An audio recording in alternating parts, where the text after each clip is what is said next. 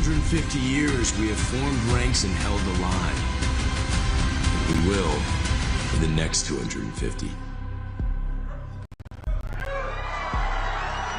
Marine Corps is a far-flung organization. Detachments of Marines are serving in every Navy yard, naval station, and guarding every naval activity everywhere in the world. I visited a great many of those places. Everywhere I heard expressions of goodwill towards the Marines. Everywhere I observed the friendly relations existing between the people and the Marines. For 2.5 centuries, we have shouldered the responsibility of freedom on behalf of our nation. Every battle fought, and every sacrifice made has been etched into our legacy. We're Marines. We always find a way to work things out. No matter what happens anywhere, we can make something happen that'll turn the tide of battle. We are that adaptable to whatever the situation is. We trust our corporals with more responsibility, our lieutenants with more responsibility, our lieutenant colonels with more responsibility than any other branch of service, because we do more with less. There's no other branch that can do that. It's by far the greatest institution still in my mind on the face of the planet, because not everybody can be a Marine. You have to earn the Eagle, Globe, and Anchor.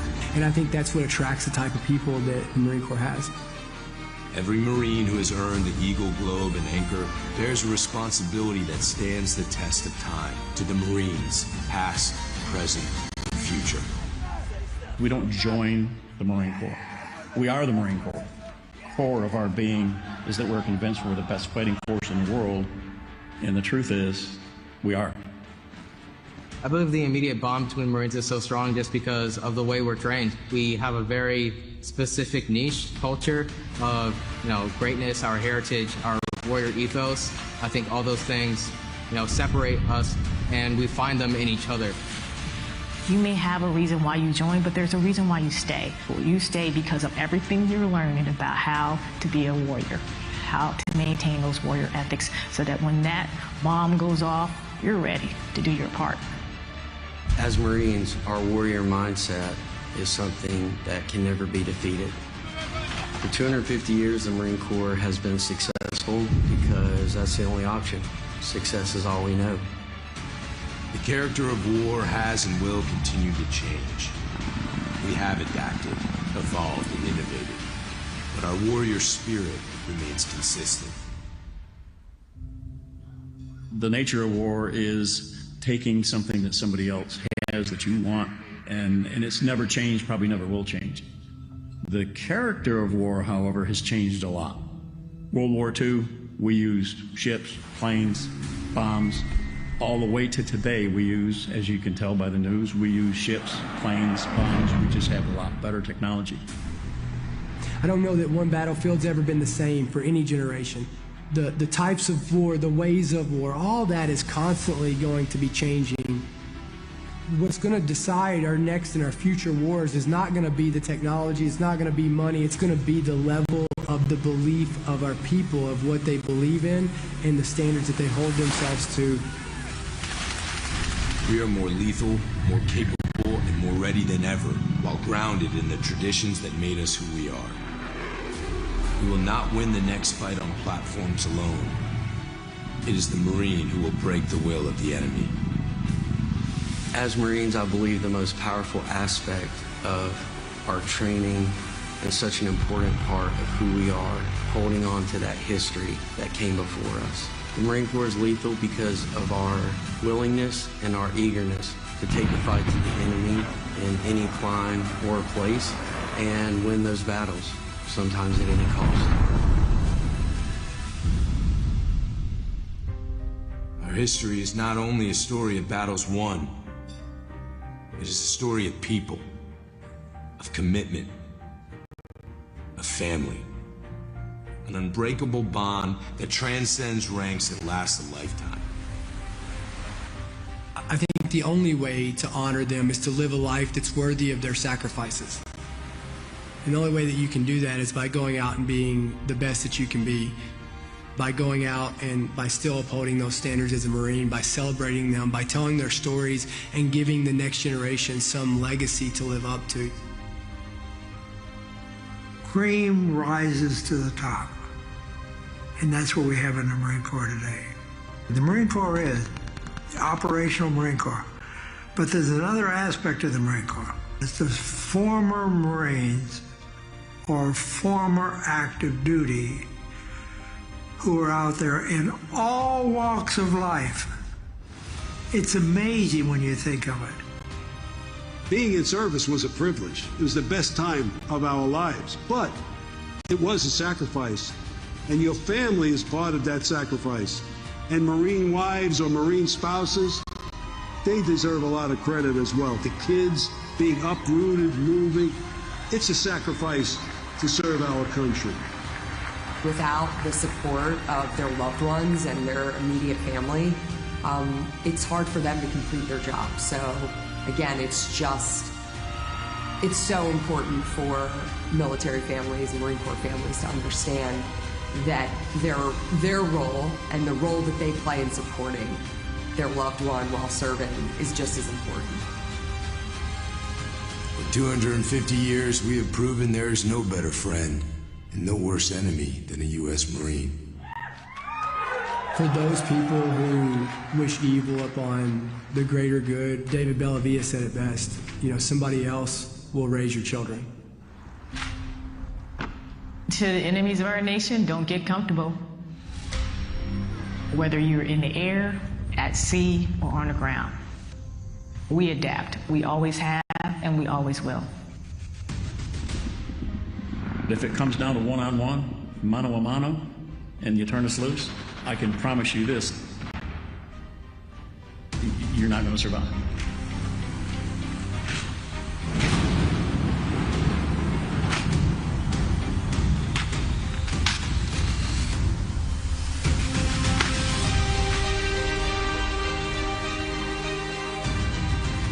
From our first amphibious landing at Nassau to the black sands of Iwo Jima to urban combat in Fallujah, our Corps has come a long way since Samuel Nichols first took command of 2 battalions at Tun Tavern. Though weapons, platforms, and technology continue to evolve, our individual Marines' grit, discipline, resolve remain our decisive advantage. For 2.5 centuries, Marines have preserved our legacy as America's premier expeditionary force because we are forward, ready, and lethal. When the moment a Marine earns their Eagle Glove and Anchor, they inherit a rich tradition of honor, courage, and commitment, a legacy that is etched on our souls forever. Our history is one of winning our nation's battle, and make no mistake, we will be called to fight again. We will be ready, and we will win. Since our foundation, we have fought in every climb and place, upholding our oath and preserving who we are, the few and the proud. But we cannot break stride. We must continue to train for the next fight, because victory will go to those who seize the initiative, impose their will, and never yield. The pursuit of excellence in the profession of arms is our heritage, forged by an unbreakable fighting spirit. The memorial behind us stands as a testament to that fact. We stand on the shoulders of the giants that came before us. We must not fail them. The challenge is on all of us every day to uphold the standard that the title Marine demands. Happy 250th birthday, Marines. Semper Fidelis.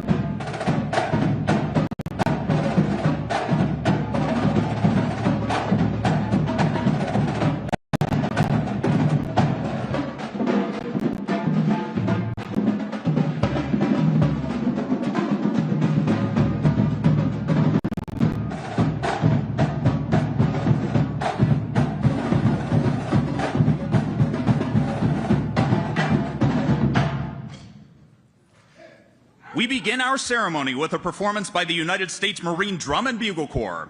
Formed in 1934 and known as the Commandant's Own, the unit celebrates more than 90 years of marching and musical excellence while carrying the distinction of being the only drum and bugle corps currently serving in the United States Armed Forces. The concert will open with the timeless classic made famous by the Andrews Sisters as they entertained countless American troops during World War II, Boogie Woogie Bugle Boy. Under the direction of Captain Courtney Lawrence, Marine Barracks, Washington, D.C. is proud to present the Commandant's Own United States Marine Drum and Bugle Corps.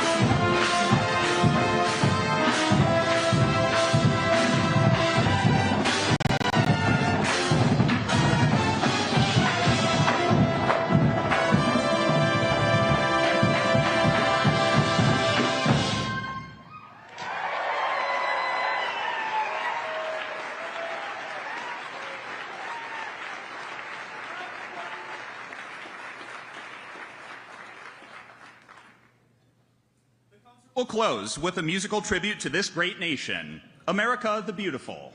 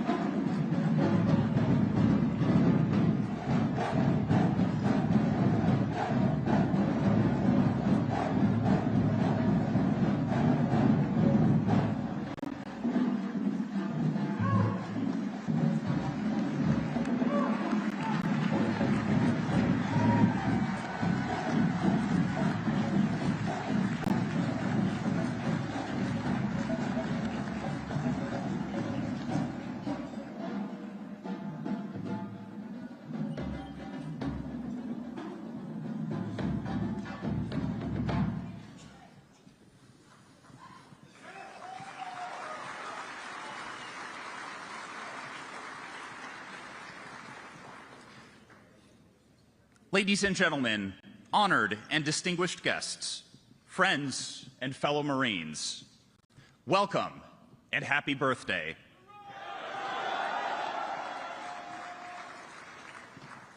This evening, we have gathered to celebrate the founding of our Marine Corps and to pay tribute to the few good men and women, as well as the silent regiments of yesteryear, who shaped our Corps' proud history.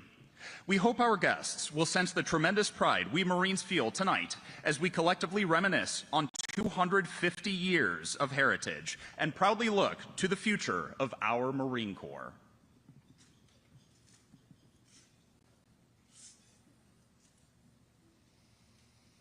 Sound! Attention!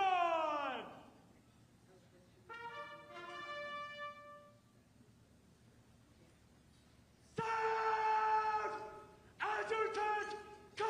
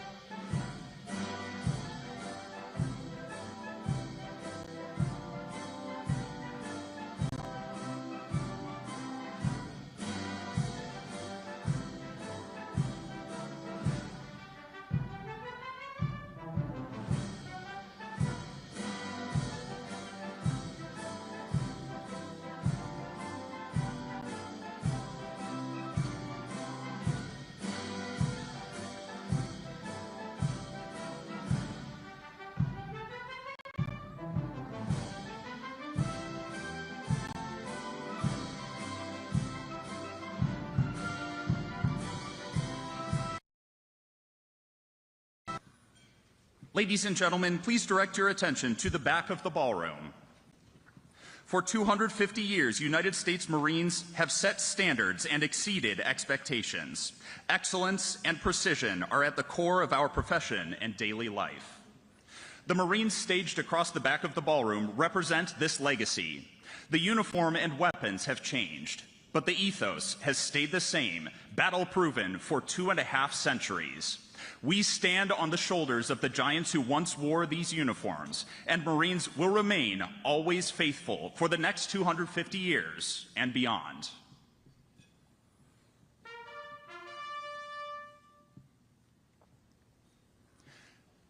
Ladies and gentlemen, our host for this evening's celebration is the Commandant of the Marine Corps, General Eric M. Smith. Tonight's guest of honor is the Vice President of the United States, the Honorable J.D. Vance.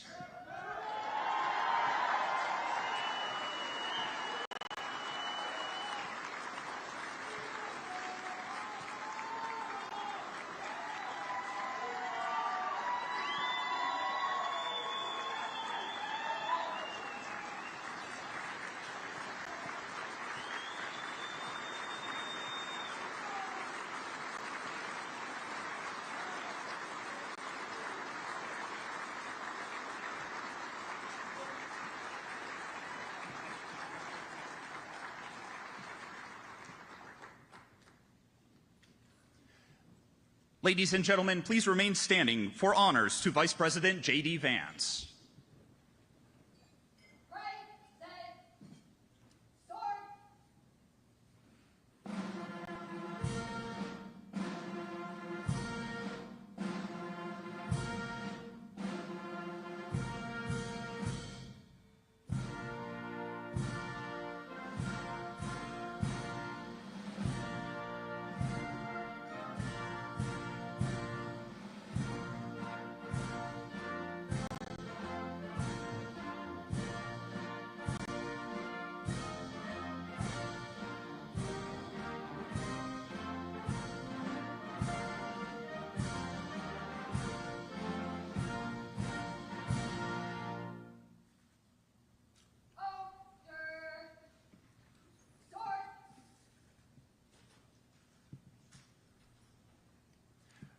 Ladies and gentlemen, please remain standing for the presentation of the colors.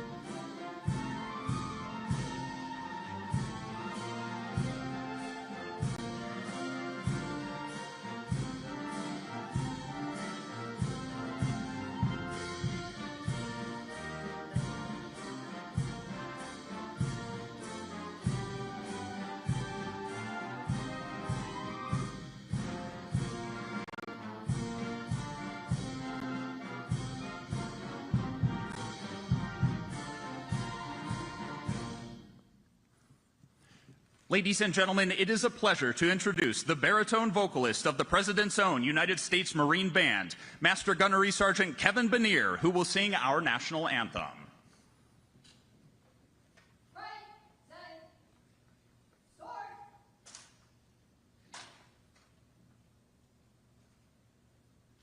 Oh, say, can you see by the dawn's early light what so proudly we hailed at the twilight's last gleaming, whose broad stripes and bright stars through the perilous fight o'er the ramparts we watched were so gallantly streaming, and the rocket's red glare, the bombs bursting in air, gave proof through the night that our flag was still there. Oh, say, does that star-spangled banner yet wave o'er the land of the free and the home of the brave?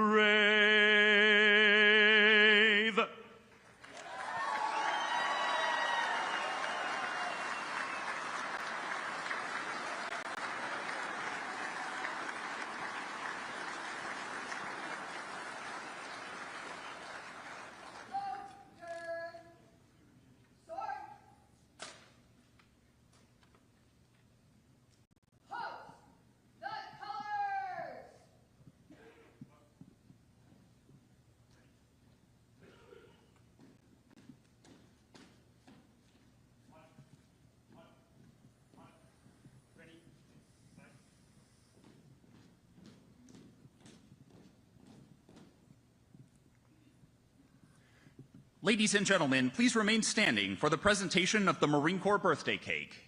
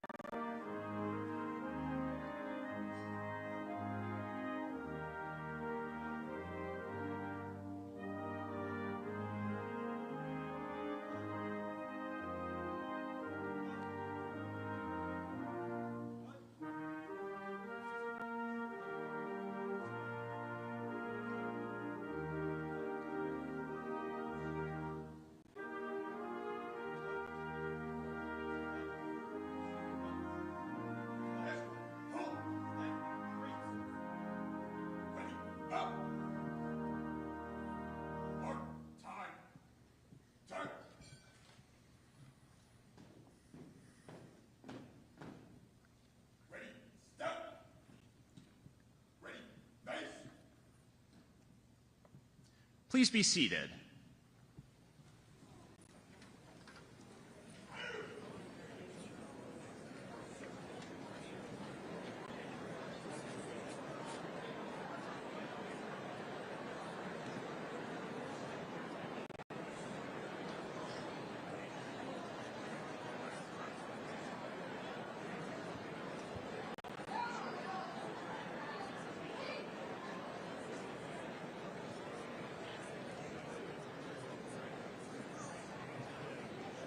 On November 1st, 1921, John A. Lejeune, 13th Commandant of the Marine Corps, directed that a reminder of the honorable service of the Corps be published by every command to all Marines throughout the globe on the birthday of the Corps.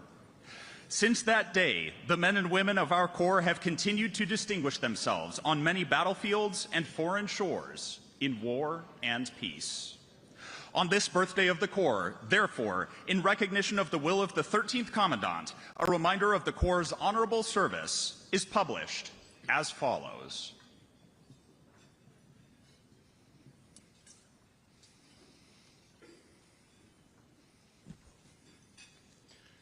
On November 10th, 1775, a Corps of Marines was created by a resolution of the Continental Congress. Since that date, many thousand men have borne the name Marine. In memory of them, it is fitting that we who are Marines should commemorate the birthday of our Corps by calling to mind the glories of its long and illustrious history. The record of our Corps is one which will bear comparison with that of the most famous military organizations in the world's history. During 90 of the 146 years of its existence, the Marine Corps has been in action against the nation's foes. From the Battle of Trenton to the Argonne, Marines have won foremost honors in war and in the long eras of tranquility at home. Generation after generation of Marines have grown gray in war in both hemispheres and in every corner of the 7 seas, so that our country and its citizens might enjoy peace and security. In every battle and skirmish since the birth of our Corps, Marines have acquitted themselves with the greatest distinction, winning new honors on each occasion until the term Marine has come to signify all that is highest in military efficiency and soldierly virtue. This high name of distinction and soldierly repute, we who are Marines today have received from those who preceded us in the Corps. With it, we have also received from them the eternal spirit, which has animated our Corps from generation to generation and has been the distinguishing mark of the Marines in every age. So long as that spirit continues to flourish, Marines will be found equal to every emergency in the future as they have been in the past, and the men of our nation will regard us as worthy successors to the long line of illustrious men who served as soldiers of the sea since the founding of the Corps.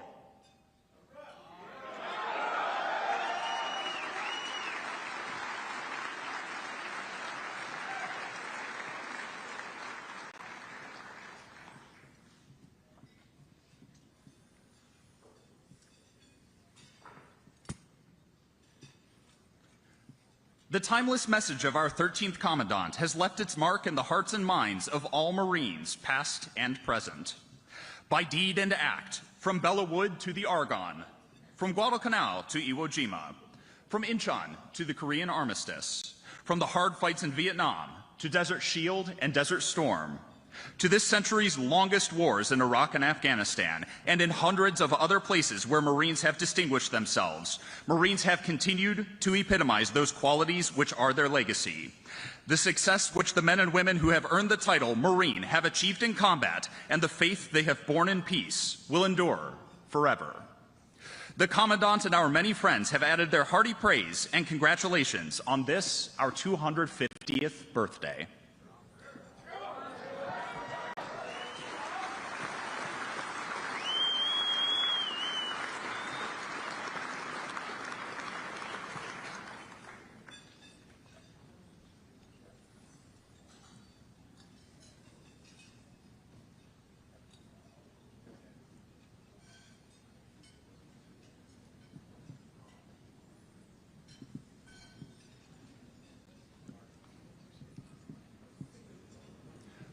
One tradition of the Marine birthday is the cake cutting ceremony.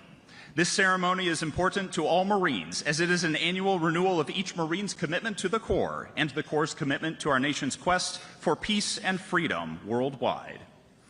The birthday cake is traditionally cut with the Mameluke sword as a reminder that we are a band of warriors committed to carrying the sword so that our nation may live in peace.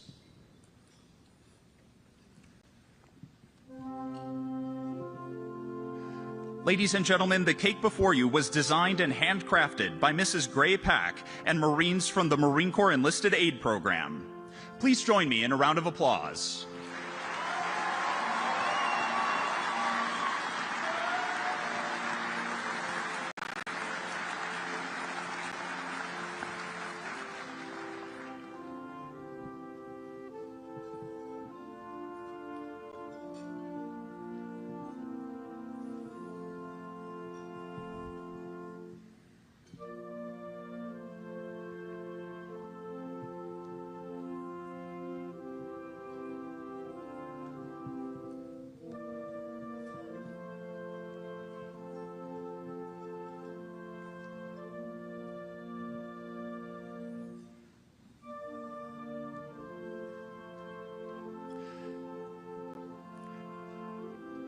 As is our custom, a piece of cake has been presented to our guest of honor, Vice President J.D. Vance.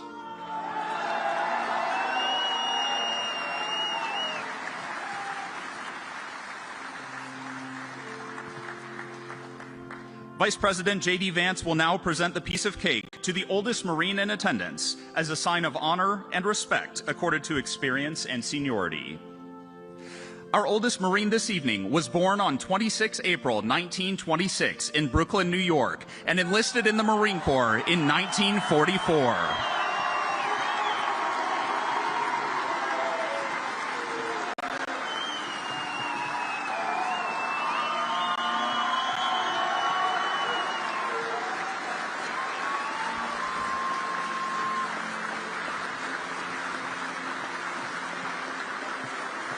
He attended basic training aboard Marine Corps Recruit Depot Parris Island and was trained as an Intel Marine.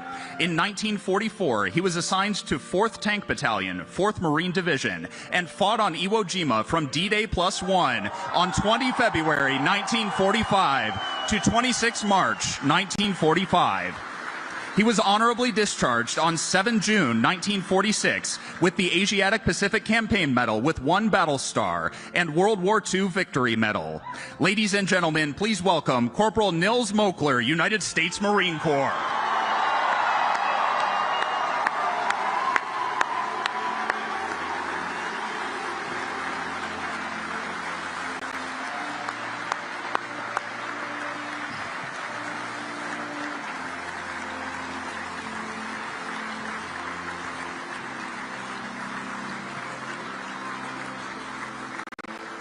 For 250 years, our experienced Marines have nurtured and led young Marines to fill our ranks and renew our Corps. Corporal Moakler has passed the piece of cake to the youngest Marine in attendance, symbolizing the passing of wisdom, knowledge, and experience, as well as signifying trust and confidence in those who will carry on our Marine Corps traditions in the future. This evening, our youngest Marine is Lance Corporal Isaiah M. Feisa, who enlisted in the Marine Corps on 25 February 2025 out of Nashville, Tennessee, and attended recruit training aboard Marine Corps Recruit Depot, Parris Island. After attending combat training at Camp Geiger, North Carolina, he reported to Headquarters and Service Battalion, Headquarters Marine Corps, Henderson Hall, where he currently serves as an administrative specialist with the Regional Personnel Administration Center. He was born on 26 September 2006.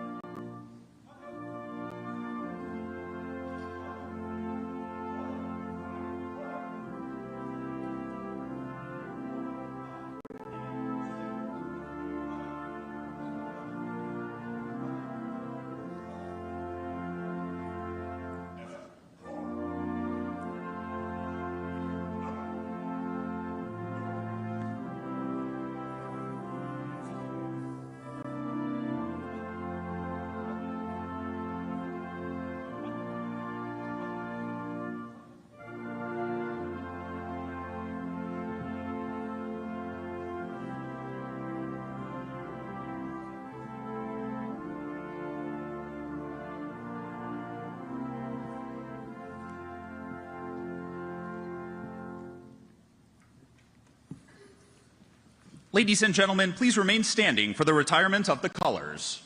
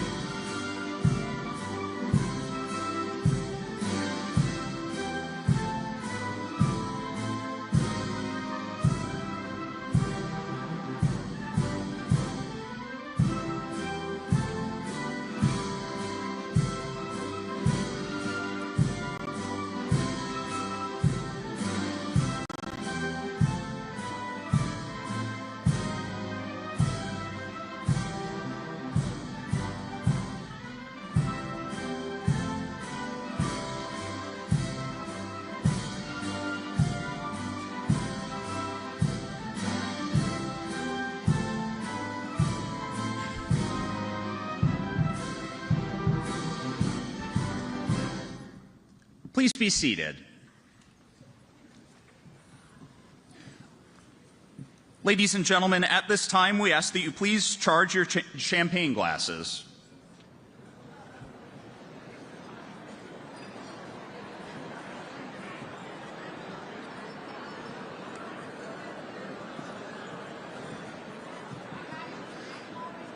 Ladies and gentlemen, the Commandant of the Marine Corps, General Eric M. Smith.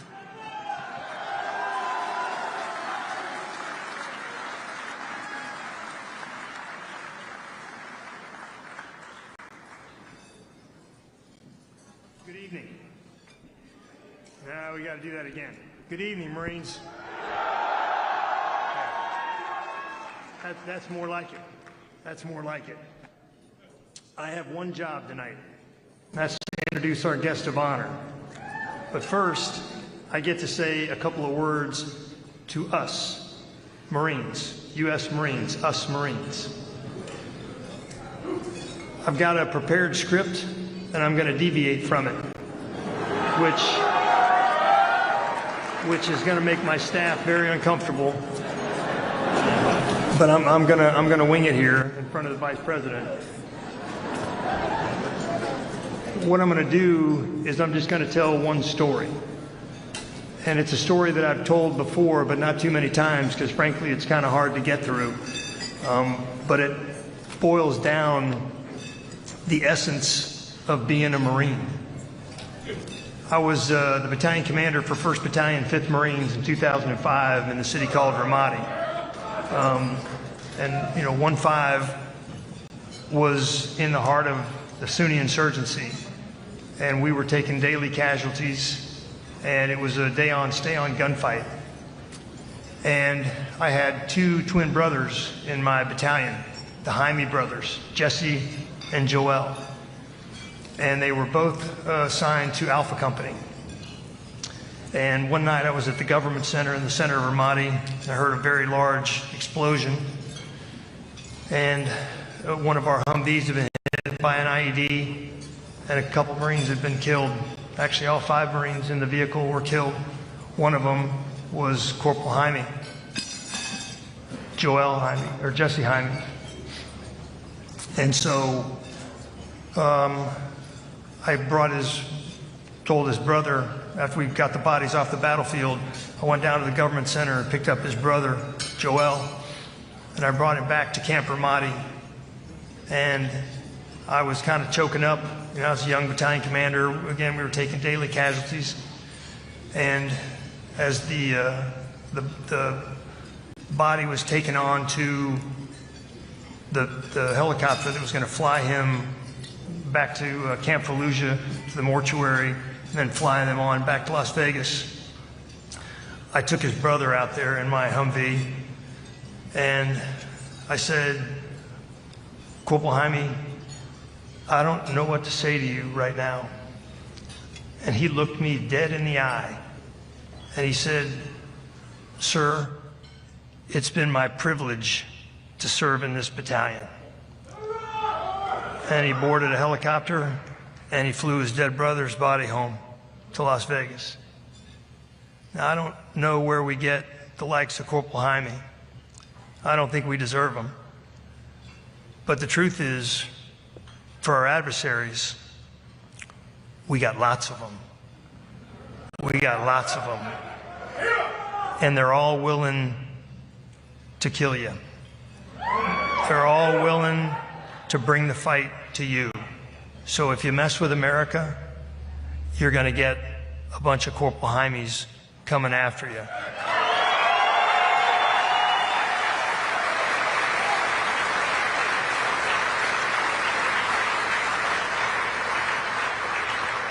And again, I've committed the ultimate foul because I haven't said all of our VIPs tonight, but everyone here is a VIP. And so we have U.S. senators here tonight. We have distinguished visitors, distinguished guests. We've got too many to name. We've got the former ACMAC, now the Vice Chairman of the Joint Chiefs, Christopher Mo Mahoney.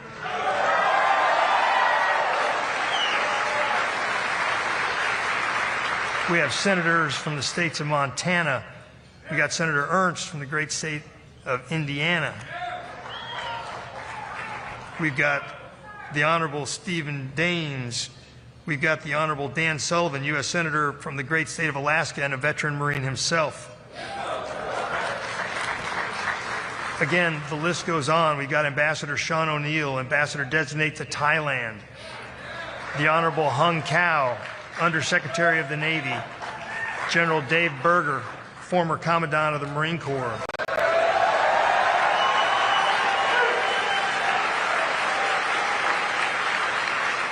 And I'll end with this one. We got Sergeant Dakota Meyer, Medal of Honor recipient.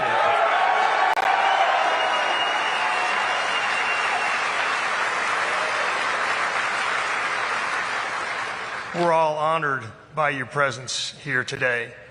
So again, I'm going to skip my prepared remarks because I think when I tell the Corporal Jaime story, that epitomizes everything you need to know about our Marine Corps. And it epitomizes everything that is good about our Marine Corps. And it epitomizes everything that our adversaries need to understand about our Marine Corps. because if you mess with the bull, you get the horns.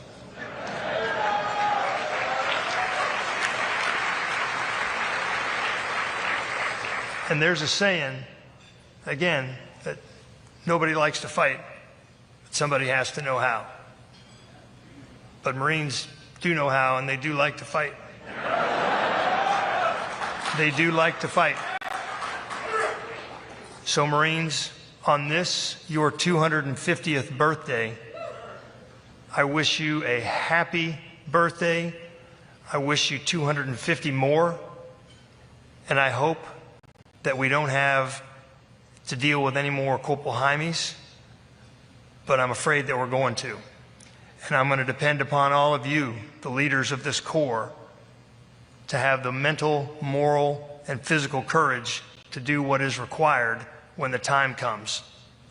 When the time comes to stick a bayonet in our adversary's chest, I'm going to depend upon you to do it. And I know you will. And I know you can.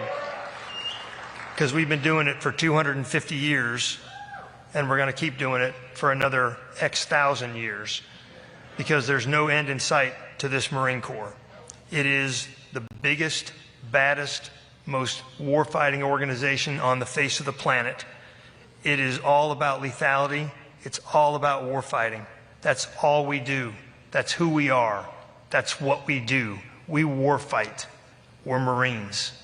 That's all we do. And so, ladies and gentlemen, I am going to get off the stage and I am going to simply introduce our guest of honor tonight, the Vice President of the United States, the Honorable J.D. Vance, a veteran Marine. Hoorah.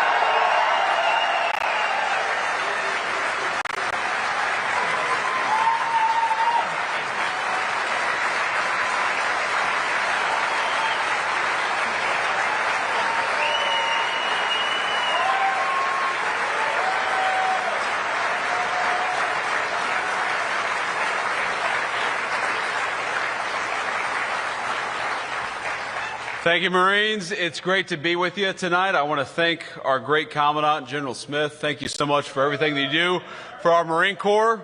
Let me ask you all, how we doing, Marines? That was pretty good. How we doing, Marines?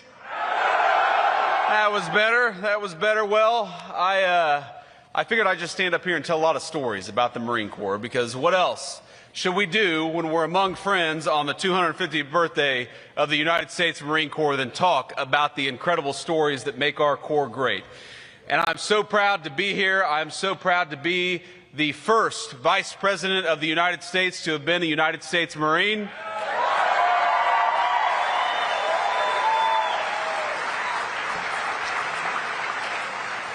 I'm proud to have so many of my dear friends from my own time in the United States Marine Corps, and I was joking with some of them earlier this evening. We were at a reception with generals and colonels and magistrates and noblemen, and I thought to myself that when we were at our last Marine Corps ball, we were drinking Jim Beam 8 stars with a bunch of corporals and lance corporals and sergeants. And now we're drinking fine wine with the Commandant of the Marine Corps. We've come pretty far, my friends. It's good to see you all. But the thing I love about the Marine Corps is that for 41 years, for the entire time that I have had the Marine Corps in the back of my mind, since I stepped foot on those yellow footprints in Parris Island, I was a 19-year-old kid. That entire time, the Marine Corps has kept me honest, and even tonight, the Marine Corps has kept me honest, because you saw our guest of honor, that incredible Iwo Jima veteran. Corporal, it's such an honor to be with you. And I was shaking his hand earlier and spending some time with him, and I said, "Sir, if you need to lean on me, if you need to grab onto me, please feel free to do so." And he said, "If you need to grab onto me, feel free to do so."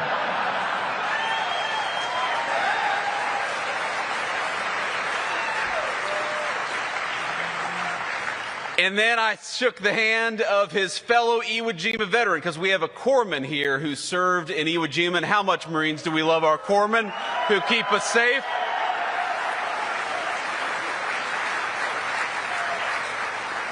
We know that to our corpsmen there is no illness so severe, no malady so significant that it cannot be cleared by 2 Motrin and a fresh pair of socks. But I shook the hand of this corpsman who's probably close to 100 years old. And he said, you know, we talked for a little bit, we chatted for a little bit. He said, you know, you have a very nice personality. And I'm a vain politician just like all the rest of them, and I really appreciated that. And then he said, what the hell is up with that beard? And I thought to myself, I'm the Vice President of the United States, and this guy is busting my balls for having a beard. But that, my friends, is what the Marine Corps does, whether we're a young Marine or an old Marine, whether we're a Lance Corporal born in 2006 or a veteran of Iwo Jima. The Marine Corps keeps us honest because it is the proudest organization of warfighters in the world, and we are proud to celebrate its 250th birthday.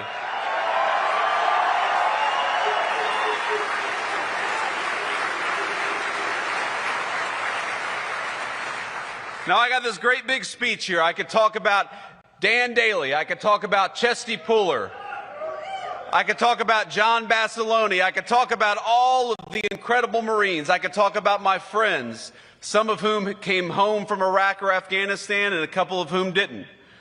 We know that the reason why this organization is so special is fundamentally because we take the very best young Americans, we turn them into something even better, which is United States Marines, and we go and ask them, even when they're teenagers, even when they're not even old enough, some of them, to drink, we go and ask them to do the hardest thing in the world, which is to fight our nation's battles and to represent the United States all over the world in the proudest and most profound way possible. And I'm proud to tell you this evening that tonight, as we celebrate at the Commandant's Birthday Ball, from the young Marines to the old Marines, I, as your Vice President, am proud of you, and we're going to keep on winning America's wars for the next 250 years after this.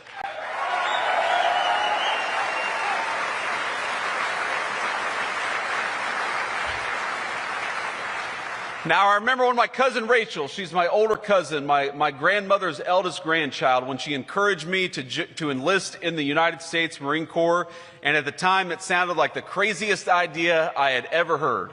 I couldn't run a mile, much less 3 miles, and I never thought to myself that I could join the military, but I'm telling you that the confidence the Marine Corps gave me, the trajectory that it set me on, has started, again, from those yellow footprints in Parris Island, led me directly from where I was then to where I stand today.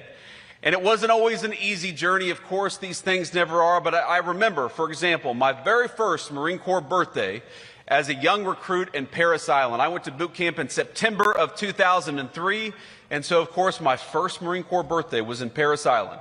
Now, I'll tell you a little story. At the time, I thought that I was deathly allergic to shellfish. And the reason I thought I was deathly allergic to shellfish is because when I was 16 or 17, I had some terrible allergic reaction. I assumed it was because of shellfish, and for 2 years, I had not touched shellfish. I thought it was the thing that was going to kill me. And so on November the 10th in Parris Island, South Carolina, I was sitting there and they served steak and lobster.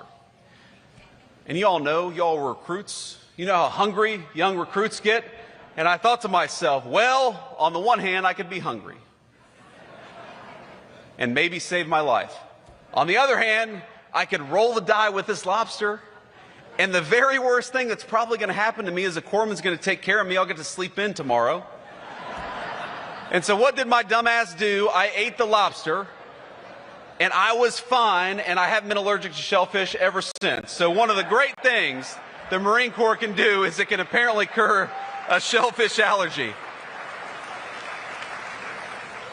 There are so many things I'm proud of about this Corps. One of the things I'm proud of is that the attitude and the life of service continues from the people who become generals in our Marine Corps to sergeant majors in our Marine Corps to the people who get out and lead in the civilian world. My dear friend Dave Warrington is here, the White House counsel. I'm going to embarrass Dave a little bit because though he's one of the most important people in our White House team, a brilliant lawyer, a very proud Marine, I didn't know until tonight that young David, his son, is a captain of Marines, and he's here with us tonight. So let's give it up for a family of service. There he is.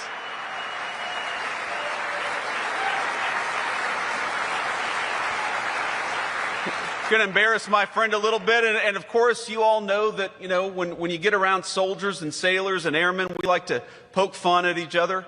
And I was talking to an Army colonel in the White House not too long ago, and I said, "Colonel, you know what they call a soldier with an IQ of 80?"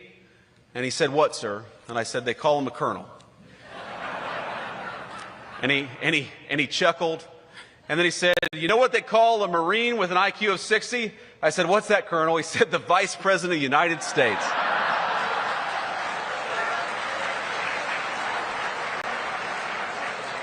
And guess what, Colonel? I've got the last laugh because your ass is going to Siberia on diplomatic duty. So I hope you had your fun in the West Wing, but unfortunately I get the final say. That's one of the good things about this job. But let me just say, first of all, from our Department of War Secretary, Pete Hegseth, a great soldier, but a person I know who loves the Marines deeply, and of course from the President of the United States.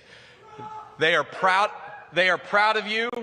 They know that the United States Marine Corps is the greatest weapon the political leadership of this country has. And when you hear this phrase, peace through strength, we are fighting for peace every single day in the White House, every single day in the Oval Office. We achieve peace because you, the Marine Corps, are our strength, and we won't forget it, and we never have. Thank you, Marines.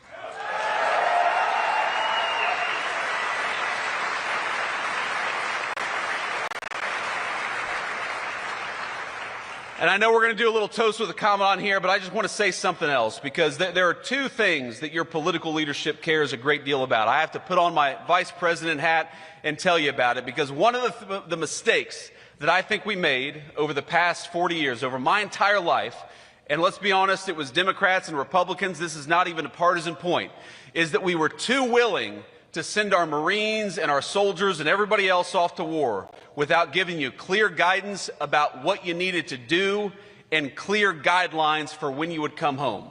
And that is one thing the President of the United States and everybody in the White House, we promise we will never do. When we send you off to fight our nation's battles, we will do it with full confidence. We will give you the knowledge and the tools you need to win, and we will make it clear that your job is to kick the enemy's ass and come back home safely. That is our sacred promise from the President of the United States on down. That's what we owe every single one of you, is a clear mission and a clear promise that when you do that mission, you're going to come home safely. That's the first point that I want to make. And I want to make a second point, because we live in an era of technology. You saw it in that incredible video. I forget who even said it, but he said, you know, in World War II, we had planes, we had boats, we had tanks, and we had Marines, and here we are in 2025, 80 years later, and we still got tanks, we got boats, we got airplanes, and we got United States Marines. But let's be honest, we all know the battlefield has changed in an incredible and profound way. We've got technology that would have been inconceivable even when I was a little kid, is now driving the face of the modern battlefield. We got cybersecurity, we got satellites in space, we got artificial intelligence, we've got all this incredible technology. And of course, the United States is the most significant leader of technology in the world. But I happen to believe that the most important warfighting technology is not a new airplane. The most important warfighting technology is not artificial intelligence or anything on a computer. The most important warfighting technology is a well-trained and well-armed United States Marine, and we won't forget it.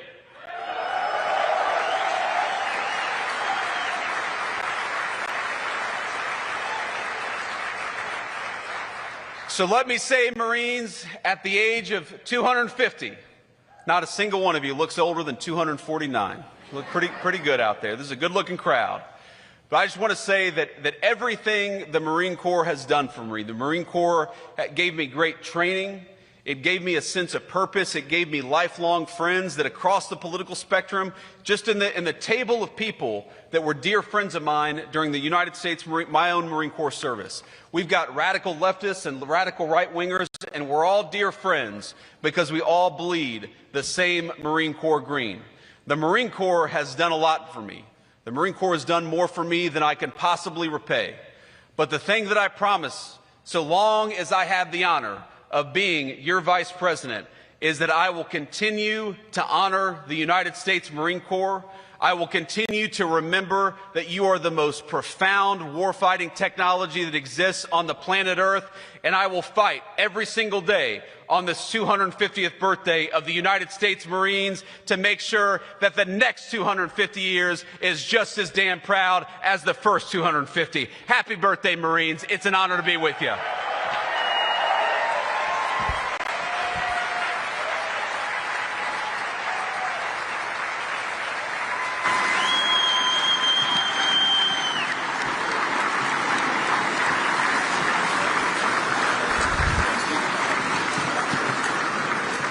Ladies and gentlemen, please join Vice President J.D. Vance as he offers a toast in honor of the 250th birthday of the United States Marine Corps. All right, Marines, I'm going to keep this simple and keep this sweet because I'm the last thing standing between you and a very delicious glass of champagne. But let's raise our glass from Chesty Puller to everybody else, for every Marine who came home and every Marine who didn't. Here's to 250 more years of our glorious Marine Corps. God bless you.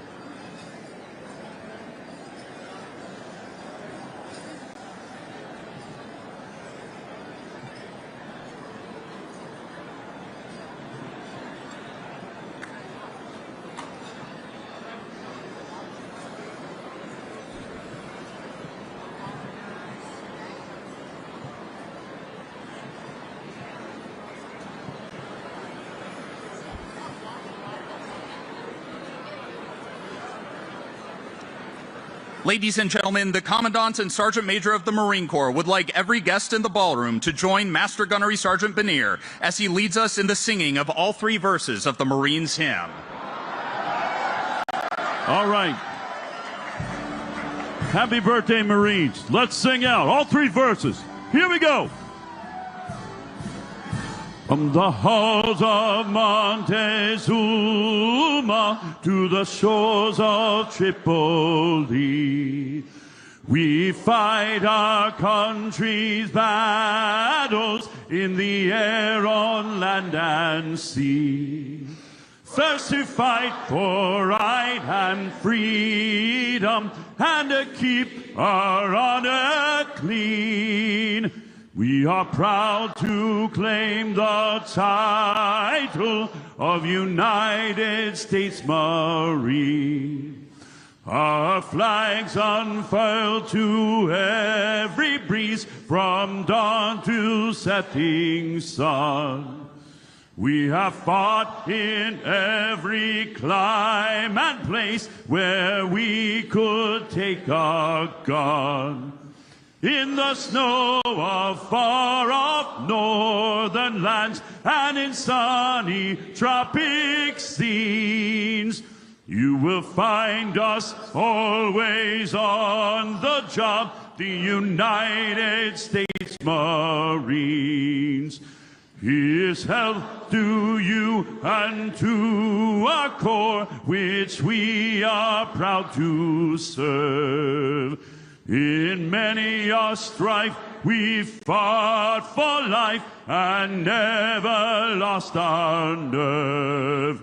If the Army and the Navy ever look on heaven's scenes, they will find the streets are guarded by United States Marines. Happy birthday, Marines!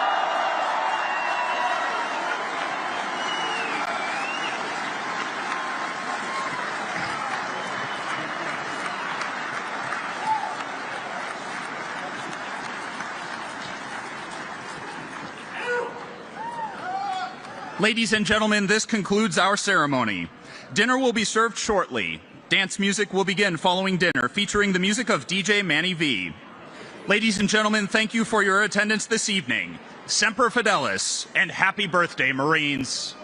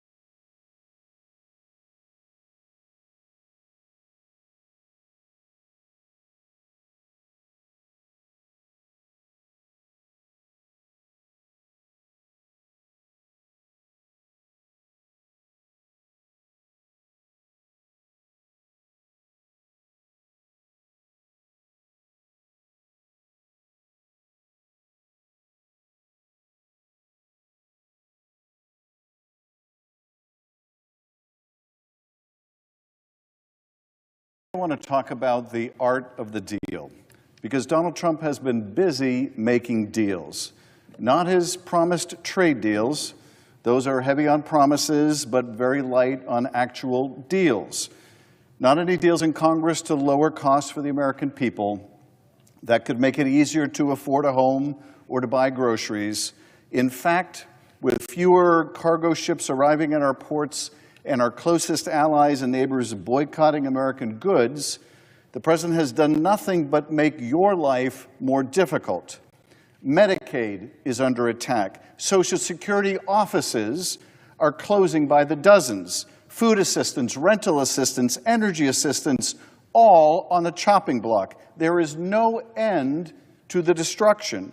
The first 114 days of this administration have been one bad deal after another for American families. But if your last name is Trump, these 114 days have been just about the greatest deal of all time. New airplanes from your friends in the Gulf, new hotel deals, new golf courses, new meme coins, new towers, new income is flowing in to the Trump family. You name it. Donald Trump and his family are cashing in. So today, I want to highlight just a few of those deals for the Trump family, how he's lining his own pockets and fleecing the rest of us in the process, how his family is getting even richer while the rest of us are treated like suckers. Today, I want to talk about the 10 best deals for Donald Trump and the worst deals for the American people, how the graft is on full display, and how you, the American people, are being left holding the bag. You don't have to look far from the White House to find some of the most flagrant examples. So entering in at number 10 of the top 10 deals for Donald Trump and the worst deals for the American people, we only need to look at the South Lawn. We all saw this happen on the White House grounds. Donald Trump and Elon Musk turning the place into a Tesla showroom. But what you might have missed is what happened before and after this photo was taken. Just before Trump turned the White House grounds into a used car lot, Tesla stock had been in an historic and disastrous slump. With their market value cut in half since December, Musk needed a jolt to his ailing company, and he got it. When the president was asked whether his symbolic purchase of a Tesla at the White House might help the company's stock, Trump said, "I hope it does." But that wasn't all, because the best part of the deal for Donald Trump took place after the Teslas had been driven away and the cameras had been packed up. Because not long after the special live stream on X or Twitter had ended, something even more important happened. With Tesla shares on the rebound, Elon Musk promised to pump $100 million into Donald Trump's political operation. That's right, Donald Trump received one of the largest political contributions in American history, all for the price of one measly Tesla Model S and the use of the White House as a sales room. A damn good deal for Donald Trump, if you ask me. For you, the American taxpayer, nothing at all. Zero, zilch, nada. All you got was being taken for a ride. For number 9 of the best deals for Donald Trump, we have to zoom down to Mar-a-Lago, where you can generally find the president golfing on your dime and lining his pockets in the process. We saw this during the first Trump administration, but at that time, he was still finishing the front 9. During his first term, Donald Trump made an astounding 473 trips to his own golf courses while in office. But this term, he seems determined to go for the club record. In just his first 100 days, Donald Trump spent over of those days while in office, a quarter of those days while in office, golfing. Wouldn't you like a job like that, where you get to play golf every 4 days? Pretty sweet. Through market collapses, Donald Trump was out on the golf course. Through national crises, Donald Trump was out on the golf course, enjoying the golden age in his golden golf cart, playing the back nine, while you struggled to pay your rent or your mortgage.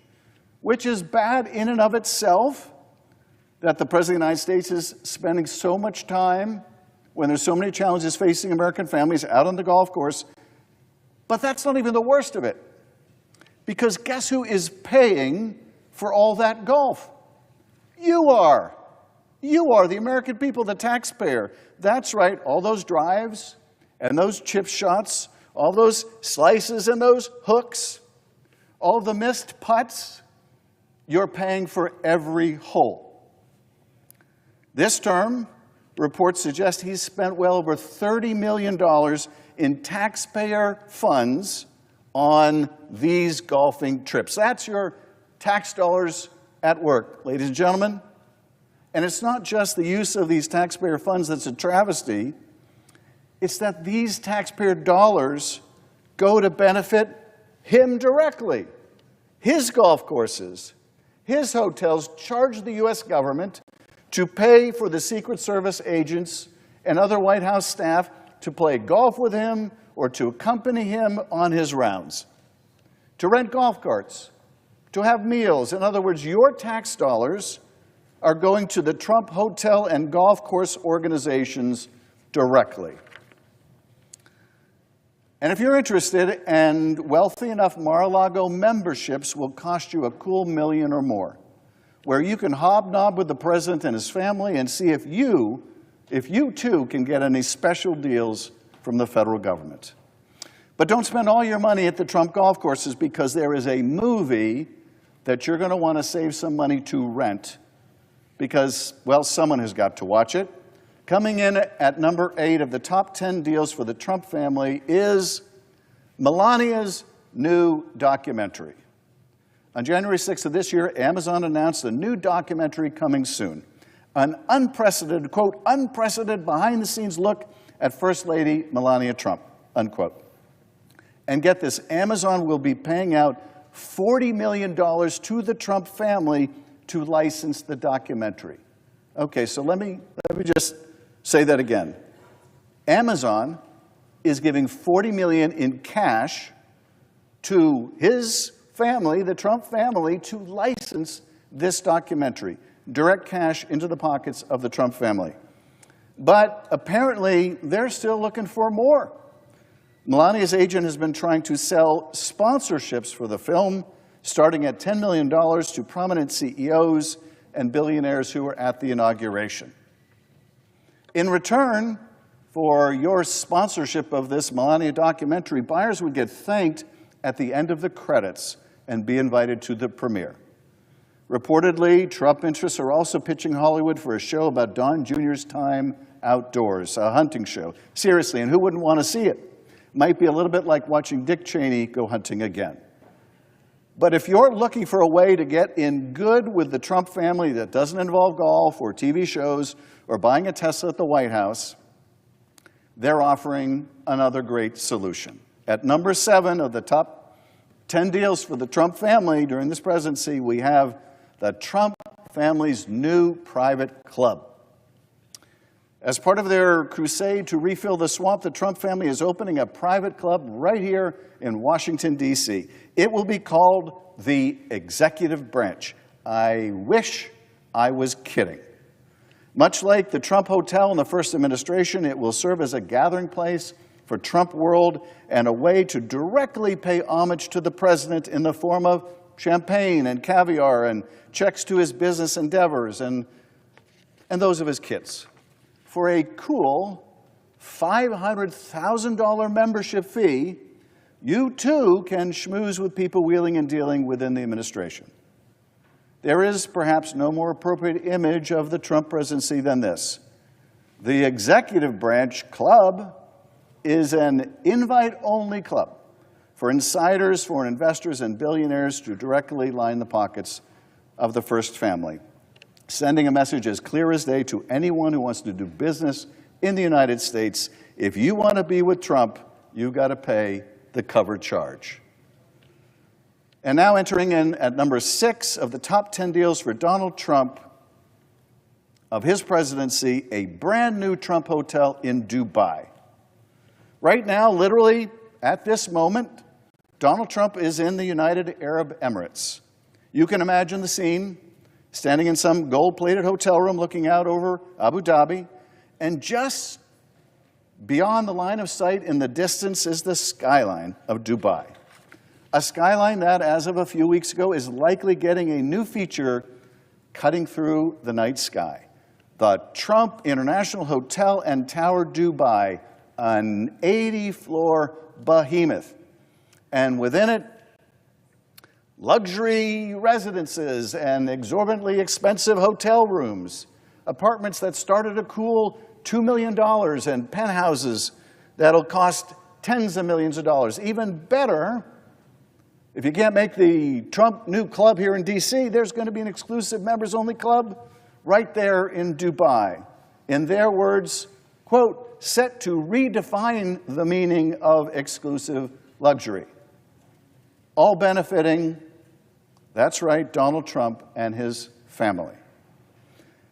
Now, their ventures in the Middle East don't start or end in Dubai, because entering in at number 5 of the best deals for Trump and the Trump family of his presidency, they're cashing in this time in Qatar. Coming soon to Doha, the Trump administration golf course. This is going to be an 18-hole course, a clubhouse, and high-end villas with beach access. A $5.5 billion deal, billion with a B, set to net the Trump family hundreds of millions of dollars. A deal that's reportedly in partnership with Qatari Diar, a company owned by, in this case, the Qatari government itself. Now, I'm sure Qatar's multi-billion-dollar investment in the personal finances of the Trump family is entirely coincidental. I'm sure it is not intended to influence U.S. policy towards the country, which also hosts Al Jazeera, in any way. I know it's easy in all the Trump corruption and schemes to miss the forest for the trees, but let's not fail to appreciate just how unprecedented this is, just how corrupt and dangerous this is. The president's namesake company is directly in business with a foreign government. And the money is going into his pocket, not the Treasury, not your pocket as the taxpayer. It's going into Donald Trump and his family's pocket, his. But that's not the only Gulf nation in business with the president and his family, not by a long stretch. There is also Saudi Arabia, because entering in at number 4 is the newly announced Trump Tower in Jeddah and their two brand new projects in Riyadh.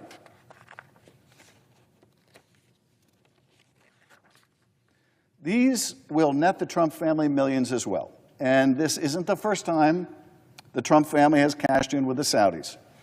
Months after Trump left office the first time, Jared Kushner's investment firm received a $2 billion investment from none other than the Saudi Crown Prince. A deal that was so shady, even the panel that screens investments for the Saudi Wealth Fund recommended against it. Imagine that. But they were overruled by higher-ups in the Saudi royal family, and the money went straight into the Trump family's enterprise. $2 billion. But it's not just Donald Trump and his family that are cashing in at your expense. The world's richest man is using his role, too, as a special government employee to cash in as well. Because even when you're the world's richest man, as Elon Musk is, enough is never enough. Entering at number 3 are Elon Musk's shady Starlink deals. Elon Musk, when he's not tweeting or firing essential government workers, is turning his company Starlink into a global superpower. How? By using the sway of his position and his proximity to Trump to negotiate a whole raft of deals with foreign nations to purchase his Starlink satellite systems. Just look at what happened with the nation of Lesotho, located in South Africa. Donald Trump slapped crippling tariffs on the country. In hopes of a trade deal, they came to the table, and that meant coming to Elon Musk's table. To understand this best, I want to read verbatim from a leaked internal State Department memo. Quote, as the government of Lesotho negotiates a trade deal with the United States, it hopes that licensing Starlink demonstrates goodwill and the intent to welcome U.S. business. As the government of Lesotho negotiates a trade deal with the U.S., it hopes that licensing Starlink demonstrates goodwill and intent to welcome U.S. businesses. This is from the State Department's own cable in black and white. It's just pay to play to get out from under the tariffs that Trump imposed on Lesotho. That country is going to buy Elon Musk's satellite system. Wow. Pay off Trump's machine, and maybe you'll get a trade deal. And of course, it isn't just the poor country of Lesotho. In February, Elon Musk met with Indian Prime Minister Narendra Modi in Blair House, a government building just steps from the White House. Their meeting was private, but the results were very public. Shortly after the meeting, India announced 2 Starlink distribution deals. Millions into Musk's pockets negotiated steps away from the White House. Since then, since the imposition of these tariffs, since the need of other countries to come in and to negotiate tariffs away with the Trump administration, Elon Musk has reached deals with Somalia, the Democratic Republic of the Congo, Bangladesh, Pakistan, and Vietnam. And that's just what we know about so far. But I promise you, this will not be the end of it. It's among the most obvious, egregious, and dangerous acts of corruption in American history. Want out from under a tariff? Make a deal with Elon Musk and Starlink. And they're barely trying to hide it. Which brings us to number 2 of the top 10 deals for Donald Trump as president, and the top 10 ways that the American people are ending up holding the bag. Because Qatar isn't just investing in a new Trump Tower at home. The Qatari government is also gifting the president a new Air Force One. An aircraft so opulent that they're calling it a sky palace, a palace in the sky. A $400 million gift for Donald Trump that taxpayers will have to pay to debug.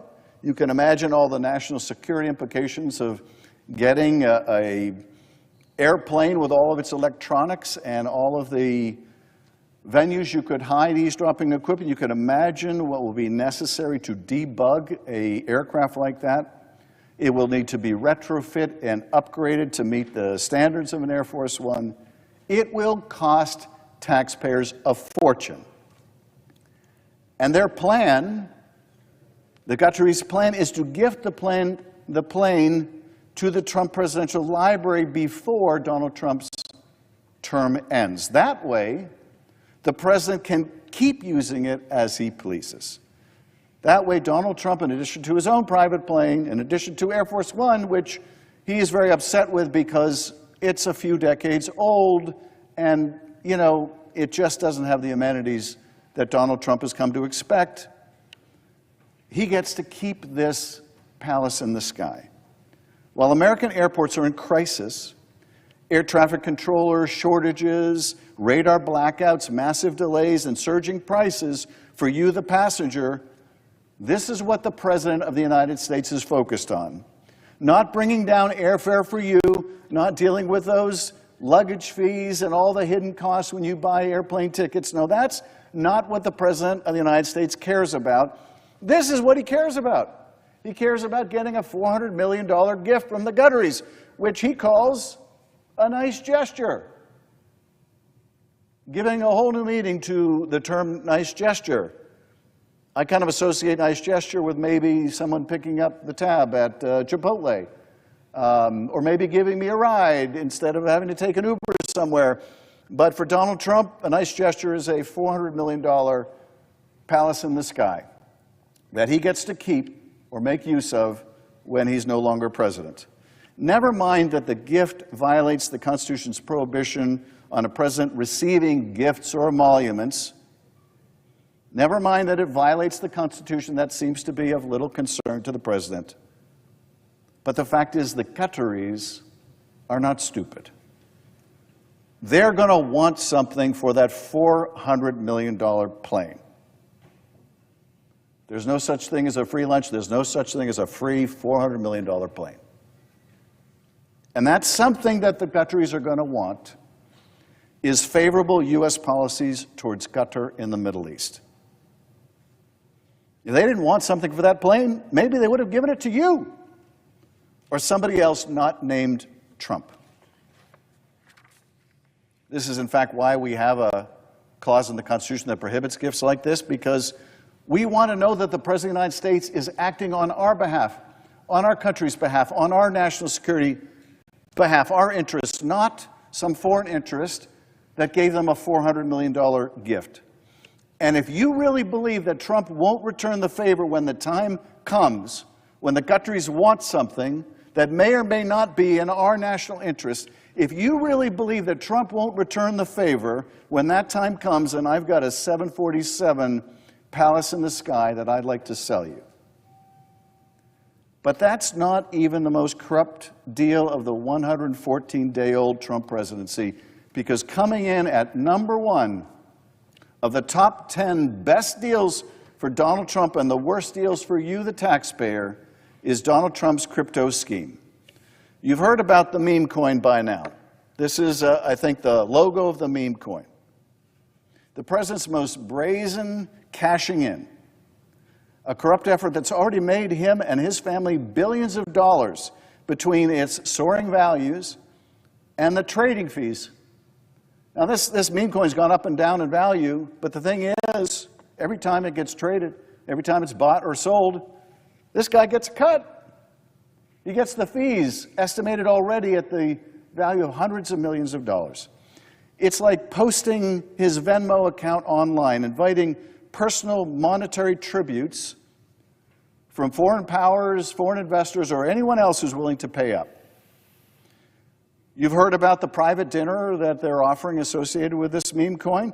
The top 220 meme coin owners, many of whom are foreign investors, invited to a private dinner with the President of the United States. Businesses are buying and jockeying to be one of the favored few, who also get a private audience with him if they're willing to buy millions of meme coins, not to mention a personal tour of the White House. But beyond the meme coins and the dinner parties, there's something else also brewing behind the scenes. As I speak, Eric Trump and Don Jr. are getting into the action, jetting around the world, building their own financial empire in the crypto business space. In Dubai, the Trump family's World Liberty financial firm announced the joint venture capital firm backed by the government of Abu Dhabi that would invest $2 billion using Trump digital currency. Now, I know it's hard to keep all these billions apart. You got the $2 billion investment in Jared Kushner by the Saudis. You got $5.5 billion investment by other Gulf nations in Trump properties.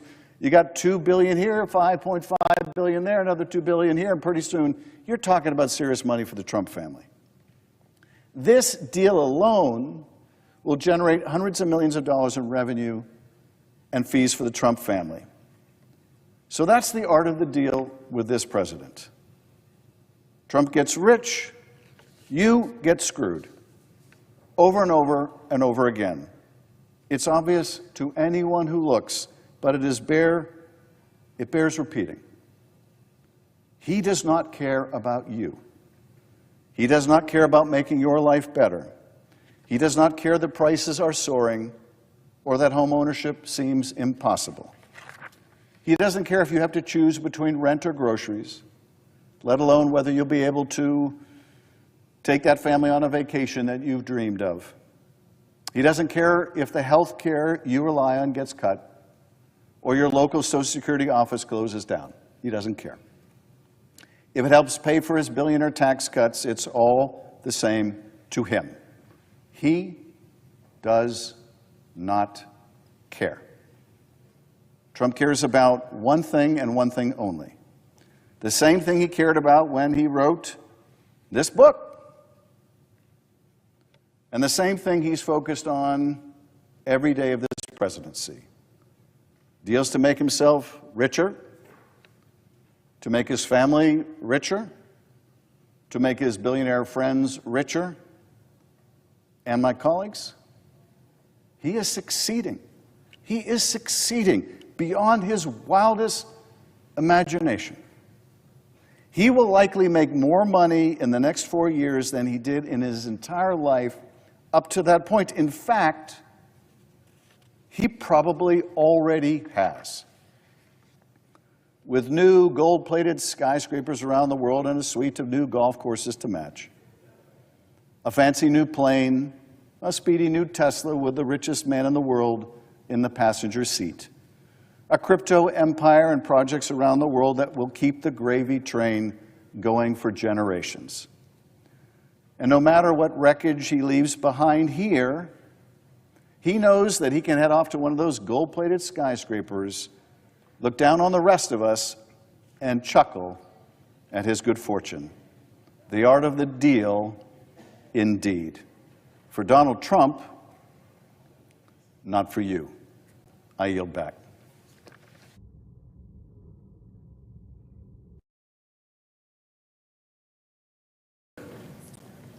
The senator from California. Mr. President, over the last 250 years, this country has grown from a handful of rebellious colonies to an economic, scientific, military, cultural, technological, and agricultural behemoth. And crucially, through it all, we have remained a democracy devoted to the hard work our founders envisioned of making our nation a more perfect union. Progress has not always been straightforward, but it has been consistent over time and nothing short of extraordinary, which is why it is all the more heartbreaking to see so much damage, so much self-inflicted harm imposed on our country by this administration over the last 170 days. Indeed, if you were to design a presidency and policies to diminish our scientific and technological prowess from within, it would look a lot like this administration. If you were determined to kill our clean energy future and retreat from any hope of addressing climate change, it would look a lot like this. If you wanted to undermine our standing around the world, befriend dictatorships, and betray our fellow democracies, it would look a lot like this. If you wanted to deliberately tear at the social fabric and cohesion of our country, set state against state and people against people to the point of conflict in the streets, it would look a lot like this administration. The president and his cabinet have been tearing down so much of what makes this country special, and so quickly that it has been hard to see the big picture, hard to separate the biggest harms from merely the most sensational or the most proximate. 100 days was not enough time to evaluate the harms this administration had already inflicted on our country and its people, but 170 days just might be sufficient. So today I want to go through the top 10 ways this administration has been wrecking the country, from the thoughtless and irresponsible, to the illegal and unconstitutional, to the deliberately cruel and malicious. I want to tell you what the actions of this presidency have really meant for the country and for our future. So here they are, the top 10 ways the administration is wrecking the country. Number 10, Donald Trump is waging an all-out war on America's research universities. America's universities have been the envy of the world for much of the last century, powering scientific achievement and economic growth, dramatic breakthroughs in medicine, significant achievements in the arts, technological innovation, and all of the attendant economic benefits have been driven by a decades-old partnership between universities and the federal government. As a part of this grand bargain, the federal government invests in research conducted at top universities, and the country enjoys the benefits. From brilliant scientists in academia, the military gets new technologies and capabilities, including innovations in fusion energy, laser technology, electronic jamming capabilities, and so much more. Our healthcare is improved, and our lifespans are increased by university-led research into new medicines, medical implants, and devices. Food science helps us grow healthier crops and produce more food with less water and less pesticides. You would be hard-pressed to find a field of scientific endeavor in which university research has failed to deliver. Now all of that is on the chopping block. The administration has canceled tens of billions of dollars in university research funding. It is stopping some of the best and brightest students from coming to the U.S. to study by banning international students from attending. Already, some of the world's most promising students are choosing to go elsewhere, to China or the UK or Sweden or Canada. The reason we want the very best students is that we can remain the global leader in every field of endeavor. That is what makes us great. But this is a one-way brain drain in the wrong direction. The administration is also raising taxes on research universities and threatening the removal of accreditation from universities which fail to bow to the president's ideological and political whims. And it is using real concerns about anti-Semitism on campus as a pretext, or the policies of athletic departments that it disfavors, to justify attacks on universities that will do nothing but set the country and our economy back. Their real agenda is to change the agenda at schools, to eliminate academic independence, and to indoctrinate students in an ideology that is more to their liking, turning administration bureaucrats into a kind of thought police. Coming in at number 9 of the top 10 ways the administration is wrecking the country, taking away food from hungry kids in America. Donald Trump promised to make America healthy again, but he is not. Instead, he has settled for making America hungry again. The budget just realized through their big ugly bill makes a multi-$100 billion cut to the SNAP program. That's supplemental nutrition and food assistance, basically food for hungry kids and families. This isn't a cut that can be explained away with a vague multi-purpose phrase or platitude like waste, fraud, and abuse, or by engaging in funny math. Feeding hungry families is not wasteful.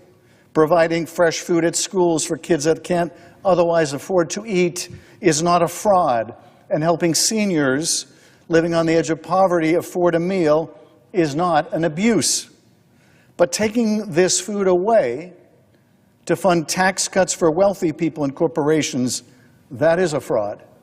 That is a waste, and that is an abuse.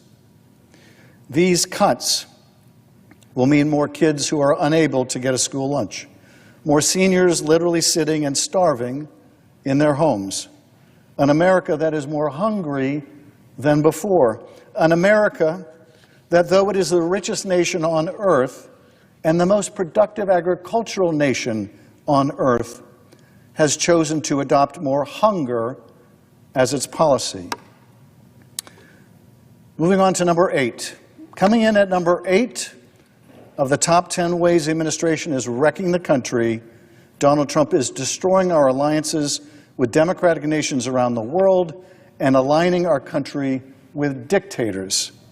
Across administrations and decades, America has been a symbol of stability for the globe, a trusted partner, a champion of freedom and democracy. We have stood up to evil empires and championed the cause of liberty.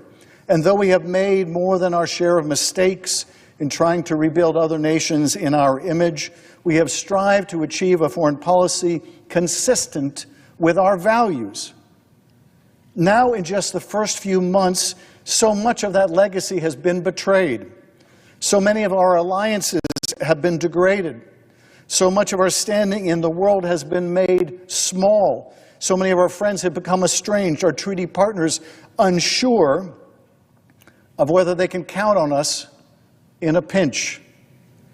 Donald Trump likes to talk about peace through strength. He likes to think that bullying our friends or extorting a price for our security guarantees is what makes us strong. But he is wrong. He trashes our relationships with our friends. He belittles the Canadians and the British who fought and died alongside American soldiers in Iraq and Afghanistan. He denigrates Ukrainians and their brave president, who fight nobly in the defense of their democracy and their sovereignty. And he insists on Ukraine paying tribute in the form of mineral rights to secure his support. He flatters and fawns over the Kremlin dictator, at least he did, until even Trump could see that he was being made to play the fool by a mass murderer who did not want peace, only further mayhem. And who can say how long Trump's new resolve against Putin will last before it is overtaken by caprice or self-interest?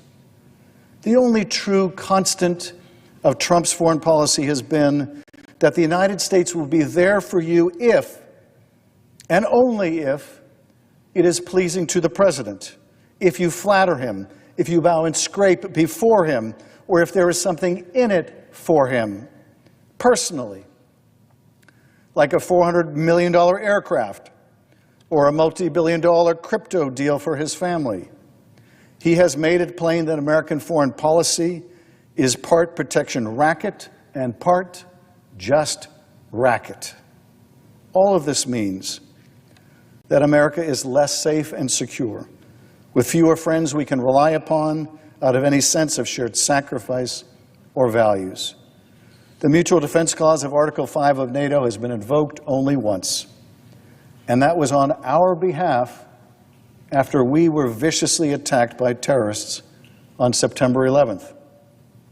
Our friends and allies rushed to our defense, and not just out of a sense of treaty obligation, but because of a shared sense of purpose and our common humanity. The problem with turning every relationship into a transitional or transactional one is that everyone will want something in return, and no one will be there when you really need them. Moving on, number 7 of the top 10 ways the administration is wrecking what is best about this country is their pointless, economically suicidal, and self-destructive attack on the development of renewable energy. Renewable energy can lead the world away from a climate catastrophe. It can be an economic slingshot catapulting us into an abundant energy future that is American-made. It can truly make us energy independent instead of simply more dependent on the fossil fuel industry. But Trump has attacked clean energy with a vengeance, repealing incentives passed during the Biden administration. And why? Because they were passed during the Biden administration, and because Donald Trump made a promise to oil companies in exchange for campaign cash. Lots of it. More than $1 billion of it. The big ugly bill phases out tax credits meant to spur development of solar and wind power, and replaces them with tax credits for coal. If you were wondering whether you heard that right, you did. Tax credits for coal mining. In the year 2025, At a time when we've harnessed the capacity of the sun and the wind to power entire communities, we are disinvesting in a renewable energy future in order to fund an industry from the 1800s. It is the policy equivalent of investing in black lung, and it will choke our energy supply over time and kneecap our economic potential. China knows this. In May, China installed 93 gigawatts of solar capacity. That's enough to power almost 70 million homes. And they did it in a single month. China is installing almost 100 solar panels every second. And that's not because the Chinese Communist Party is populated by a bunch of crazy environmentalists. It's because they know this is the industry of the future. They want to dominate the global market in clean energy, and thanks to Donald Trump, they will. So how will Trump's energy policies impact you at home? It means your energy bills are going to go up, way up, by hundreds of dollars a month. Renewable sources of energy are the vast majority of new energy coming online in America. Take that away and we are reliant on the same old capacity, your same old utility, less competition, and higher prices, costing you more to heat your home in the winter or cool it down during the hot, hot summer.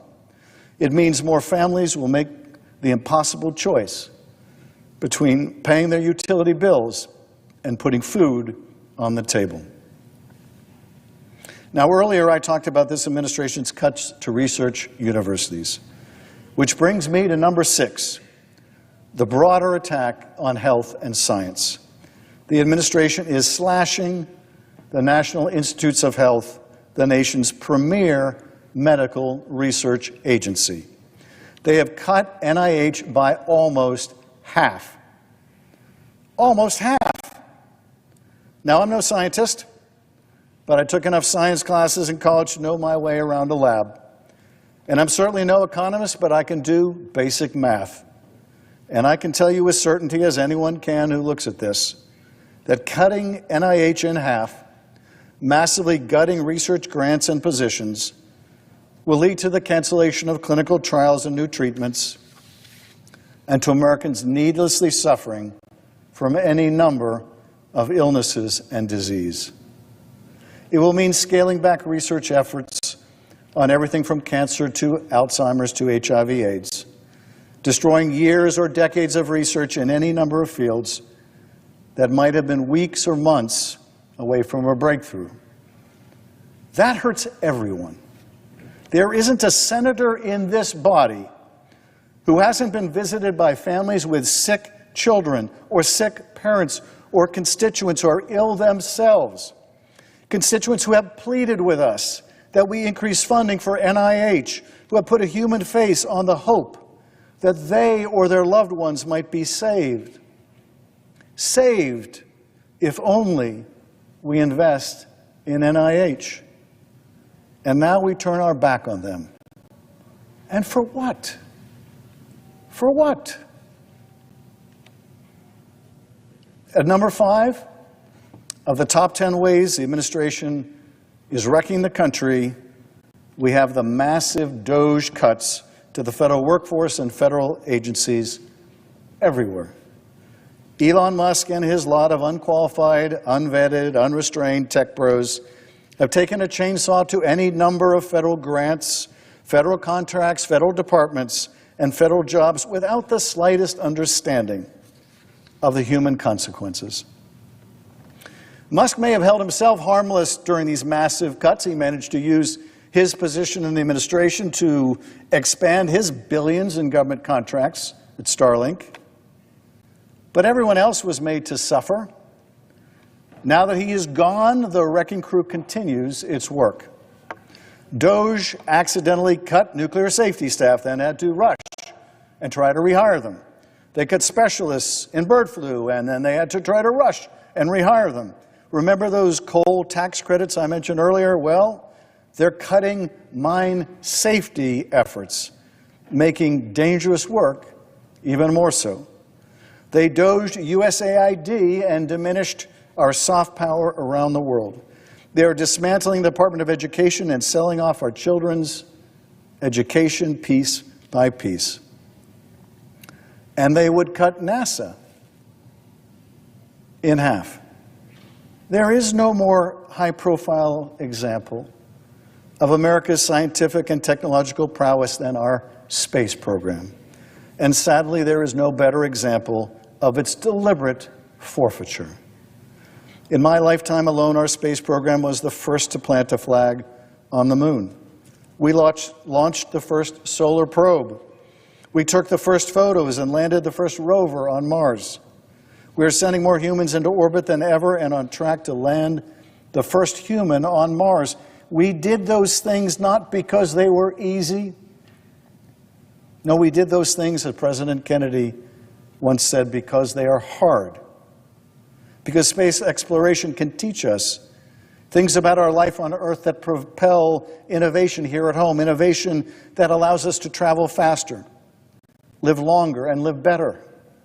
And because exploring space can provide the most profound thoughts of our place in the universe and whether amidst all of that we are alone. This agency that has brought such hope and excitement and pride will be brought low. It may be one small step for DOGE, but it represents one giant leap backward for mankind. The Trump administration has also paused the hiring of critical seasonal firefighting staff, laid off probationary employees just as we begin another devastating fire season. They cut staff and programs at NOAA and the National Weather Service, hurting early earthquake warning, early warning of all disasters, warning that is pivotal when tragedy strikes, like it did in Texas this week, in North Carolina months ago, or in Los Angeles in January. They cut staff who run the phones at Social Security while closing regional offices, making it harder for seniors to get the benefits they paid into their entire life. Because that was the goal. That was the goal. And for all the pain that DOGE has inflicted and continues to inflict, the only thing that bastard agency has really served to accomplish is making government less effective, less efficient, and less trustworthy.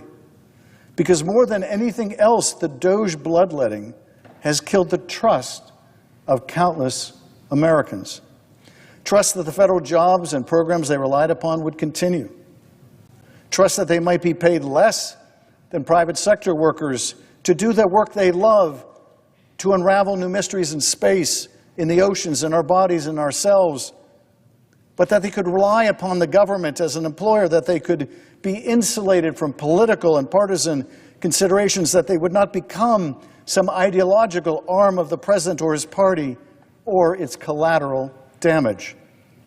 Now that trust is gone, and the loss of that talent and that trust just might be the most expensive loss of all.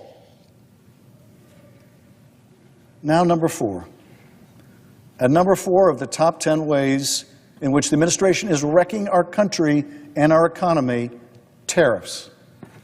The on again, off again, on again, off again, on again, off again, on again tariffs. The ill-considered, ill-executed, unpredictable, unproductive, costly, indiscriminate, and self-destructive tariffs. For a president who ran on lowering costs, his most significant economic action has been a colossal backfire. Prices for your 4th of July barbecue last week were the highest they've ever been. Like the costs of burgers or beer. Phones are now more expensive. Cars are more expensive. Prices at Walmart, Target, Costco, up, up, up. And on Amazon, they were going to add a specific line item for the cost of the Trump tariffs, besides each affected product, until the Trump administration begged its owner, Jeff Bezos, not to be so transparent with their own customers because it made the president look bad. This didn't stop Amazon from adding the Trump tax to the price of the goods you buy on Amazon. It's just stopped Amazon from showing you just how much more you're paying. And while you get poorer because of these tariffs, America is not getting any stronger. While your pocketbook is getting hit, so too is our standing around the globe.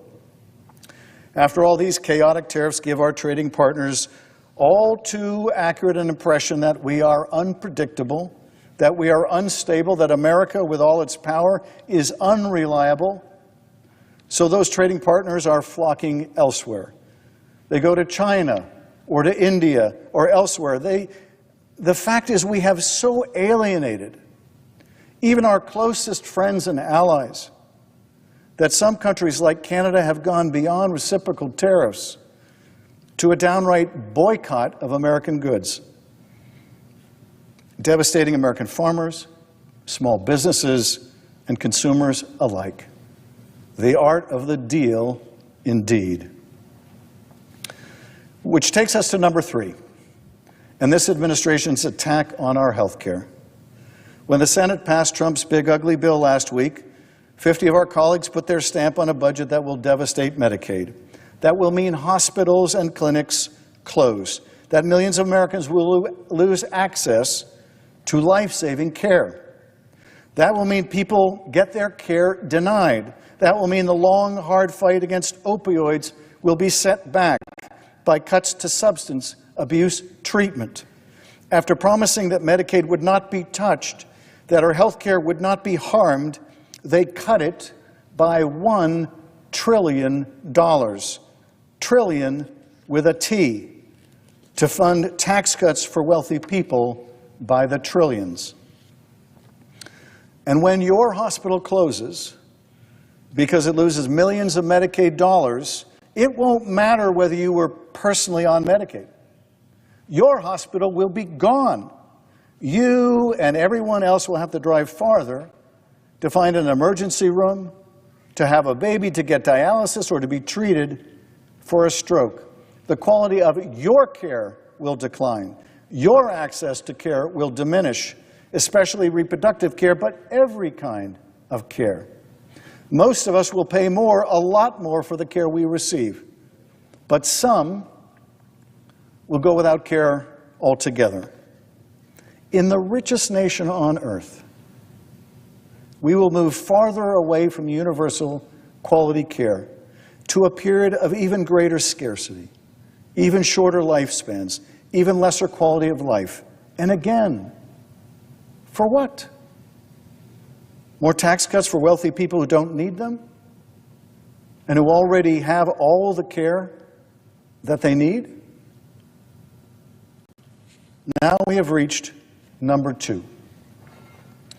Number 2 of the top 10 most destructive acts of the administration: Trump's undermining of the rule of law. The assault of the rule of law began almost immediately with the pardon of 1,550 people who committed one of the most serious offenses in the nation's history, attacking the U.S. Capitol to stop the peaceful transfer of power. In granting pardons to hundreds of offenders who used violence that day against police officers, Donald Trump sent a powerful message to his followers that they may use violence on his behalf and he would have their back, that he would insulate them from the law and from accountability. And more than that, that he would promote them, advocate for them, appoint them to high positions in a new Justice Department, a department oriented not towards justice, not devoted to a rule of law, but devoted only to him. In Trump's Justice Department, we are no longer a nation of laws, but a nation of men to be rewarded or punished according to the president's whims. A mayor of New York charged with corruption has his case dismissed, not because of any prosecutorial misconduct or lack of evidence, but because he is useful to the president on an unrelated policy matter. In Trump's Justice Department, the absence of evidence or lawful predication is no bar to initiating a criminal investigation, when a political pretext will do.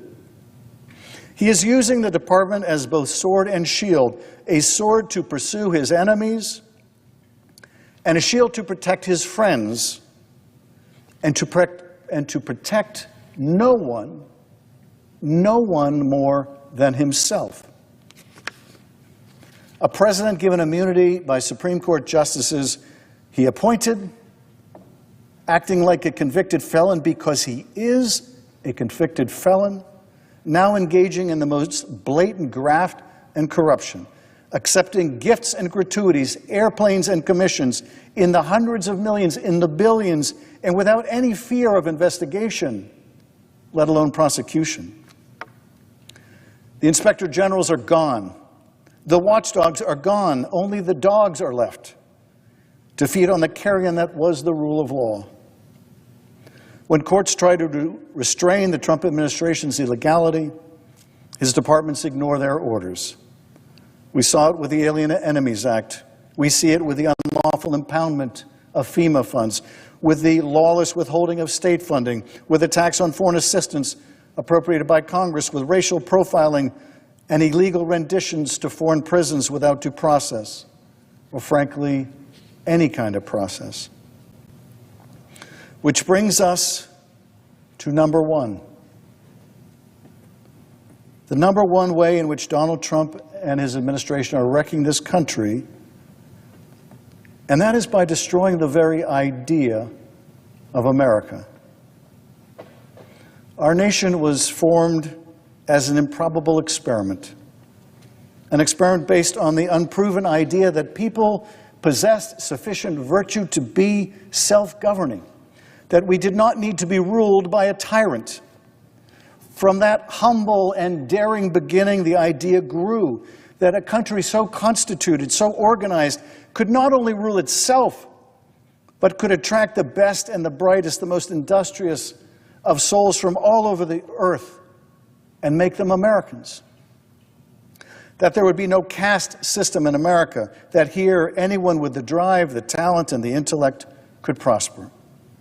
That there were no limits to what we could achieve. That idea that became America was our most powerful appeal, our calling card at home and around the world. It has driven people to our shores. It has inspired people in dark prison cells in Iran, in labor camps in China, in gulags in Russia, and in impoverished places everywhere to dream of America, what it stands for, and what it might mean to them if only they were so lucky, so very lucky, to one day move to this great place called America. And Donald Trump's destruction of that idea, the idea of America as the last best hope of mankind, is the worst offense of this administration. During Ronald Reagan's final speech as president, he spoke of a man who wrote to him of the uniqueness of America. You can go to live in France, the man wrote, but you cannot become a Frenchman. You can go to live in Germany or Turkey or Japan, but you cannot become a German, a Turk, or a Japanese. But anyone from any corner of the earth can come to live in America and become an American. Other countries, Reagan said, may seek to compete with us, but in one vital area. As a beacon of freedom and opportunity that draws the people of the world, no country on earth comes close. This, he said, is one of the most important sources of America's greatness. We lead the world because, unique among nations, we draw our people, our strength from every country and every corner in the world. And by doing so, we continually renew and enrich our nation. While other countries cling to the stale past, here in America we breathe life into dreams. We create the future, and the world follows us into tomorrow. Thanks to each wave of new arrivals to this land of opportunity, we're a nation forever young, forever bursting with energy and new ideas, and always on the cutting edge, always leading the world to the next frontier. This quality is vital to our future as a nation. If we ever close the door to new Americans, our leadership in the world would soon be lost. That was Ronald Reagan. But now we have Donald Trump, a president who, more than any other in our history, clings to a stale past. I can forgive the president for his reckless tariff policies, for his sycophantic hires, or his foolish tax giveaways to the rich. But I will never forgive him for the damage he has done and for the damage he continues to do to the very idea of America, for how the rest of the world now views this country, and more critically, more catastrophically, how we have come to view ourselves. Tackling immigrants to the ground, people who are landscapers or farm workers or restaurant workers or garment workers, let alone beating them while they lay there as agents did the father of 3 U.S. Marines, is not how Americans treat the hardworking people who come here in search of a better life. Using the military against our own citizens, sowing chaos and division in our cities, is not consistent with the idea of America. This is not an America confident of its future and of its place in the world, able to inspire people around the world, able to see the best in ourselves. On a day that Benjamin Franklin watched our nation being formed, on a day he witnessed George Washington preside over the Constitutional Convention, seated in a chair with an image of the sun embossed on its top, Franklin pulled some of his colleagues aside and remarked to them about how artists often have a difficult time distinguishing between a rising and setting sun in their art. I have often, Franklin said, and often in the course of this session, looked at that emblem behind the president without being able to tell whether it was rising or setting. But now, at length, I have the happiness to know that it is a rising and not a setting sun. Today, I know that a great many Americans fear that our sun is setting. But I do not believe that. I have more faith in America than that. We have overcome far greater challenges in our history than our present difficulties. And those who would bet against this country would be wise not to. Those who have are far more likely to be proven the losers than the winners of that bet. The sun is not setting on our republic, but eclipse-like it is obscured. And the actions of this administration have cast a kind of shadowy darkness over the land. Though our sun is not setting, neither is it rising, nor will it rise of its own accord. In this respect, Franklin's celestial metaphor falls short. We have no control over the sun. Our orbit has been predetermined by forces well beyond our time and understanding. We are powerless to change its trajectory, but we are not powerless to change our own.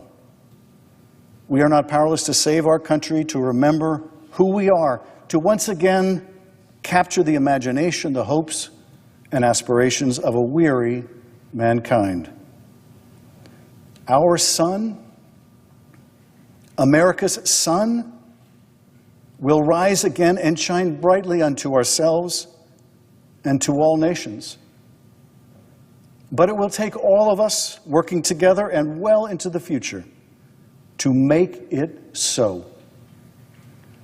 Until then, we must press on, doing all we can to mitigate the harms of the current administration, until we can end them, until we can bind up our nation's wounds, as Lincoln said, and begin again the sacred work of restoring the very best of America. Mr. President, I yield back.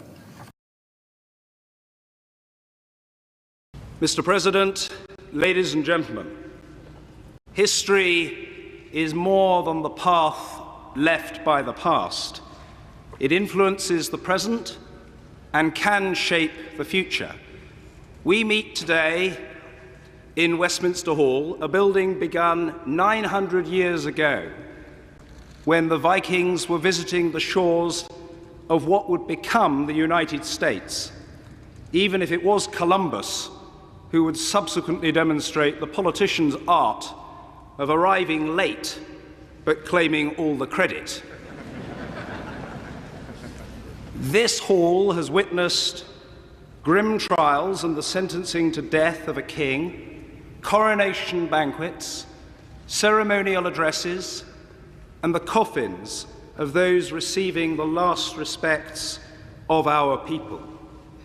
Few places reach so far into the heart of our nation. Yet, until today, no American president has stood on these steps to address our country's parliament. It is my honor, Mr. President, to welcome you as our friend and as a statesman. Statesmanship is the cement which seals our shared idealism as nations. It makes meaningful the unity of ambition, passion for freedom, and abhorrence of injustice that is the core of our close alliance.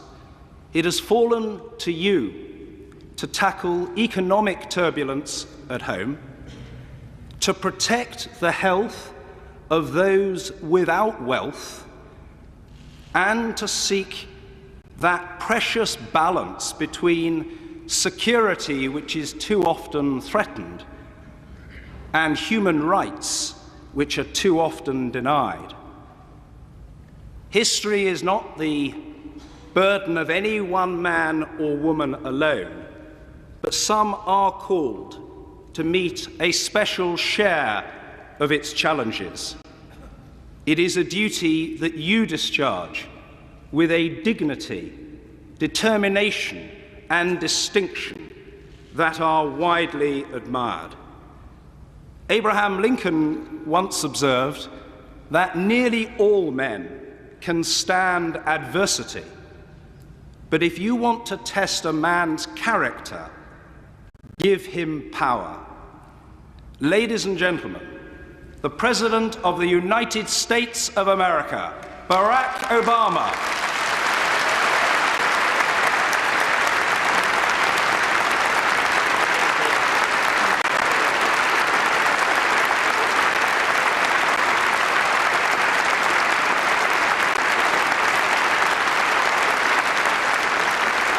Thank you.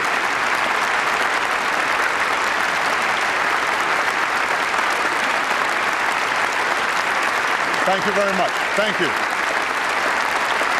Thank you. Thank you so much.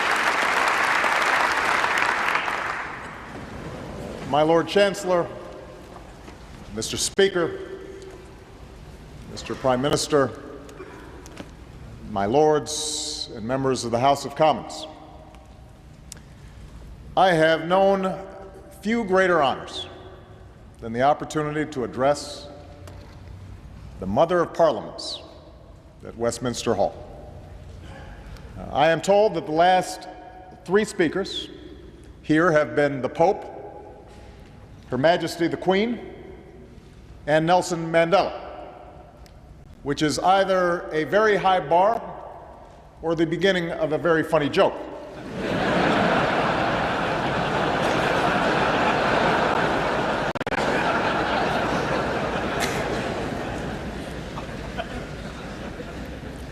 I've come here today to reaffirm one of the oldest, one of the strongest alliances the world has ever known. It's long been said that the United States and the United Kingdom share a special relationship. And since we also share an especially active press corps, that relationship is often analyzed and overanalyzed for the slightest hint of stress or strain. Of course, all relationships have their ups and downs. Admittedly, ours got off on the wrong foot with a small scrape about tea and taxes. There may also have been some hurt feelings when the White House was set on fire during the War of 1812. But fortunately, it's been smooth sailing ever since. And the reason for this close friendship doesn't just have to do with our shared history, our shared heritage, our ties of language and culture, or even the strong partnership between our governments. Our relationship is special because of the values and beliefs that have united our people through the ages. Centuries ago, when kings, emperors, and warlords reigned over much of the world, it was the English who first spelled out the rights and liberties of man in the Magna Carta. It was here, in this very hall, where the rule of law first developed, courts were established, disputes were settled, and citizens came to petition their leaders. Over time, the people of this nation waged a long and sometimes bloody struggle to expand and secure their freedom from the crown. And propelled by the ideals of the Enlightenment, they would ultimately forge an English Bill of Rights and invest the power to govern in an elected parliament that's gathered here today. What began on this island would inspire millions throughout the continent of Europe and across the world. But perhaps no one drew greater inspiration from these notions of freedom than your rabble-rousing colonists on the other side of the Atlantic. As Winston Churchill said, the Magna Carta, the Bill of Rights, habeas corpus, trial by jury, and English common law find their most famous expression in the American Declaration of Independence. For both of our nations, living up to the ideals enshrined in these founding documents has sometimes been difficult, has always been a work in progress. The path has never been perfect. But through the struggles of slaves and immigrants, women and ethnic minorities, former colonies and persecuted religions, we have learned better than most that the longing for freedom and human dignity is not English or American or Western. It is universal, and it beats in every heart. Perhaps that's why there are few nations that stand firmer, speak louder, and fight harder to defend democratic values around the world than the United States and the United Kingdom.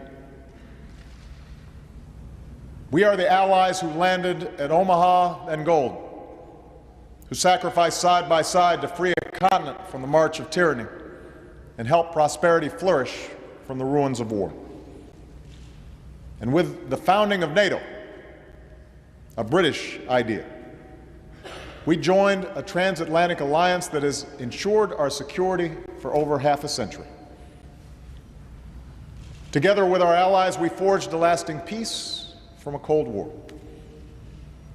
When the Iron Curtain lifted, we expanded our alliance to include the nations of Central and Eastern Europe and built new bridges to Russia and the former states of the Soviet Union. And when there was strife in the Balkans, we worked together to keep the peace. Today, after a difficult decade that began with war and ended in recession, our nations have arrived at a pivotal moment once more. A global economy that once stood on the brink of depression is now stable and recovering. After years of conflict, the United States has removed 100,000 troops from Iraq. The United Kingdom has removed its forces, and our combat mission there has ended. In Afghanistan, we've broken the Taliban's momentum. and will soon begin a transition to Afghan lead. And nearly 10 years after 9/11, we have disrupted terrorist networks and dealt al-Qaeda a huge blow by killing its leader, Osama bin Laden. Together, we have met great challenges. But as we enter this new chapter in our shared history, profound challenges stretch out before us. In a world where the prosperity of all nations is now inextricably linked, a new era of cooperation is required to ensure the growth and stability of the global economy. As new threats spread across borders and oceans, we must dismantle terrorist networks and stop the spread of nuclear weapons, confront climate change, and combat famine and disease. And as a revolution races through the streets of the Middle East and North Africa, the entire world has a stake in the aspirations of a generation that longs to determine its own destiny. These challenges come at a time when the international order has already been reshaped for a new century. Countries like China, India, and Brazil are growing by leaps and bounds. We should welcome this development, for it has lifted hundreds of millions from poverty around the globe and created new markets and opportunities for our own nations. And yet, as this rapid change has taken place, it's become fashionable in some quarters to question whether the rise of these nations will accompany the decline of American and European influence around the world. Perhaps, the argument goes, these nations represent the future, and the time for our leadership has passed. That argument is wrong. The time for our leadership is now. It was the United States and the United Kingdom and our democratic allies that shaped a world in which new nations could emerge and individuals could thrive. And even as more nations take on the responsibilities of global leadership, our alliance will remain indispensable to the goal of a century that is more peaceful, more prosperous, and more just. At a time when threats and challenges require nations to work in concert with one another, we remain the greatest catalysts for global action. In an era defined by the rapid flow of commerce and information, it is our free market tradition, our openness, fortified by our commitment to basic security for our citizens, that offers the best chance of prosperity that is both strong and shared. As millions are still denied their basic human rights because of who they are or what they believe or the kind of government that they live under, we are the nations most willing to stand up for the values of tolerance and self-determination that lead to peace and dignity. Now, this doesn't mean we can afford to stand still. The nature of our leadership will need to change with the times. As I said the first time I came to London as president for the G20 summit, the days are gone when Roosevelt and Churchill could sit in a room and solve the world's problems over a glass of brandy. Although I'm sure that Prime Minister Cameron would agree that some days we could both use a stiff drink. In this century, our joint leadership will require building new partnerships, adapting to new circumstances, and remaking ourselves to meet the demands of a new era. That begins with our economic leadership. Adam Smith's central insight remains true today. There is no greater generator of wealth and innovation than a system of free enterprise that unleashes the full potential of individual men and women. That's what led to the Industrial Revolution that began in the factories of Manchester. That is what led to the dawn of the information age that arose from the office parks of Silicon Valley. That's why countries like China, India, and Brazil are growing so rapidly, because in fits and starts, they are moving toward market-based principles that the United States and the United Kingdom have always embraced. In other words, we live in a global economy that is largely of our own making. And today, the competition for the best jobs and industries favors countries that are free-thinking and forward-looking, countries with the most creative and innovative and entrepreneurial citizens. That gives nations like the United States and the United Kingdom an inherent advantage. For from Newton and Darwin to Edison and Einstein, from Alan Turing to Steve Jobs, we have led the world in our commitment to science and cutting-edge research, the discovery of new medicines and technologies. We educate our citizens and train our workers in the best colleges and universities on earth. But to maintain this advantage in a world that's more competitive than ever, we will have to redouble our investments in science and engineering and renew our national commitments to educating our workforces. We've also been reminded in the last few years that markets can sometimes fail. In the last century, both our nations put in place regulatory frameworks to deal with such market failures. Safeguards to protect the banking system after the Great Depression, for example. Regulations that were established to prevent the pollution of our air and our water during the 1970s. But in today's economy, such threats of market failure can no longer be contained within the borders of any one country.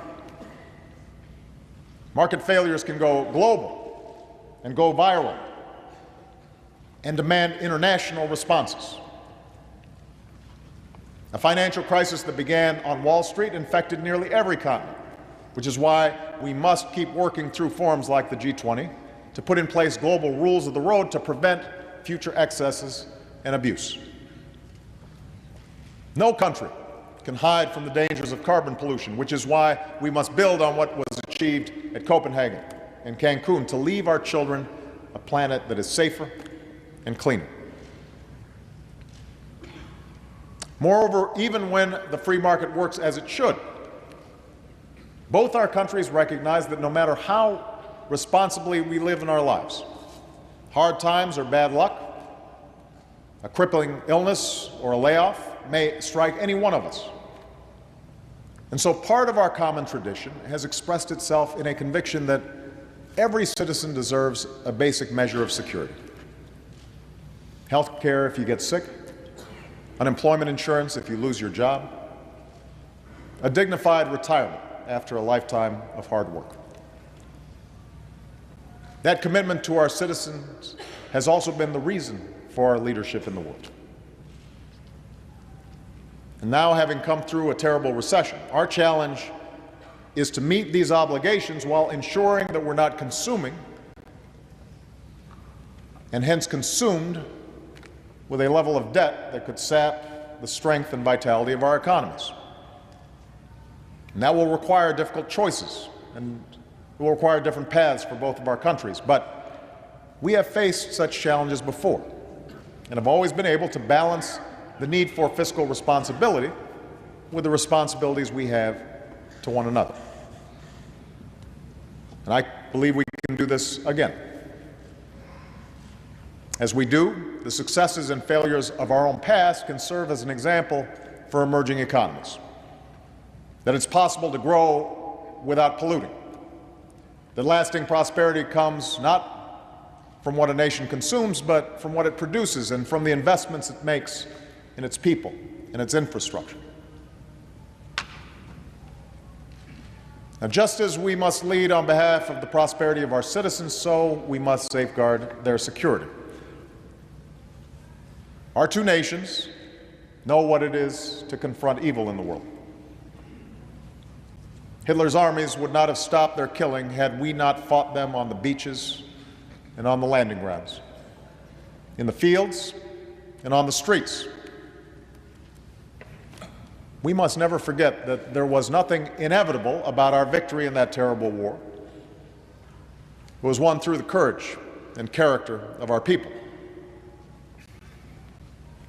Precisely because we are willing to bear its burden, we know well the cost of war. And that is why we built an alliance that was strong enough to defend this continent while deterring our enemies.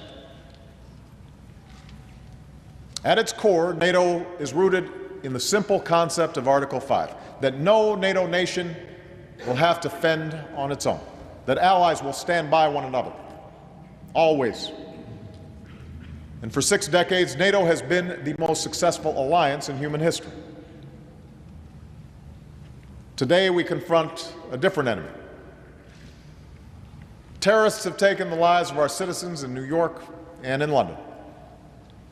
And while al-Qaeda seeks a religious war with the West, we must remember that they have killed thousands of Muslims, men, women, and children around the globe. Our nations are not and will never be at war with Islam.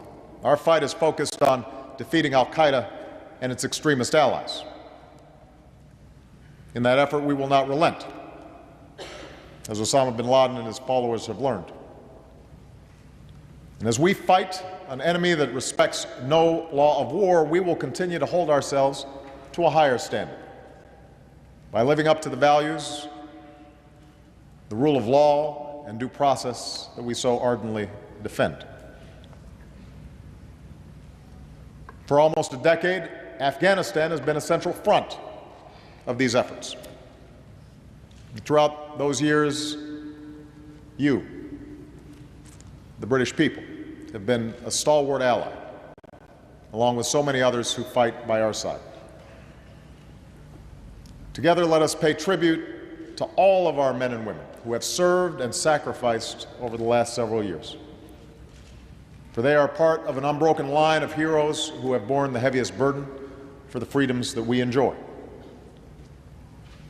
Because of them, we have broken the Taliban's momentum. Because of them, we have built the capacity of Afghan security forces. And because of them, we are now preparing to turn a corner in Afghanistan by transitioning to Afghan lead. And during this transition, we will pursue a lasting peace with those who break free of al-Qaeda and respect the Afghan constitution and lay down arms. And we will ensure that Afghanistan is never a safe haven for terror, but is instead a country that is strong, sovereign, and able to stand on its own 2 feet. Indeed, our efforts in this young century have led us to a new concept for NATO that will give us the capabilities needed to meet new threats. Threats like terrorism and piracy, cyber attacks and ballistic missiles. But a revitalized NATO will continue to hew to that original vision of its founders, allowing us to rally collective action for the defense of our people, while building upon the broader belief of Roosevelt and Churchill that all nations have both rights and responsibilities, and all nations share a common interest in an international architecture that maintains the peace. We also share a common interest in stopping the spread of nuclear weapons. Across the globe, nations are locking down nuclear materials so they never fall into the wrong hands because of our leadership. From North Korea to Iran, we've sent a message that those who flaunt their obligations will face consequences, which is why America and the European Union just recently strengthened our sanctions on Iran, in large part because of the leadership of the United Kingdom and the United States. And while we hold others to account, we will meet our own obligations under the Non-Proliferation Treaty and strive for a world without nuclear weapons. We share a common interest in resolving conflicts that prolong human suffering and threaten to tear whole regions asunder. In Sudan, after years of war and thousands of deaths, we call on both North and South to pull back from the brink of violence and choose the path of peace. And in the Middle East, we stand united in our support for a secure Israel and a sovereign Palestine. And we share a common interest in development that advances dignity and security. To succeed, we must cast aside the impulse to look at impoverished parts of the globe as a place for charity. Instead, we should empower the same forces that have allowed our own people to thrive. We should help the hungry to feed themselves, and the doctors who care for the sick. We should support countries that confront corruption and allow their people to innovate. And we should advance the truth that nations prosper when they allow women and girls to reach their full potential. We do these things because we believe not simply in the rights of nations, we believe in the rights of citizens. That is the beacon that guided us through our fight against fascism and our twilight struggle against communism, and today that idea is being put to the test in the Middle East and North Africa. In country after country, people are mobilizing to free themselves from the grip of an iron fist. And while these movements for change are just 6 months old, we have seen them play out before. From Eastern Europe to the Americas, from South Africa to Southeast Asia. History tells us that democracy is not easy. It will be years before these revolutions reach their conclusion, and there will be difficult days along the way. Power rarely gives up without a fight, particularly in places where there are divisions of tribe and divisions of sect. We also know that populism can take dangerous turns, from the extremism of those who would use democracy to deny minority rights, to the nationalism that left so many scars on this continent in the 20th century. But make no mistake, what we saw, what we are seeing in Tehran, in Tunis, in Tahrir Square, is a longing for the same freedoms that we take for granted here at home. It was a rejection of the notion that people in certain parts of the world don't want to be free or need to have democracy imposed upon them. It was a rebuke to the worldview of Al-Qaeda, which smothers the rights of individuals and would thereby subject them to perpetual poverty and violence. Let there be no doubt, the United States and United Kingdom stand squarely on the side of those who long to be free. And now we must show that we will back up those words with deeds. That means investing in the future of those nations that transition to democracy, starting with Tunisia and Egypt, by deepening ties of trade and commerce, by helping them demonstrate that freedom brings prosperity. And that means standing up for universal rights, by sanctioning those who pursue repression, strengthening civil society, supporting the rights of minorities. We do this knowing that the West must overcome suspicion and mistrust among many in the Middle East and North Africa, a mistrust that is rooted in a difficult past. For years, we've faced charges of hypocrisy from those who do not enjoy the freedoms that they hear us espouse. And so to them, we must squarely acknowledge that, yes, we have enduring interests in the region to fight terror, sometimes with partners who may not be perfect, to protect against disruptions in the world's energy supply.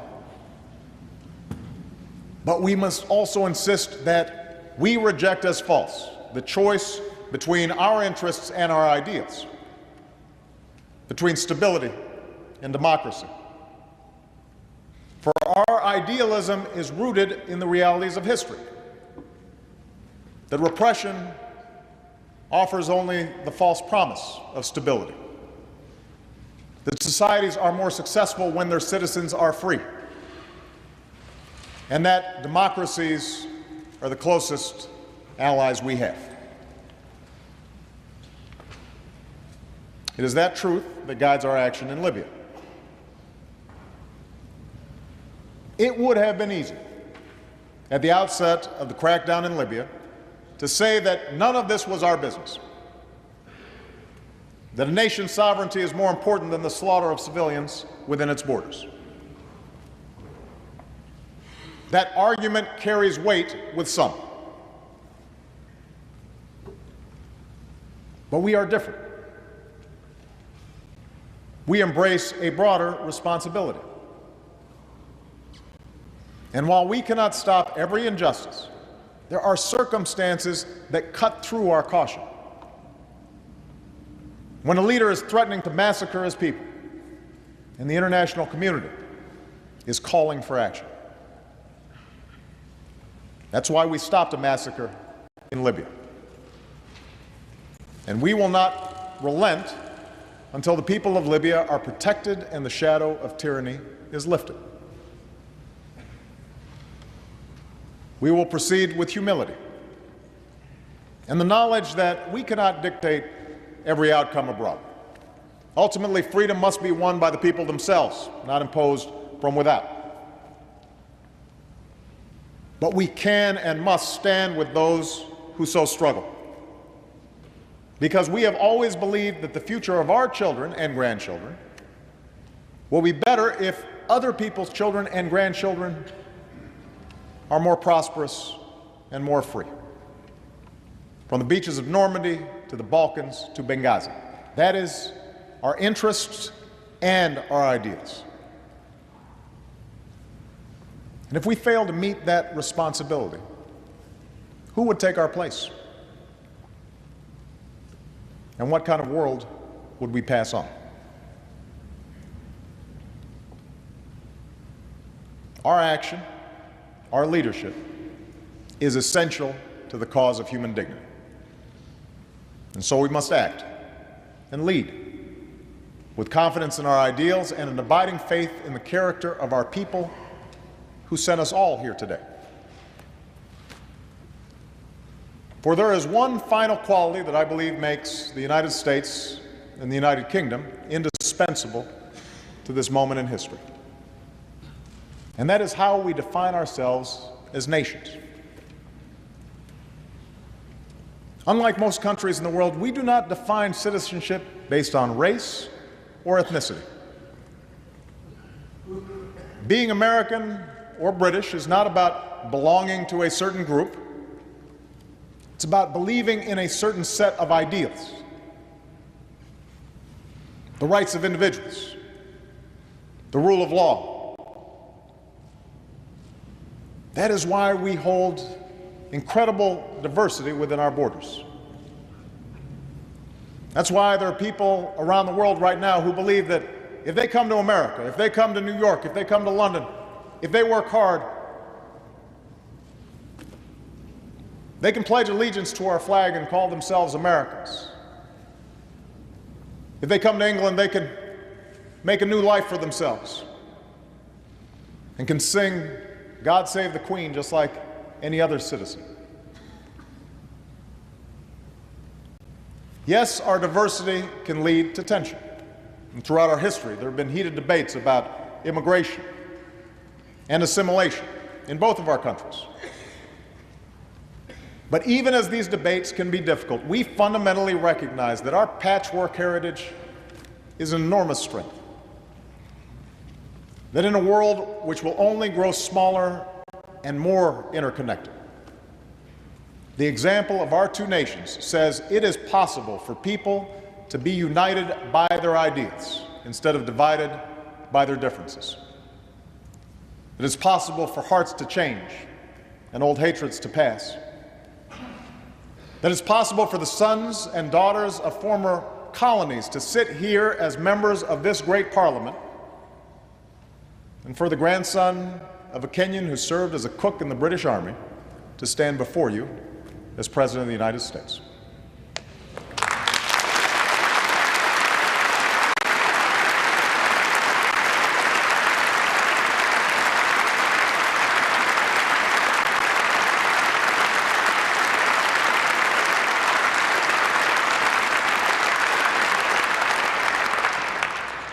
That is what defines us.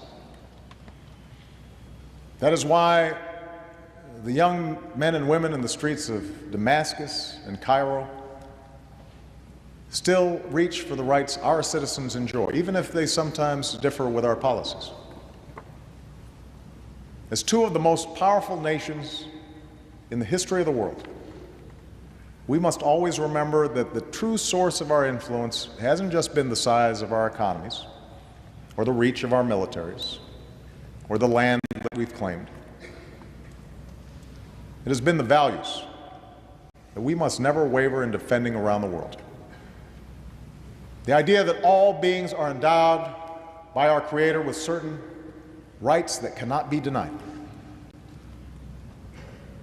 That is what forged our bond in the fire of war. A bond made manifest by the friendship between two of our greatest leaders.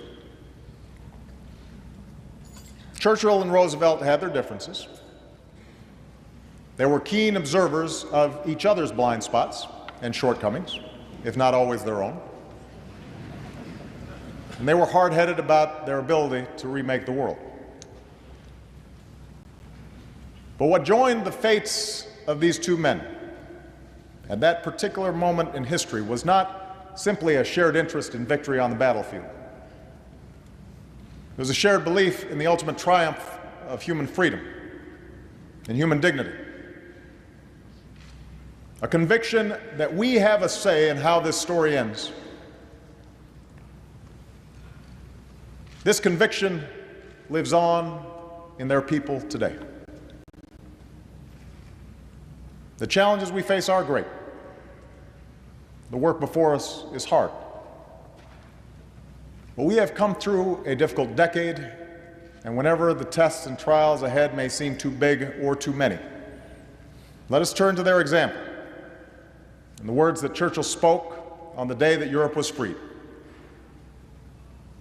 In the long years to come, not only will the people of this island, but the world, wherever the bird of freedom chirps in the human heart, look back to what we've done, and they will say, do not despair, do not yield, march straight forward.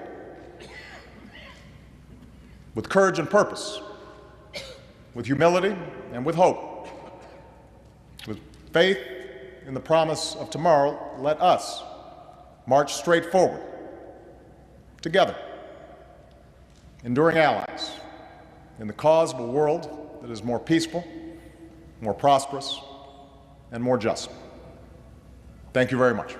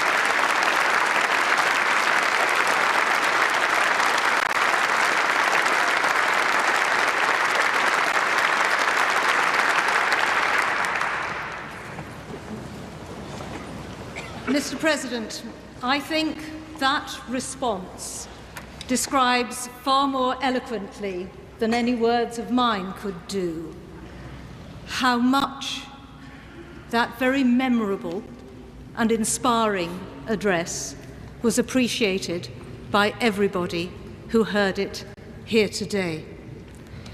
You spoke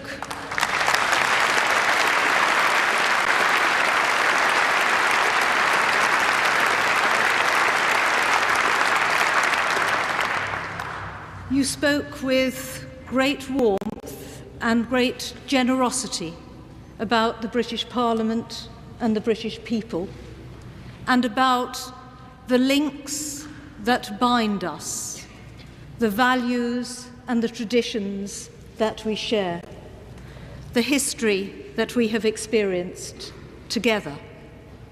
But more than that, you spoke too, not just of the relationships of the past, but the relationships of the future. And I think that was what made what you said so inspirational. It was a distinguished American governor of New York who remarked on the propensity of politicians to campaign in poetry, but to govern in prose. The world you described to us today was not just one that is prosaic. It was one where the challenges are difficult and sometimes dangerous, one that is fast-moving, that is complex, sometimes contradictory, and that offers at least as many threats as opportunities. But in the eloquence of your address, you reminded us of the importance of maintaining the poetry in government. Because to lead, that poetry is necessary. Necessary not only to articulate the challenges, as you did so masterfully, but also to bring others together to face those challenges with common principles and with shared purpose. Mr. President, it has been a privilege for all of us to hear you speak today.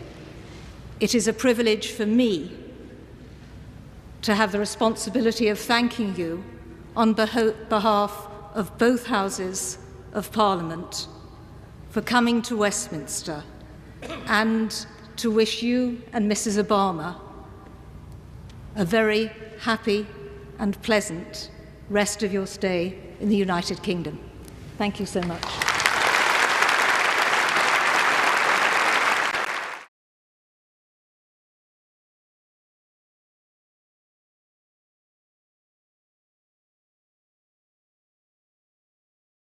Hey! Habari zenu?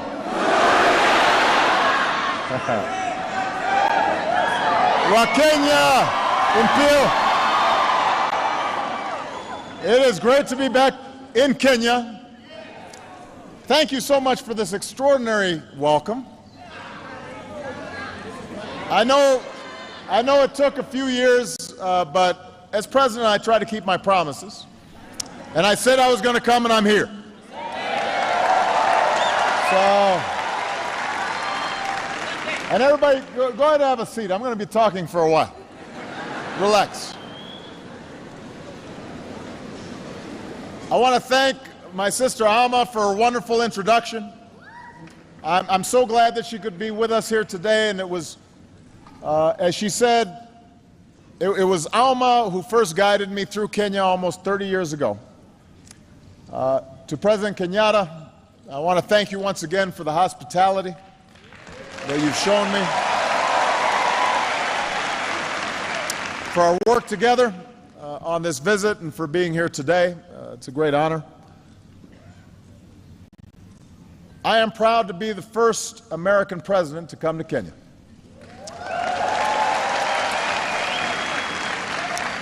And of course, I'm the first Kenyan American to be president of the United States.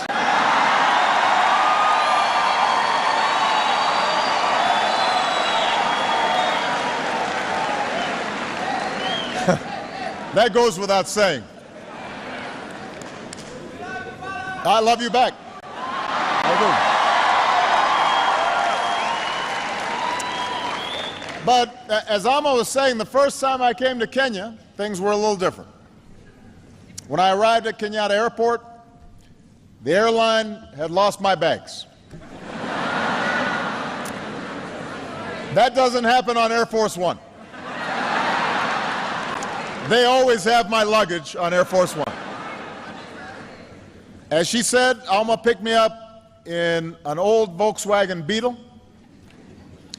And I think the entire stay I was here, it broke down 4 or 5 times. We'd be on the highway, we'd have to call the Jokali.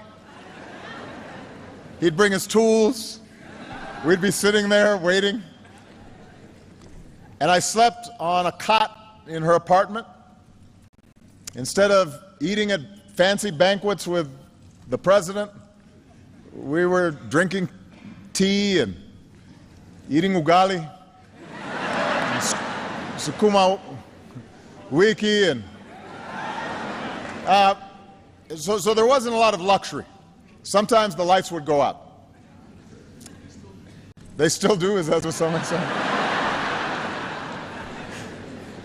But you know, there was something more important than luxury on that first trip. And that was a sense of being recognized, being seen. I was a young man, and I was just a few years out of university. I had worked as a community organizer in low-income neighborhoods in Chicago. I was about to go to law school, and when I came here, you know, in many ways I was a Westerner. I was an American, unfamiliar with my father and his birthplace, really disconnected from half of my heritage. And at that airport, as I was trying to find my luggage, there was a woman there who worked for the airlines, and she was helping fill out the forms, and she saw my name, and she looked up and she asked if I was related to my father, who she had known. And that was the first time that my name meant something. Right? And that it was recognized. And over the course of several weeks, I'd meet my brothers, aunts, and uncles. I'd travel to Alego, the village where my family was from. I saw the graves of my father and my grandfather. And I learned things about their lives that I could have never learned through books. And in many ways, their lives offered snapshots of Kenya's history. But they also told us something about the future. My grandfather, for example, he was a cook for the British. And as I went through some of his belongings when I went up country, I found the passbook he had had to carry as a domestic servant. It listed his age and his height, his tribe, listed the number of teeth he had missing. And he was referred to as a boy, even though he was a grown man in that passbook. And he was in the King's African Rifles during the Second World War and was taken to the far reaches of the British Empire, all the way to Burma.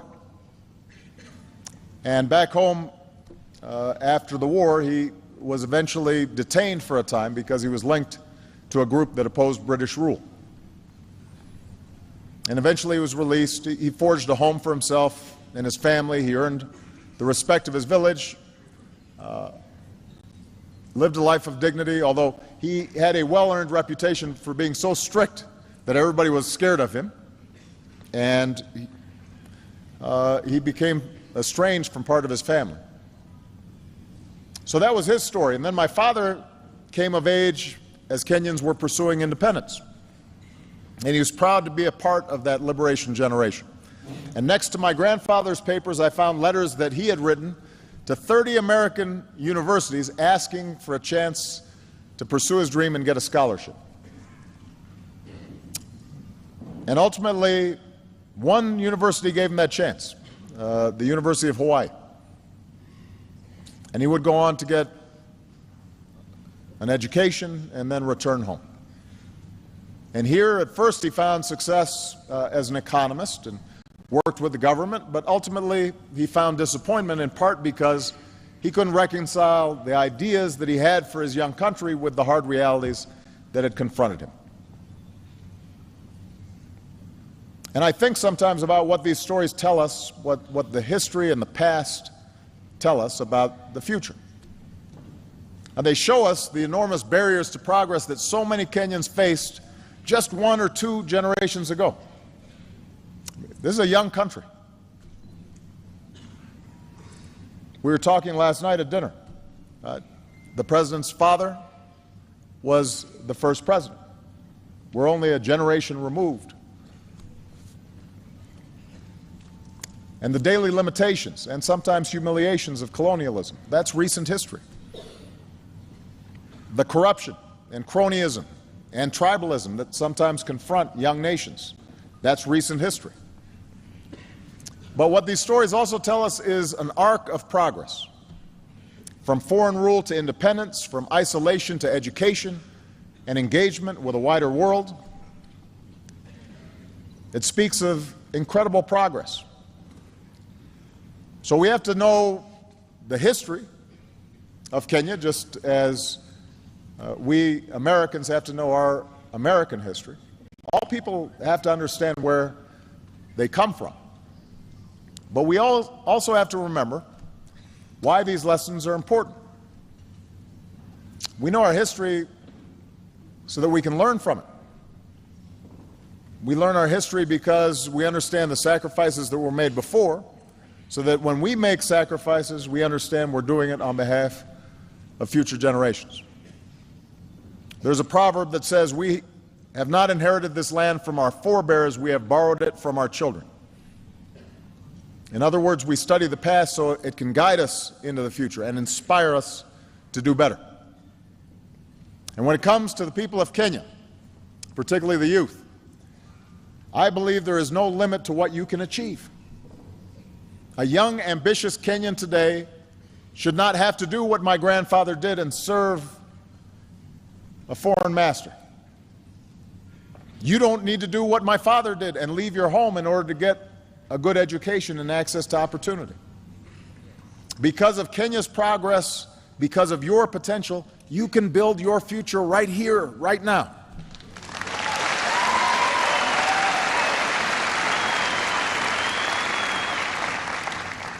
Now, like any country, Kenya is far from perfect, but it has come so far in just my lifetime. After a bitter struggle, Kenyans claimed their independence just a few years after I was born, and after decades of one-party rule, Kenya embraced a multi-party system in the 1990s, just as I was beginning my own political career in the United States. Tragically, just under a decade ago, Kenya was nearly torn apart by violence at the same time that I was running for my first campaign for president. And I remember hearing the reports of thousands of innocent people being killed or driven from their homes.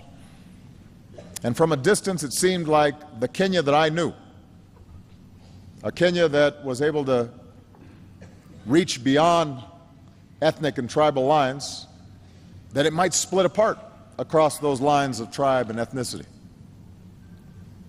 But look what happened. The people of Kenya chose not to be defined by the hatreds of the past. You chose a better history.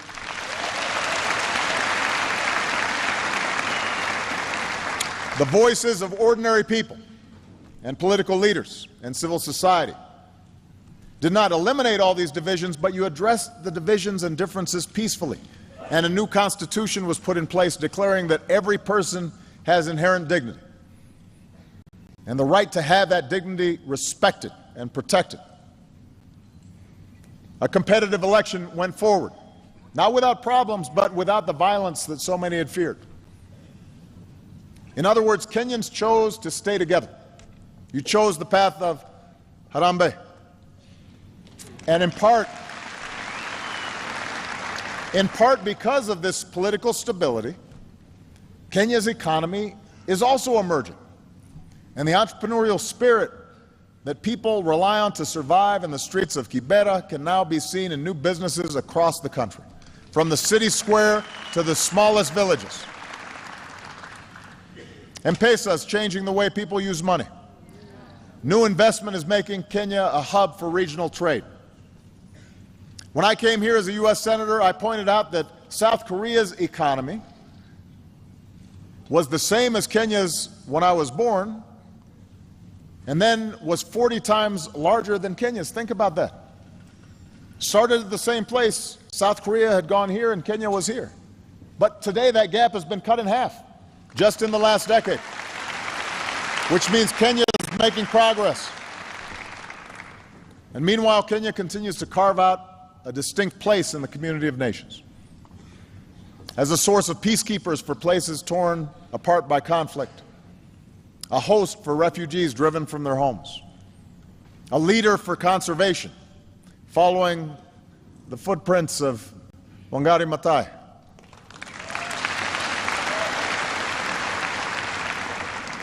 Kenya is one of the places on this continent that truly observes freedom of the press and their fearless journalists and courageous civil society members.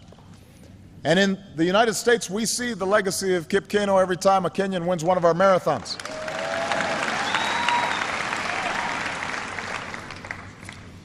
And maybe the First Lady of Kenya is going to win one soon.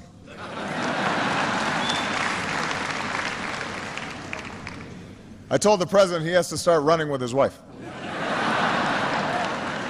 We want him to stay fit. So there's much to be proud of, much progress to lift up. It's a good news story. But we also know the progress is not complete. There are still problems that shadow ordinary Kenyans every day. Challenges that can deny you your livelihood and sometimes deny you lives. As in America and so many countries around the globe, economic growth has not always been broadly shared. Sometimes people at the top do very well, but ordinary people still struggle. Today, a young child in Nyanza province is 4 times more likely to die than a child in Central province, even though they are equal in dignity in the eyes of God. That's a gap that has to be closed. A girl in Rift Valley is far less likely to attend secondary school than a girl in Nairobi. That's a gap that has to be closed. Across the country, one study shows corruption costs Kenyans 250,000 jobs every year, because every shilling that's paid as a bribe could be put into the pocket of somebody who's actually doing an honest day's work.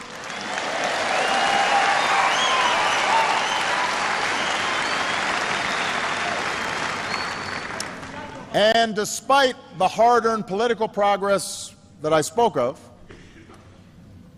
those political gains still have to be protected. New laws and restrictions could close off the space where civil society gives individual citizens a voice and holds leaders accountable. Old tribal divisions and ethnic divisions can still be stirred up. I want to be very clear here. A politics that's based solely on tribe and ethnicity is a politics that's doomed to tear a country apart. It is a failure of imagination.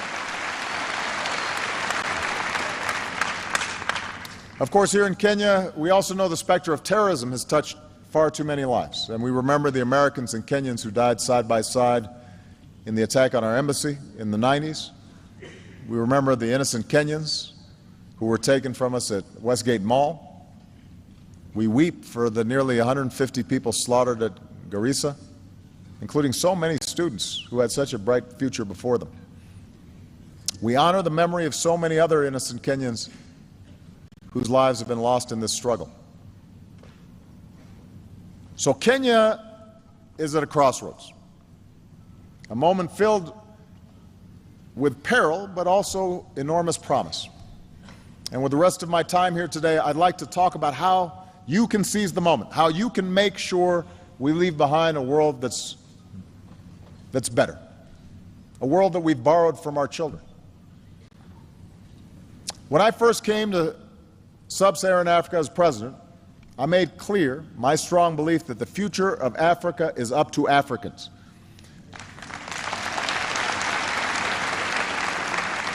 For too long, I think that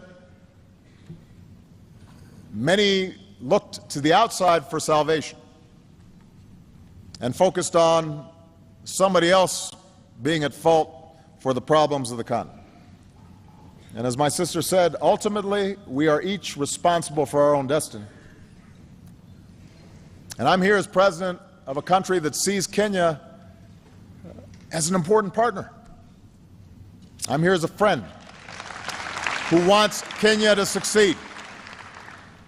And the pillars of that success are clear: strong democratic governance, development that provides opportunity for all people and not just some, a sense of national identity that rejects conflict for a future of peace and reconciliation. And today we can see that future for Kenya on the horizon, but tough choices are going to have to be made in order to arrive at that destination. In the United States, I always say that what makes America exceptional is not the fact that we're perfect. It's the fact that we struggle to improve. We're self-critical. We work to live up to our highest values and ideals, knowing that we're not always going to achieve them perfectly, but we keep on trying to perfect our union. And what's true for America is also true for Kenya. You can't be complacent and accept the world just as it is. You have to imagine what the world might be, and then push and work towards that future. Progress requires that you honestly confront the dark corners of our own past, extend rights and opportunities to more of your citizens, see the differences and diversity of this country as a strength, just as we in America try to see the diversity of our country as a strength and not a weakness. So you can choose the path to progress, but it requires making some important choices. First and foremost, it means continuing down the path of a strong, more inclusive, more accountable, and transparent democracy.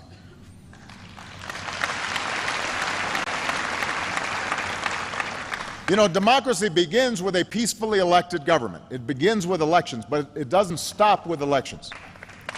So your Constitution offers a roadmap to governance that's more responsive to the people through protections against unchecked power, more power in the hands of local communities. For this system to succeed, there also has to be space for citizens to exercise their rights. And we saw the strength of Kenya's civil society in the last election when groups collected reports of incitement so that violence could be stopped before it spun out of control. And the ability of citizens to organize and advocate for change, that's the oxygen upon which democracy depends. You know, democracy is sometimes messy, and for leaders, sometimes it's frustrating. Democracy means that somebody's always complaining about something. Nobody is ever happy in a democracy about their government. If you make one person happy, somebody else is unhappy. Then sometimes somebody who you made happy, later on now they're not happy. They say, "What have you done for me lately?" But that's the nature of democracy. That's why it works, is because it's constantly challenging leaders to up their game and to do better. And such civic participation and freedom is also essential for rooting out the cancer of corruption. Now, I want to be clear. Corruption is not unique to Kenya. I mean, I want everybody to understand that there's no country that's completely free of corruption. Certainly, here in the African continent, there are many countries that deal with this problem, and I want to assure you I speak about it wherever I go, not just here in Kenya. So I don't want everybody to get too sensitive. But the fact is, too often, here in Kenya, as is true in other places, corruption is tolerated because that's how things have always been done. People just think that that is sort of the normal state of affairs. And there was a time in the United States where that was true too. My hometown of Chicago was infamous for Al Capone and you know, the mob organized crime corrupting law enforcement. But what happened was that over time people got fed up, and leaders stood up and they said, we're not going to play that game anymore. And you changed the culture and you changed habits. Here in Kenya, it's time to change habits and decisively break that cycle, because corruption holds back every aspect of economic and civil life. It's an anchor that weighs you down and prevents you from achieving what you could. If you need to pay a bribe and hire somebody's brother who's not very good and doesn't come to work in order to start a business, well, that's going to create less jobs for everybody. If electricity is going to one neighborhood because they're well connected and not another neighborhood, that's going to limit development of the country as a whole.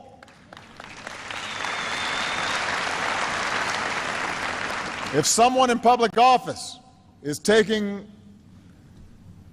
a cut that they don't deserve, that's taking away from those who are paying their fair share. So this is not just about changing one law, although it's important to have laws on the books that are actually being enforced. It's important that not only low-level corruption is punished, but folks at the top, if they are taking from the people, that has to be addressed as well. But it's not something that is just fixed by laws or that any one person can fix. It requires a commitment by the entire nation, leaders and citizens, to change habits and to change culture. Tough laws need to be on the books. And the good news is your government is taking some important steps in the right direction. People who break the law and violate the public trust need to be prosecuted. NGOs have to be allowed to operate, who shine a spotlight on what needs to change. And ordinary people have to stand up and say, enough is enough. It's time for a better future. And as you take these steps, I promise that America will continue to be your partner in supporting investments in strong democratic institutions. Now, we're also going to work with you to pursue the second pillar of progress, and that is development that extends economic opportunity and dignity for all of Kenya's people. You know, America partners with Kenya in areas where you're making enormous progress, and we focus on what Kenyans can do for themselves in building capacity. On entrepreneurship, where Kenya's becoming an engine for innovation. On access to power, where Kenya is developing clean energy that can reach more people. On the important issue of climate change, where Kenya's recent goal to reduce its emissions has put it in the position of being a leader on the continent. On food security, where Kenyan crops are producing more to meet the demands of your people and a global market. And on health, where Kenya has struck huge blows against HIV, AIDS, and other diseases, while building up the capacity to provide better care in your communities. America is also partnering with you on an issue that's fundamental to Kenya's future. We are investing in youth. We are investing in the young people of Kenya and the young people of this continent. Robert F. Kennedy once said, "It is a revolutionary world that we live in, and it is the young people who must take the lead." It's the young people who must take the lead.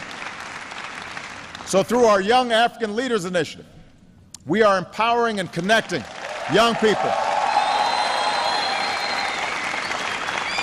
Connecting young people from across the continent who are filled with energy and optimism and idealism and are going to take Africa to new heights. And these young people, they're not weighed down by the old ways. They're creating a new path. And these are the elements for success in this 21st century. To continue down this path of progress, it will be vital for Kenya to recognize that no country can achieve its full potential unless it draws on the talents of all its people, and that must include the half of Kenyans, maybe a little more than half, who are women and girls. Now, I'm going to spend a little time on this just for a second. Every country and every culture has traditions that are unique and help make that country what it is. But just because something is a part of your past doesn't make it right. It doesn't mean that it defines your future.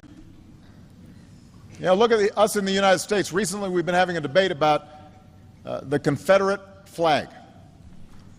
Some of you may be familiar with this. This was a symbol for those states who fought against the Union to preserve slavery. Now, as a historical artifact, it's important. But some have argued that it's just a symbol of heritage that should fly in public spaces. The fact is, it was a flag that flew over an army that fought to maintain a system of slavery and racial subjugation. So we should understand our history, but we should also recognize that it sends a bad message to those who were liberated from slavery and oppression.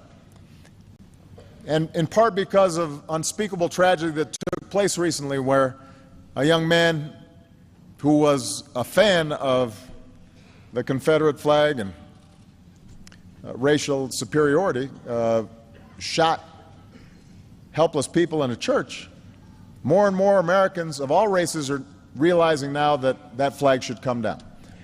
Just because something's a tradition doesn't make it right. Well, so around the world, there is a tradition of repressing women and treating them differently and not giving them the same opportunities, and husbands beating their wives, and children not being sent to school. Those are traditions. Treating women and girls as second-class citizens, those are bad traditions. They need to change. They're holding you back.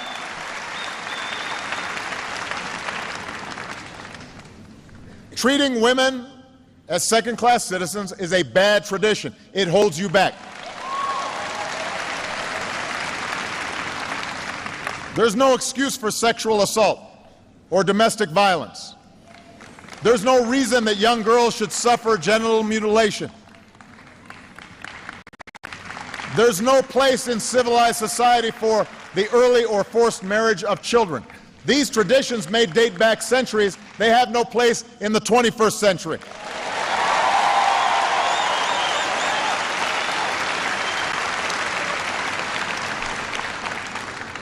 These are issues of right and wrong in any culture. But they're also issues of success and failure. Any nation that fails to educate its girls or employ its women and allowing them to maximize their potential is doomed to fall behind in the global economy. You know, we're in a sports center. Imagine if you have a team and you don't let half of the team play. That's stupid. That makes no sense. And the evidence shows that communities that give their daughters the same opportunities as their sons, they are more peaceful, they are more prosperous, they develop faster, they are more likely to succeed. That's true in America, that's true here in Kenya. It doesn't matter. And that's why one of the most successful development policies you can pursue is giving girls an education and removing the obstacles that stand between them and their dreams. And by the way, if you educate girls, they grow up to be moms, and they, because they're educated, are more likely to produce educated children.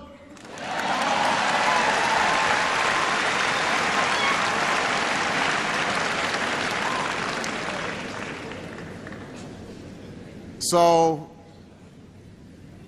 Kenya will not succeed if it treats women and girls as second-class citizens. I want to be very clear about that. Now, this leads me to the third pillar of progress, and that's choosing a future of peace and reconciliation. There are real threats out there. President Kenyatta and I spent a lot of time discussing the serious threat from al-Shabaab that Kenya faces. The United States faces similar threats of terrorism. We are grateful for the sacrifices made by Kenyans on the front lines as part of AMISOM. We're proud of the efforts that we're making to strengthen Kenya's capabilities through our new security governance initiative. We're going to stand shoulder to shoulder with you in this fight against terrorism for as long as it takes.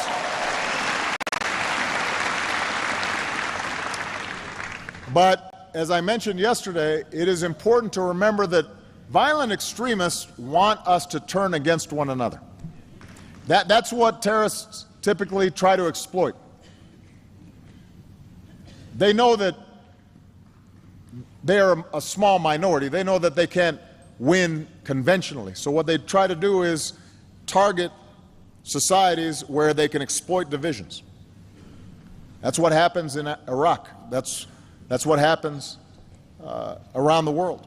That's what happened in Northern Ireland. Terrorists who try to sow chaos, they must be met with force, and they must also be met, though, with a forceful commitment to uphold the rule of law and respect for human rights, and to treat everybody who's peaceful and law-abiding fairly and equally.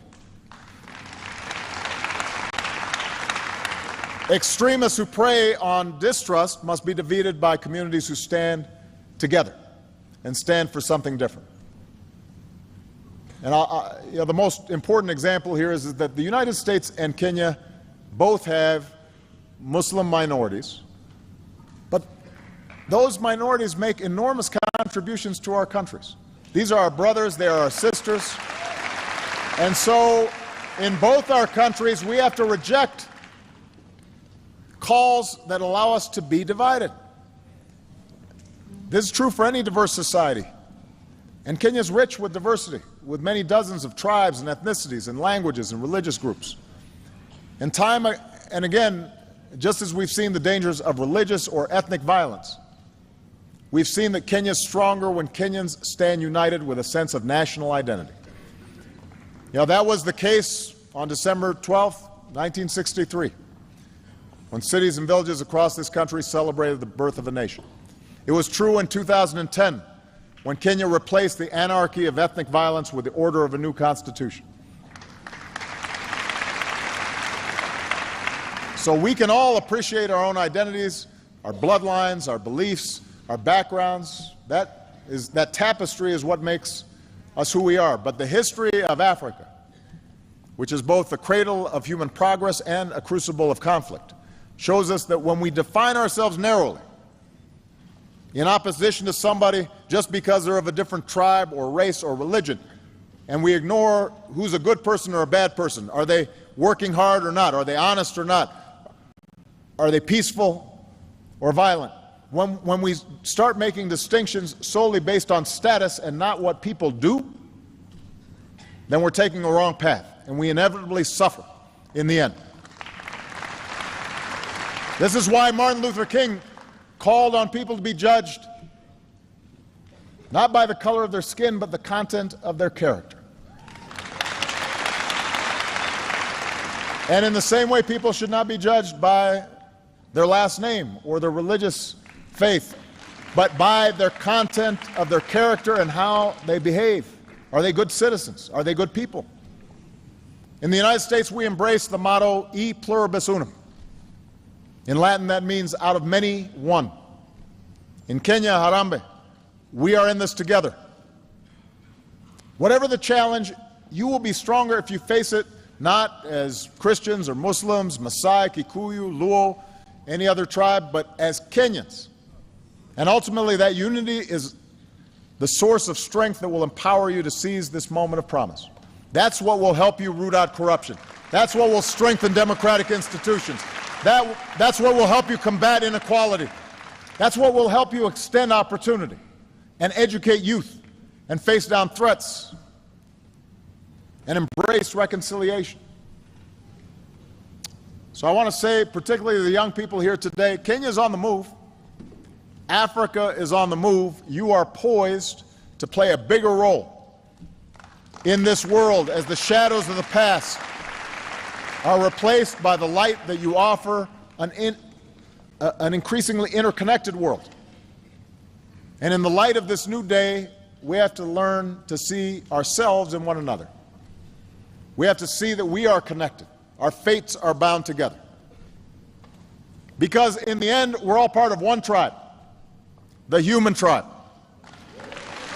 And no matter who we are or where we come from or what we look like or who we love or what God we worship, we're connected. Our fates are bound up with one another. Kenya holds within it all that diversity, and with diversity sometimes comes difficulty. But I look to Kenya's future filled with hope. And I'm hopeful because of you, the people of Kenya, especially the young people. There are some amazing examples of what's going on right now with young people. I'm hopeful because of a young man named Richard Ruto Torosia. Richard helped build Yes, Youth Can. I like the phrase, yes, youth can.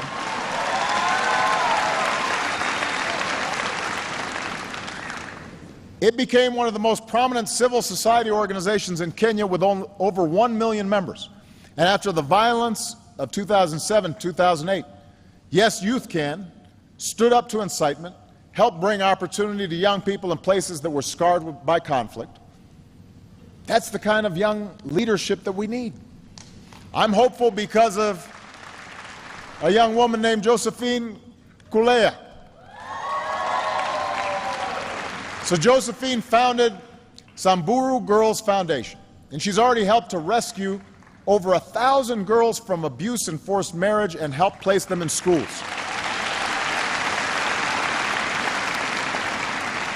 A member of the Samburu tribe herself, she's personally planned rescue missions to help girls as young as 6 years old. And she explains that the longer a girl is in school, everything for her income, for her family, for this country, everything changes. She gives me hope. I'm hopeful because of a young woman named Jamila Abbas. So Jamila founded M-Farm, which is a mobile platform that is already used by over 14,000 people across Kenya. M-Farm makes it easy for farmers to get information that lets them match their crops with what the market demands. And studies show that it can help farmers double their sales. So here's what Jamila said. I love Kenya because you feel you are home anywhere you go. Home anywhere you go. That's the Kenya that welcomed me nearly 30 years ago as a young man. You helped make me feel at home. And standing here today as President of the United States, when I think about those young people and all the young people in attendance here, you still make me feel at home. And I'm confident that your future is going to be written across this country and across this continent by young people like you. Young men and women who don't have to struggle under a colonial power, who don't have to look overseas to realize your dreams. Yes, you can realize your dreams right here, right now. We have not inherited this land from our forebears. We have borrowed it from our children. So now's the time for us to do the hard work of living up to that inheritance, of building a Kenya where the inherent dignity of every person is respected and protected, and there's no limit to what a child can achieve. I am here to tell you that the United States of America will be a partner for you every step of the way. God bless you. Thank you. Asante sana.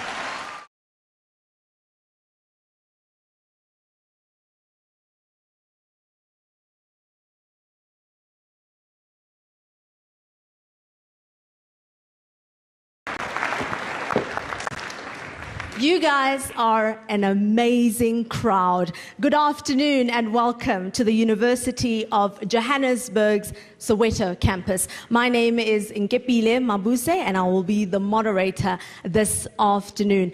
I really do hope that the strong significance and symbolism of what is happening here in Soweto today does not escape you. There really are no two occasions in recent time that have had a more profound impact on the African people than when Nelson Mandela walked out of prison, a free man, in 1990, and of course, the election of Barack Obama in 2008. Now, these two men are politicians, and their legacies will be judged by history. But there's absolutely no doubt that these two developments in history have had a profound impact on the African continent. They have brought hope in Africa and also began the process of restoring pride and dignity in the African people. Now, as I speak to you, and as you all know, President Nelson Mandela is lying in hospital, critically ill. The euphoria that engulfed this continent when President Obama was elected is fading. But in this room, look around you, is Africa's brand new hope. These young people are doing amazing things in their communities. They have already been identified as leaders, and leaders who are committed to serving others and not themselves. Exactly 37 years ago this month, young school children here in Soweto braved apartheid bullets fighting for freedom. It's no coincidence that a new generation of young people is here today. And like the 76 generation, they refuse to conform, but are inspired to transform their world. When President Obama launched the Young African Leaders Initiative in 2010, he described them as the Africa that is overlooked. Well, at this moment, the world can see and hear you. President Obama will come here, address you, and then engage you. We will take a question here in South Africa before we cross to Kenya, Uganda, and then Lagos, Nigeria. When the president selects you, please be proud. Introduce yourselves and ask a short, sharp, smart question. As a fellow African, I really want to thank you from the bottom of my heart for keeping hope alive in Africa. Please join me in welcoming on stage the 44th President of the United States of America, Barack Obama.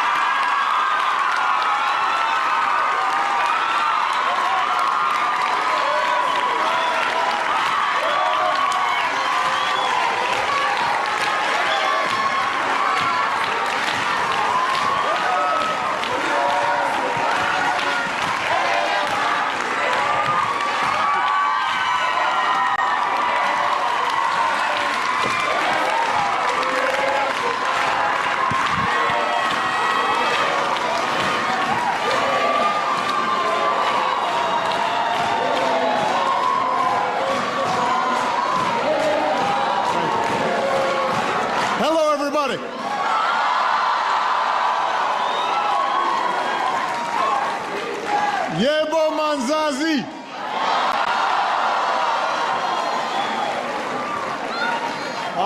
It is wonderful to be back in South Africa. Everybody have a seat. Everybody have a seat. Relax. Yeah, I'm excited too. It is wonderful to be here with all these extraordinary young people, young people from across this magnificent country, but also from all across the continent. And I want to give special thanks and special welcome to those who are watching from Nigeria and Uganda and Kenya, a country obviously very close to my heart. You know, when I travel around the world, this is one of my favorite things to do, meeting and talking with young men and women like you. And our format today, this town hall, is a long-standing tradition in America, and I get asked all sorts of things. I remember one event, a person asked a question that's often on a lot of people's minds when I show up, where's Michelle? Sometimes people ask me, you seem to have gotten so old since you were elected. What happened? So this format can be a little humbling, but it energizes me because it gives me a chance to hear from you directly, what you're thinking, what you care about, what your vision is. And I'm making this trip to Africa because I believe this is a region on the move. Even as this continent faces great challenges, and they are great, and we can't paper over them or pretend that those challenges don't exist. Even as too many Africans still endure tremendous hardship and great injustice, there is, as the song says, a new Africa, more prosperous, more confident, taking its place on the world stage. And one of the reasons is because of your generation. And it's fitting that we've gathered here, in Joburg, in Soweto, because here we learn that history is in our hands. Not far from here, in Orlando West, two young men came of age who would transform this nation and inspire the world. Nelson Mandela and Desmond Tutu. And President Mandela once said that during all those years in that cell, it was his home here in Soweto, that small red brick house, that was what he called the center point of my world. And obviously, he's on our minds today. And we join the people of the world in sending our prayers to Madiba and his family because he still inspires us all. Now, not far from here, on a June morning, young students gathered in peaceful protest for the right to be taught in their own language, for the right to be treated like human beings. And after all the police bullets, after the smoke cleared, the world was shocked by that image, protesters holding the body of a young boy, Hector Peterson. And what a powerful tribute it is to Hector's sacrifice and to all who struggled that we can gather here today in a free South Africa, at a university that serves all South Africans. And I know the story of Soweto inspires you in your lives, but keep in mind it inspired me too. The uprising here helped open my mind to a broader world and to our responsibilities to choose between fairness and injustice, between right and wrong. And as a senator, during my first visit to South Africa, I was able to go to Hector Peterson's memorial and pay tribute to an African boy who moved the world.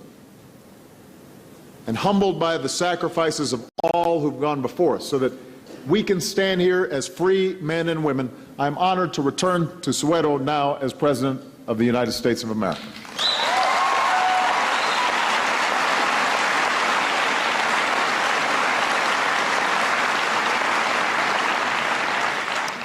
Now, tomorrow I'll be down in Cape Town at the University of Cape Town, and I'll speak about the future that we can build together, Africans and Americans.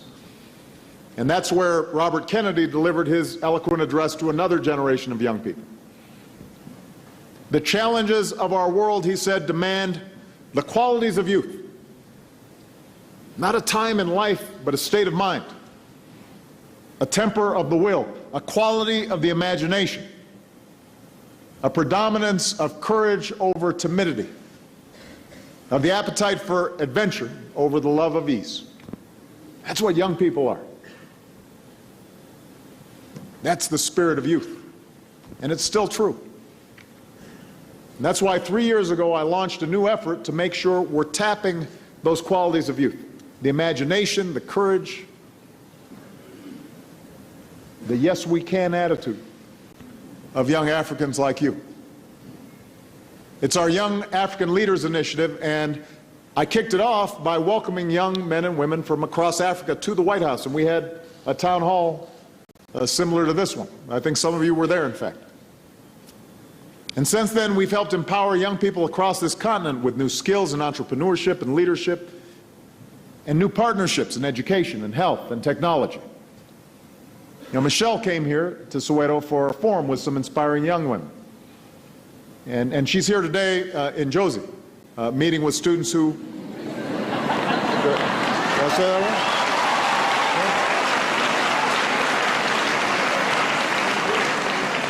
right? Meeting with students who, like you, are going to determine the future of your countries. So today, I'm proud to announce a significant expansion of this initiative. We're launching a new program that's going to give thousands of promising young Africans, like you, the opportunity to come to the United States and develop your skills at some of our best colleges and universities.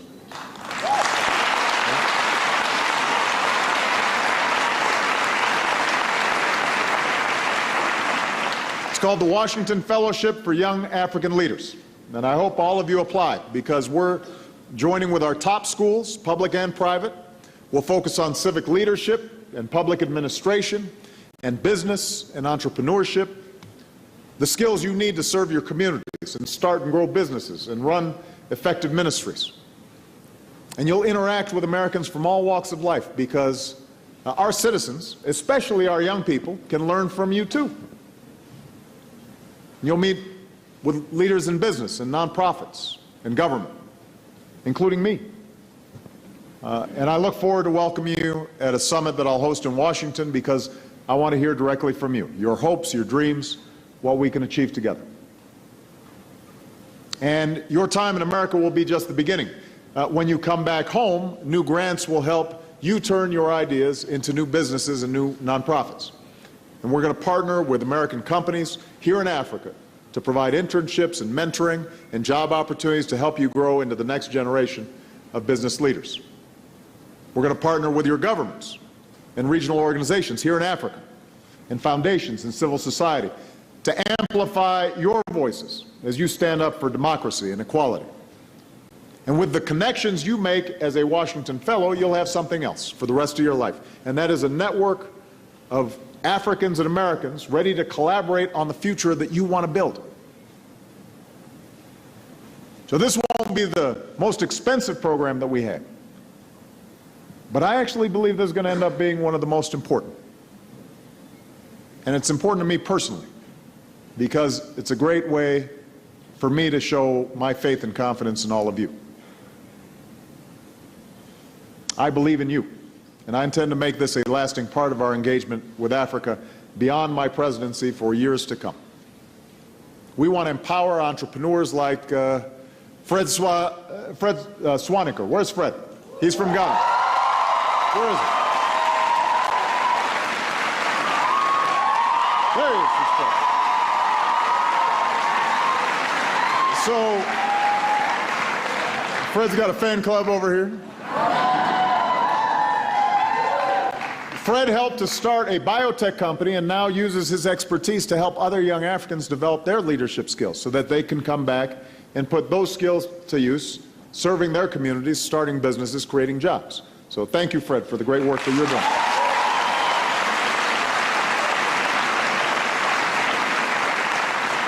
We want to empower citizens like Khadija Patel. Where's Khadija? Where's Khadija? So, Khadija is a fearless journalist here in South Africa. She's reported on Sudan and Mali and the Democratic Republic of Congo. She's exposed the roots of conflict. She's challenged leaders as a voice for peace and justice. So we're very proud of the work that you do, Khadija. Thank you.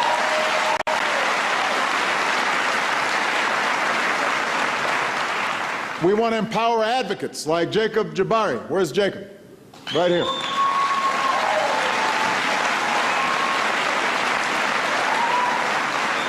So here in South Africa, Jacob decided he was not going to hide the fact that he was HIV positive. He embraced it. He became a counselor. He helps guide others because he says the key to saving lives and slowing the spread of AIDS is an honest approach, and that takes great courage. Thank you, Jacob.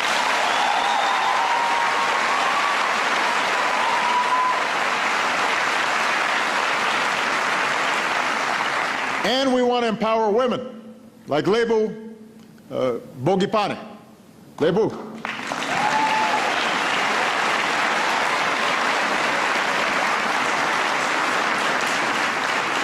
You know, growing up, Lebo endured domestic abuse and violence, which led to homelessness and hunger.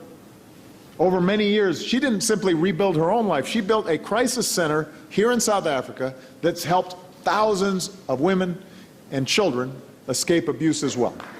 What a great legacy. Thank you, Lebo.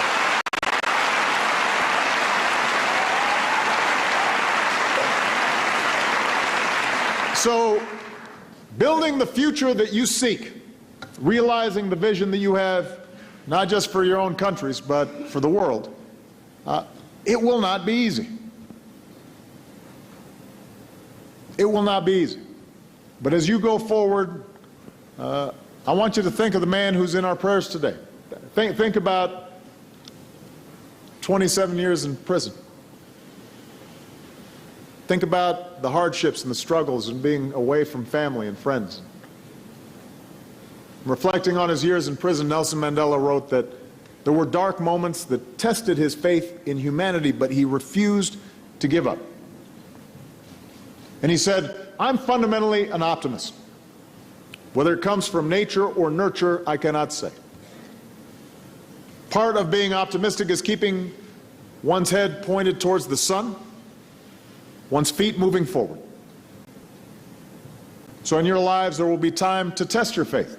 But no matter how old you grow, I say to all of you today, don't lose those qualities of youth. Your imagination, your optimism, your idealism. Because the future of this continent is in your hands. And if you keep your head pointed towards the sun and you keep your feet moving forward, I promise you will have no better friend and partner than the United States of America." Thank you very much, everybody. Thank you. Thank you.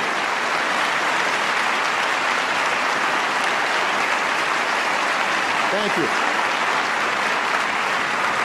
So now I get to do what I really want to do, which is to hear from you. So why don't we open up for questions, and I understand that we've got somebody from South Africa here, perhaps. Yes, the plan is to get somebody here in Soweto before we move across to other parts of the continent. Okay. The choice is yours, Mr. President. Well, this is a good-looking group. Let me. I'm going to call on this young lady right here. Introduce yourself. Good afternoon, President Obama. My name is Musa. I'm an attorney, and I'm passionate about telecoms in Africa. My question is, the African Growth and Opportunities Act, the term expires in 2015, and I understand that there's a bill which provides for an extension to 2019. Do you think this bill will be passed? And if it isn't passed, what do you think the impact will be on small states in Africa that are benefiting, such as Lesotho and Togo? It's a great question. By the way, what kind of law are you practicing? Oh, right now I actually do cross-border African work. Excellent. Yeah, M&A work. Fantastic.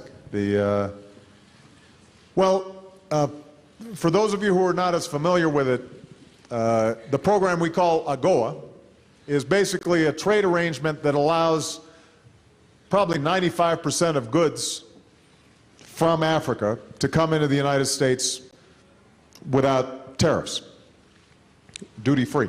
And as a consequence, it obviously gives African exports a greater advantage. And the whole idea is that, historically, if you look at the relationship between Africa and the rest of the global market, dating back to colonial days, The idea was somehow that raw materials get sent somewhere else, they get produced somewhere else or refined somewhere else. Sometimes they're sold back to Africa, but the jobs, the value, the profits are all someplace else. And we graduated from those colonial times to the idea of aid, which continues to be critically important. There are parts of Africa where right now people just need food, or right now people just need medicine. And it is the obligation of wealthier nations to help deliver that food or that medicine. But everywhere I go in Africa, what's very clear is people want to break out of a dependency trap. The idea is not that Africa somehow should be the ward of some other country. What we need is an Africa that is building, manufacturing, creating value, inventing, and then sending those products around the world and receiving products in return in fair terms of trade. And if we do that, then there's no reason why Africa cannot succeed. So part of what I'm trying to highlight during this trip is the enormous opportunities for an Africa that is intimately integrated into the world market. I want small and medium-sized businesses and entrepreneurs and startups here in Africa to see their potential not just in the local market, but to be able to sell goods and services all around the world, and to bring those profits back to Africa and reinvest in Africa and hire Africans. And so as part of that, we want to make sure that the United States is a critical trading partner. And by the way, we're not doing it out of charity. We're doing it because if Africa is doing well, then now we've got a market of people who want to buy more iPads and Boeing airplanes and all the good stuff that we sell, right? And Africa, by the way, is the youngest continent, which means that demographically, this is going to be a larger and larger share of the world market. So specifically in terms of AGOA, you're right. The current AGOA structure expires in 2015. It is my hope that we get it renewed. Now, what I mentioned to President Zuma today, and I said this at a press conference, is that we will have to engage in some negotiations to find ways to both improve what we're currently doing, but also to reflect on the fact that South Africa is becoming more and more successful.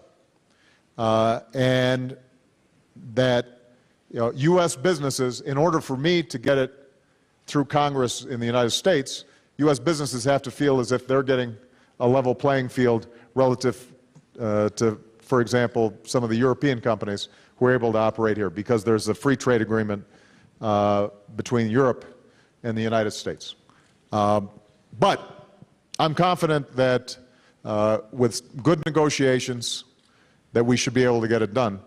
The broader point I want to make, though, is that the future is going to be in creating value here in Africa and making sure then that, like Southeast Asia and China and Turkey and all these other places around the world, that everybody is starting to see the benefits of global trade patterns. And Africa cannot just be a source of raw materials for somebody else. It has to be a source of the kinds of products and services and imagination that is going to be the future of the 21st century. All right? Thank you. So,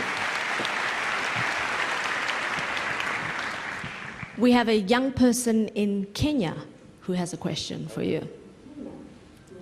Kenya, you ready? There we go. Kenya, you ready? There we go. Kenya, you ready? Indeed. Thank you, South Africa. You are watching us, broadcasting to you live from Nairobi here in Kenya's capital. And indeed, I'm joined by 8 young Kenyans who have come in from 5 different counties within the country. Quite excited. I think I speak for all of them when I say that indeed it's an honor to be able to engage with you, Mr. President, directly during this program. And I'll just get right to it and give an opportunity for one of the Kenyans who is with me here in studio to be able to ask a question to you, Mr. President. Margaret, you have the floor now. Thank you, Catherine. Jambo, habari yako, Bwana President. We are honored to be with you live today this afternoon from Nairobi, Kenya. Our question to you really is, given the recent shift of trade ties of Kenya to the east, how does this impact on American foreign policy towards Kenya? And does the ICC indictment of our president and his deputy prevent the U.S. from engaging with Kenya both politically and economically? In addition, Mr. President, many Kenyan youth would like to know what are your thoughts and plans on youth empowerment and the devolved structure of governance to Kenya. Thank you. Now, Mr. President, as you prepare to respond to that question, I'm sure you're alive to the fact that there has been a lot of speculation in the Kenyan media and also in the social media over your reasons for not visiting Kenya on your second tour of Africa. Maybe if you recall in an interview that you did have with this channel, that is way back on 1st of June 2010, you did promise that during your tenure as President of the United States of America, you will be touring Kenya. Well, will you still keep your word on that?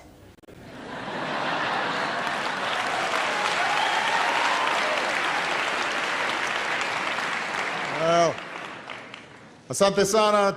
It's wonderful to see all of you.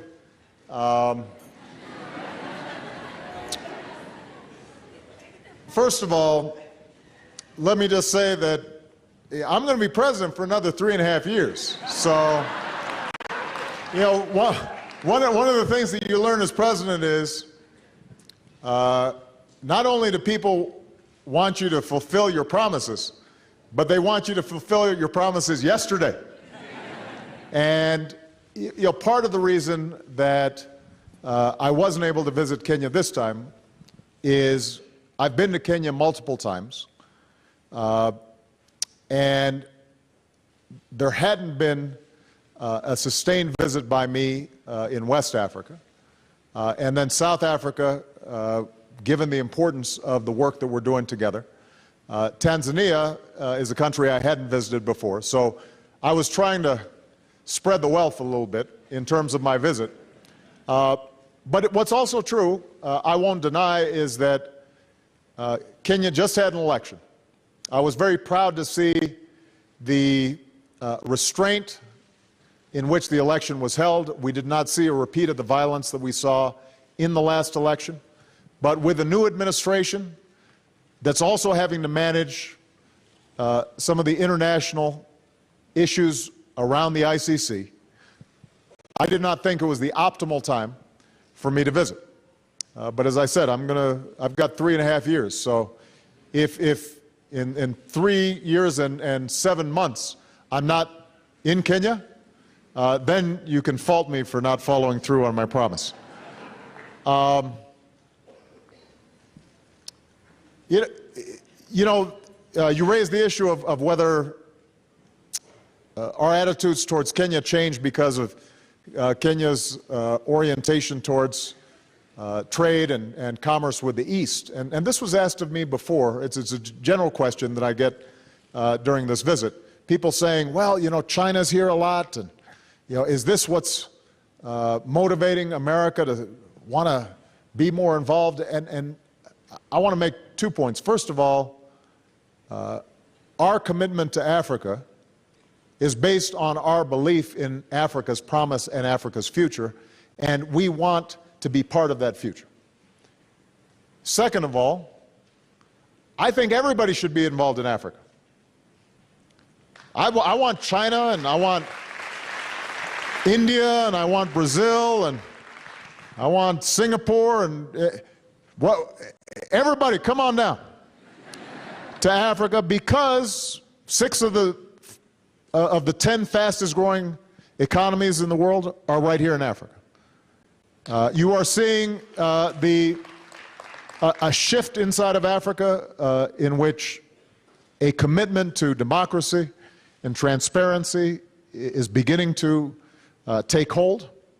I just visited Senegal, where President Sall has embarked on a reform agenda, including, by the way, shortening his term from 7 years to 5 years. And a belief that, for example, members who join the government need to disclose their assets, just basic measures that can help to root out corruption. And so when you start seeing these changes, everybody should be excited about wanting to do business here in Africa and doing business with Kenya. Now, what I said during a press conference today, I want to repeat, which is I want to make sure that as countries come to Africa, that it's benefiting Africans. So if somebody's building a road here in Africa, make sure they're hiring some Africans. If there's going to be manufacturing taking place of raw materials, locate some of those plants here in Africa. And so I do want to make sure that whoever you're dealing with, and as you enter into government and business, whoever you're dealing with, making sure that you're getting a good deal that's benefiting the people here and can help to spur on broad-based development. And hopefully that's the kind of relationship that you'll be able to develop with the United States of America. And that's the kind of relationship I want Kenya to have with every country on earth. We're in a global economy with a global supply chain. And I don't want Africa to continually just be at the bottom of the supply chain. You produce the raw materials, sold cheap, and then all the way up the chain, somebody else is making the money and creating the jobs and the value. So part of what your generation's challenge will be is making sure that, first of all, you have a transparent, accountable, non-corrupt, open government, because economic development is not going to happen in the absence of that kind of certainty. That's what businesses want. They don't want to have to pay a bribe just to get phone lines installed in their business. They don't want to have to hire somebody's cousin just to open a business. And we have to be honest about it. In a lot of countries, that's still the case. And that discourages investment. And then, as you move into positions of power, I want to make sure that you're negotiating a good deal with these other countries. Now, it's got to be realistic. It's got to be based on what assets do you bring to bear. And initially, at least in some countries and in some regions and parts of Africa, you're looking at a certain type of manufacturing or a certain type of industry that may not be very capital intensive, for example, because there may not be as much capital initially to invest. So it may start at a smaller scale, but continually upgrading and improving the prospects for Africa, I think, will require that kind of tough, hard-headed negotiations. But I want every country to be here. Last point on Kenya, I already made this for all countries. Yes, I want young people to be involved in holding their governments accountable. Now, there is a lot of variety here in Africa in terms of quality of governance. And I don't want to reinforce for the American press that are here this attitude that Africa is just one big, piece of land on the map, right? So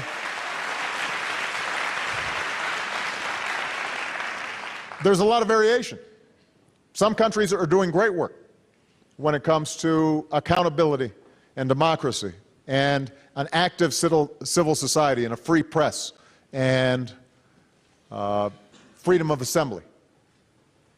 And some countries are not doing as well. But what's exciting right now is you're starting to see more and more a norm a standard take hold in Africa. And young people, I think especially, have high expectations about how government should function, and it should function for the public good, not for the benefit of just a few. And people should be able to speak their mind, and they should be able to organize without fear of retribution. And they should be able to cast a ballot without problem. And South Africa, I think, has been a great model. This is one of the greatest legacies of Nelson Mandela, is to show that through a commitment to the Constitution and rule of law and equal treatment for all people, that a country can prosper despite a tragic history. And the same should be true in Kenya, which is why I was heartened that the process of the last election at least did not result in chaos. And that should be true for every country. And President Zuma said something important today at the press conference, and I'm going to see what we can do to work with them. The African Union, I think, is trying to create sort of a peer review system so that it's not just the United States coming in and lecturing some African country that's not observing democracy. It's fellow Africans who are saying, what are you doing? You know, why are you suppressing your people? Why are you throwing political dissidents in jail? Why are you blocking people's ability to organize new political parties? And when peers are organizing in that fashion, then slowly standards get raised and new norms are established. And all of you can be at the forefront of that. So, thank you, Kenya. Thank you. We are going to stay in East Africa and take a question from Kampala, Uganda. Fantastic. Hello from Kampala in Uganda, the Pearl of Africa, as we're known. I am Nancy Kachingira, a news presenter with NTV Uganda. And Uganda is a very youthful nation. More than half of our population is actually under the age of 15. I'm here today with a group of vibrant and dynamic young people. And as you can see, they are very excited to be addressing President Obama today and asking him a question. Now, I've had the chance to interact with the young people here today, and they're all great young leaders in their own right. And they all have different backgrounds and different experiences. But I found that one of the things they do have in common is their passion for a better Uganda and for a better Africa. Mr. President, one of them is now going to ask you a question on behalf of the rest of the group. Hello, Mr. President. It's an honor. My name is Irene Ikomo, and my question comes on behalf of everyone seated here with me. Unfortunately, it's also regarding trade. Mr. President, as young Ugandan leaders, we are looking to the world for equal business partners and commitments, and not necessarily aid. We are not looking for donors. And yet, Mr. President, the policy you've just described right now seems to emphasize help coming in from the US, but emphasizing offering jobs and employment within the countries that they come into. As young leaders, Mr. President, we want to do the businesses at home and be the ones to own our home markets. So how do you, Mr. President, plan on assisting us in reframing the US policy to achieve this vision? Well,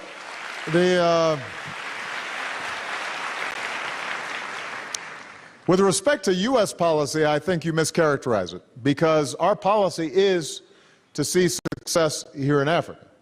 Now, there's no doubt that U.S. businesses also want to sell into Africa, because as President of the United States, I want to create some jobs in Africa as well. But my attitude is that the more successful African entrepreneurs are, then the more they're going to be purchasing and interested in purchasing U.S. goods. And conversely, when the economy in the United States is doing strong, then we're going to buy more from Africa. And everybody's standards of living can rise. But as you heard me say earlier, I completely agree with you that we want more investment and value creation here in Africa. Now, one thing we haven't spoken about which I think is critical, is inter-African trade. You know, all too often it's easier to export, say, tea and coffee from East Africa or flowers from East Africa to Europe than it is to export it someplace else in Africa. And part of that is the legacy of colonialism, an orientation out of Africa rather than internal to Africa. Part of it is a lack of basic infrastructure. So port facilities, trains, rail, roads. And so one of the things that we're going to be very interested in is working with the African Union as well as various regional organizations to find ways that we can start linking up markets inside of Africa.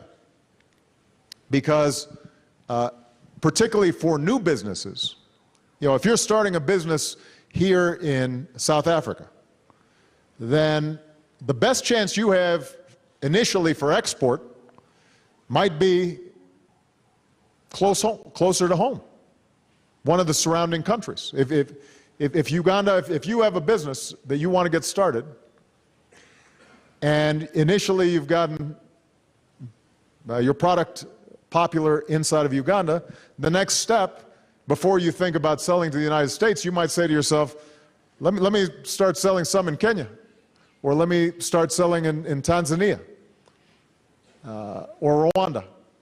And so part of what we have to do is to find additional ways in which Africans can also trade with each other.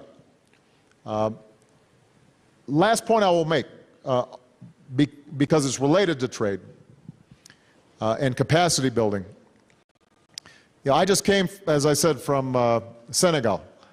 And one of the things that we were featuring was our Feed the Future program and a food security alliance that we're creating here in Africa. And we've already got 9 countries to join, and Senegal just determined that it was going to join as well. But we've already helped 7 million small farmers in Africa to pool their resources, access lower credit, link themselves together as one producer group so that they can market and sell more effectively. And we've seen those farmers increase their yields and their sales by 10, 20, 30, in some cases 50 or 100%. I met with a young woman farmer who had started off with 1 hectare, now has 16. She has been able to achieve enough growth that she's now bought a tractor. She's hired 8 people. Now, that's not what we ordinarily think of as business or entrepreneurship. But if you think about the number of Africans who are involved in agriculture and giving them the tools where suddenly they're getting better prices for their food, their crops, they've got access to a marketplace, they now are getting enough credit to be able to mechanize their operations.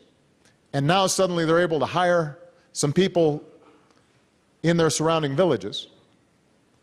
You've just suddenly seen a small business grow. And the next step may be then they start doing some small food processing. And next thing you know, now they're suddenly supplying these processed foods to a school. And next thing you know, they're supplying those processed foods to the whole country. And so not every business is going to be an internet business, an app. You know, I mean, I know that's where the young people are all, man, I'm just going to create an app.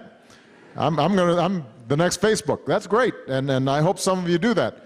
But when we think of development of Africa as a whole, especially if we're thinking about broad-based development, then part of what we have to recognize is that a huge number of people inside of Africa are still in the agricultural sector, and the work that we're doing is trying to create capacity for those small farmers who are essentially small entrepreneurs from being to be successful, because if they've got more money in their pockets, now they can afford to buy your app. All right? So thank you very much for the question, Uganda. Appreciate it.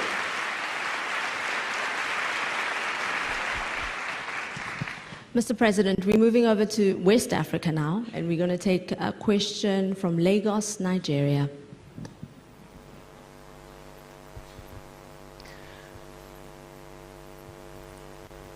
Well, welcome, Mr. President, to Lagos, Nigeria, home to perhaps Africa's biggest youth population. I'm Maokwe Ogun for Channels Television here. And here with me in the studio are a selection of some of Nigeria's brightest and best. And I must tell you, Mr. President, they're mostly women, so you better be careful around them. And they say they're on the march and they have their question ready. Over now to you, Aisha. Good afternoon, Mr. President. My name is Aisha Maina, and I represent 7 other people here. In acknowledging our challenges and our responsibility as the young leaders of Nigeria to accept our challenges and make the difference, we would like to thank you for your support to Nigeria and Africa as a whole. The largest resource in Nigeria is our human capital, and we would like to ask a two-pronged question. The first is, how can the United States deepen its investment in deploying technology that would develop our vast human capital as well as the education of her youth? My second question is two-pronged, sorry, Mr. President. Considering how long the war on terror has been on for, would you say that we are winning the war on terror, seeing that there are new terrorist groups developing in Africa, one of which is in Nigeria? Thank you. Well, those are both great questions. Thank you. And before I answer the question, I just want to be clear. I am surrounded by opinionated women in my house all day long. So I've got good practice dealing with strong women. Yeah, you guys haven't met Michelle, but you've probably seen her on TV. She's not shy. And Malia and Sasha, they're just taken right up after her. So every night at dinner, I'm surrounded. In terms of human capital and young people, I think there is no doubt that the most important investment any country can make, not just an African country, any country can make, is educating its youth and providing them the skills they need to compete in a highly technological, advanced world economy. Countries that do not do that well will not succeed. Countries that excel at training their young people are going to succeed, because these days businesses can go anywhere. And one of the key criteria for any business is, where can I find outstanding workers? Where can I find outstanding people to manage a plant or manage my sales force?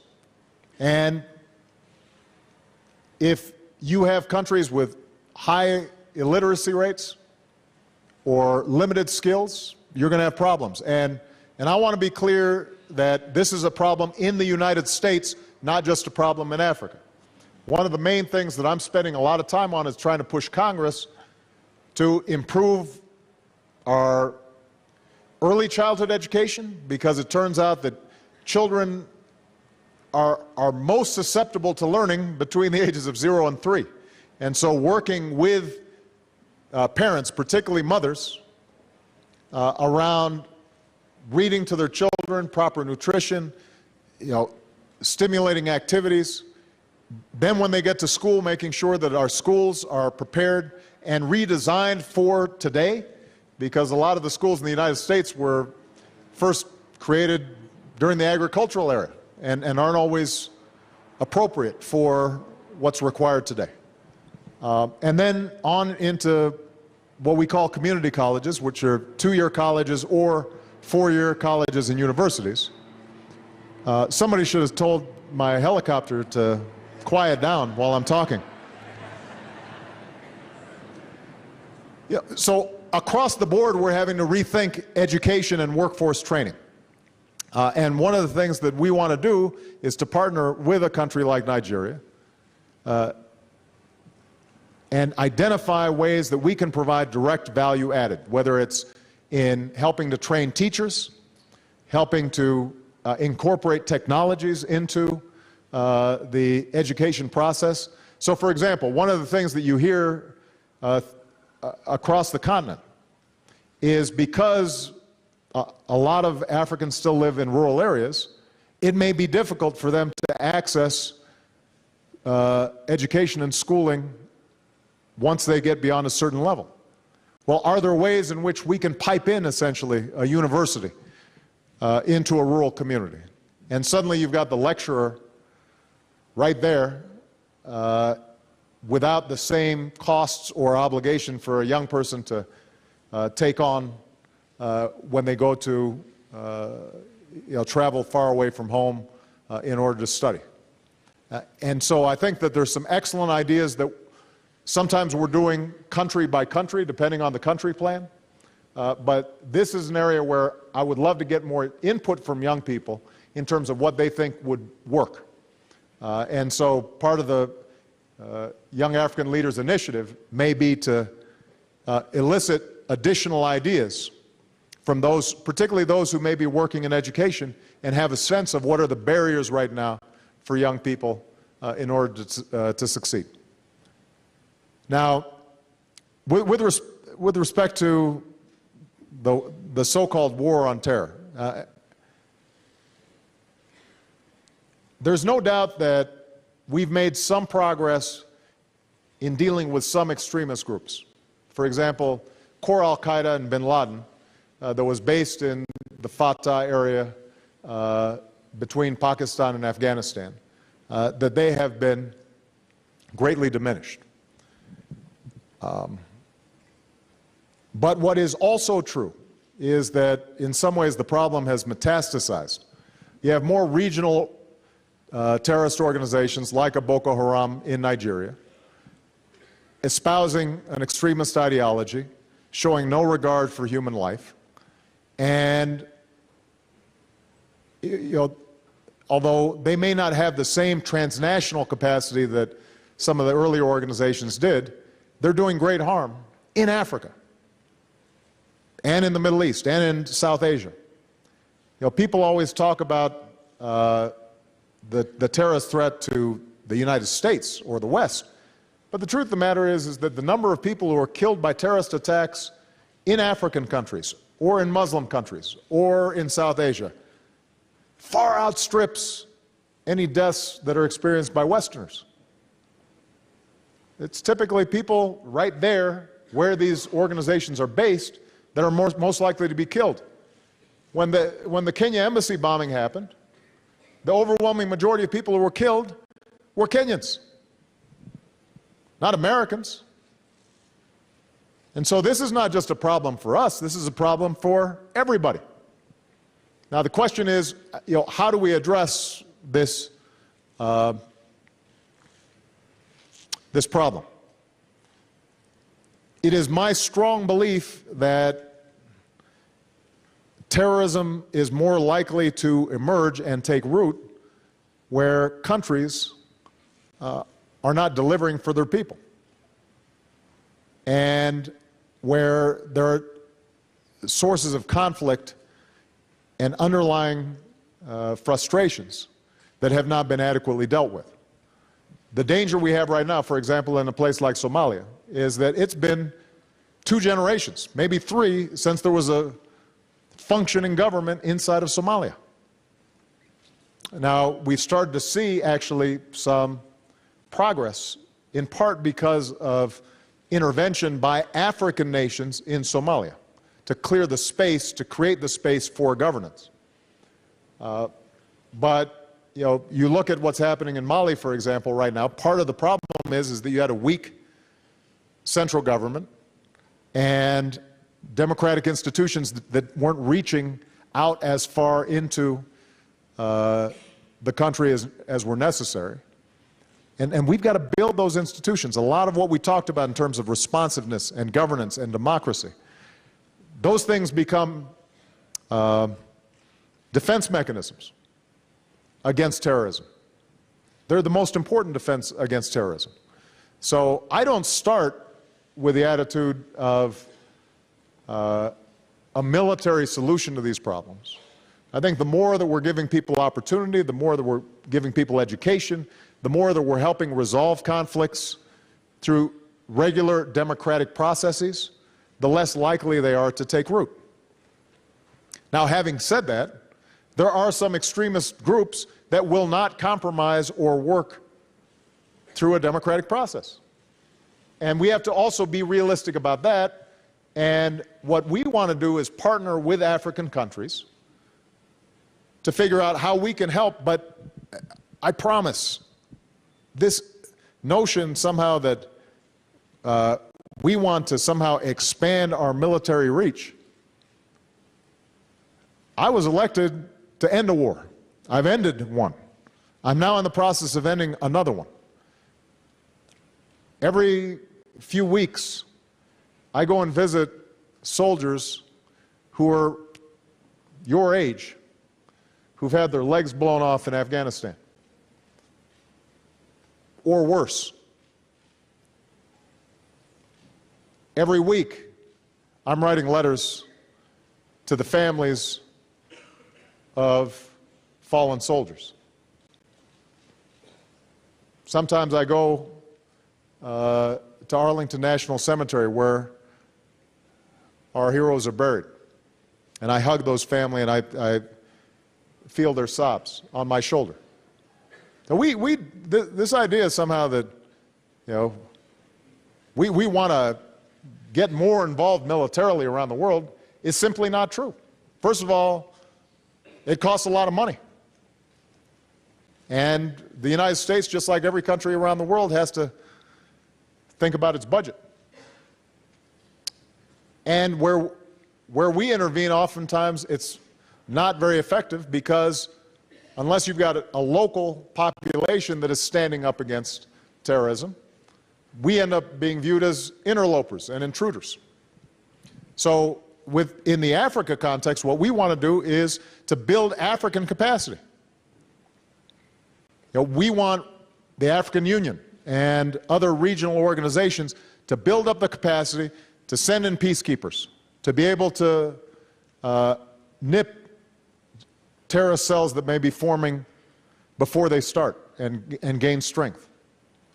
And we can provide advice and training, and in some cases equipment, but we would love nothing more than for Africa, collectively, to say no to extremism, say no to terrorism, to say no to sectarianism, which in the case of Boko Haram, for example, is an example of essentially a religious rationale for this kind of violence. And the United States to be able to step back and worry about selling iPads and planes. That's what we would like to do. But what we won't do is just stand by if our embassy is being attacked or our people are in vulnerable situations.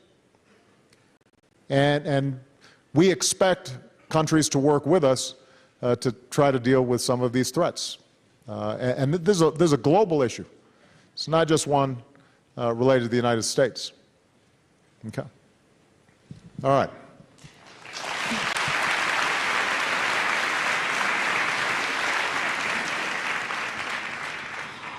We have time to take one last question from Soweto. If it's a really short question, I'll give a short answer and we'll get two in.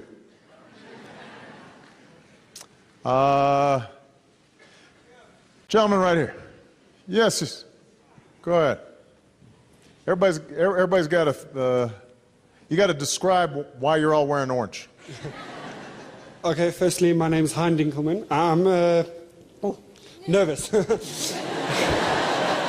I'm a student at GJ. Honest student. Also studied education. You said education people should stand up. My question is, we've got a lot of barriers in this country, and one of those barriers is the amount of students in our classes versus a single person. And what I find it difficult is, how does that one person stand up and control, in some cases, we've just come back from training, some some cases 90 to 100 kids in one class. It's difficult enough to carry 40 in my class. How do you carry those 90? I find it very difficult, and try to make an impact in their lives. Good. I think that's a great question. First of all, I think it's wonderful that you're going into education. Very proud of you.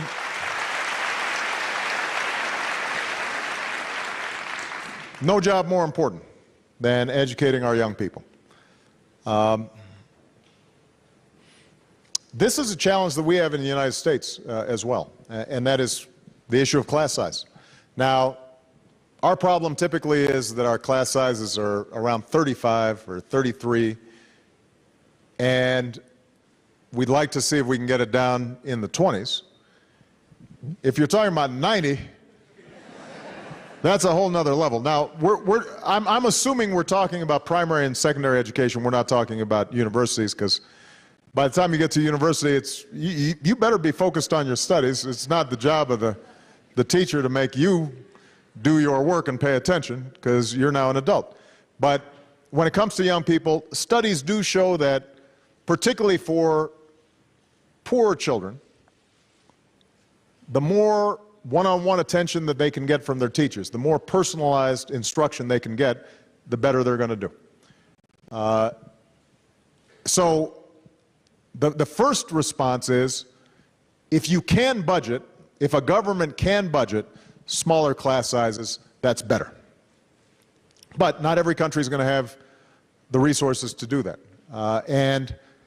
One of the things that we're starting to see in the United States is how can you effectively use, for example, teachers' assistants in a class who may not be fully certified teachers, but can break up, let's say, a class of 90 into smaller groups. This is also where technology can also potentially make a difference, because it's conceivable that if you've got some sort of technology, a couple of laptops, that you can leverage one teacher into multiple instruction. The question you raise, though, makes me want to suggest to my team when we leave here that we start taking some of the best practices and some of the things that we're learning in the United States and seeing if there may be some application. We might be able to start some pilot programs here in South Africa to see if we can make an impact there. Good. All right. Last question? One more. All right. All these folks have been so patient in the back, I don't want them to feel neglected. So, all right, this gentleman right here, because he seems very eager, right here. Yes, you right there. Go ahead. But you guys can feel free to stand together if you want, but I'm only going to take a question from one of them. What's your name? My name is Sydney Mukumo. I'm from Limpopo. Thank you. President Obama, I met you in 2006. I was working for the embassy. Excellent. Yes. I'm very much worried about some of United States international, foreign policy, especially on environment. President Obama, today I want you to tell these young leaders about the foreign policy of United States in environment. On the environment? Yes, because South Africa is facing the same problem. Whatever is happening in America, it's affecting us. Good. Please tell this is your children. Tell us today. Yes. Just like people who are protesting outside, there are people who are crying. And then now you must address them. Okay, let's go. And then tell them outside what is happening. Make it clear, and then when you go back, you'll have a safe trip. Thank you very much, President. I'm ready. I'm ready. I'm ready.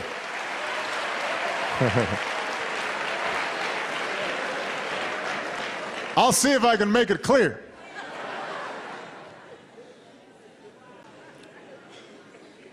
U.S. environmental policy is something that I care deeply about. Some of you know I grew up in Hawaii, one of the most beautiful places on earth, and as a child I was just taught to treasure what the earth gives us and to make sure that we leave it for the next generation.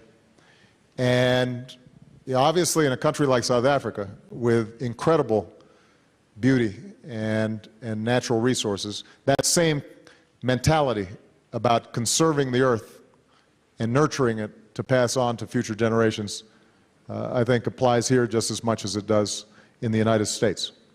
The biggest challenge we have environmentally, and it is an international challenge that we cannot solve alone, is the issue of climate change. There are other issues, dirty water, dirty air, but the truth is that we've made enormous progress over the last several years, over the last several decades in the United States. And if you come to the United States, environmental quality is pretty good.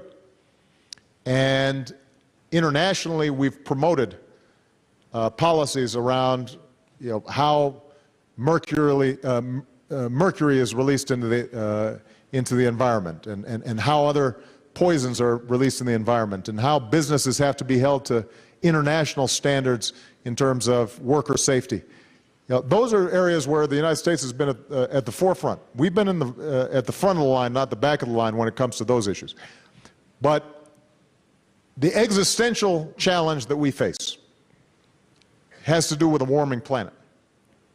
And your generation is the one that's going to be most severely affected.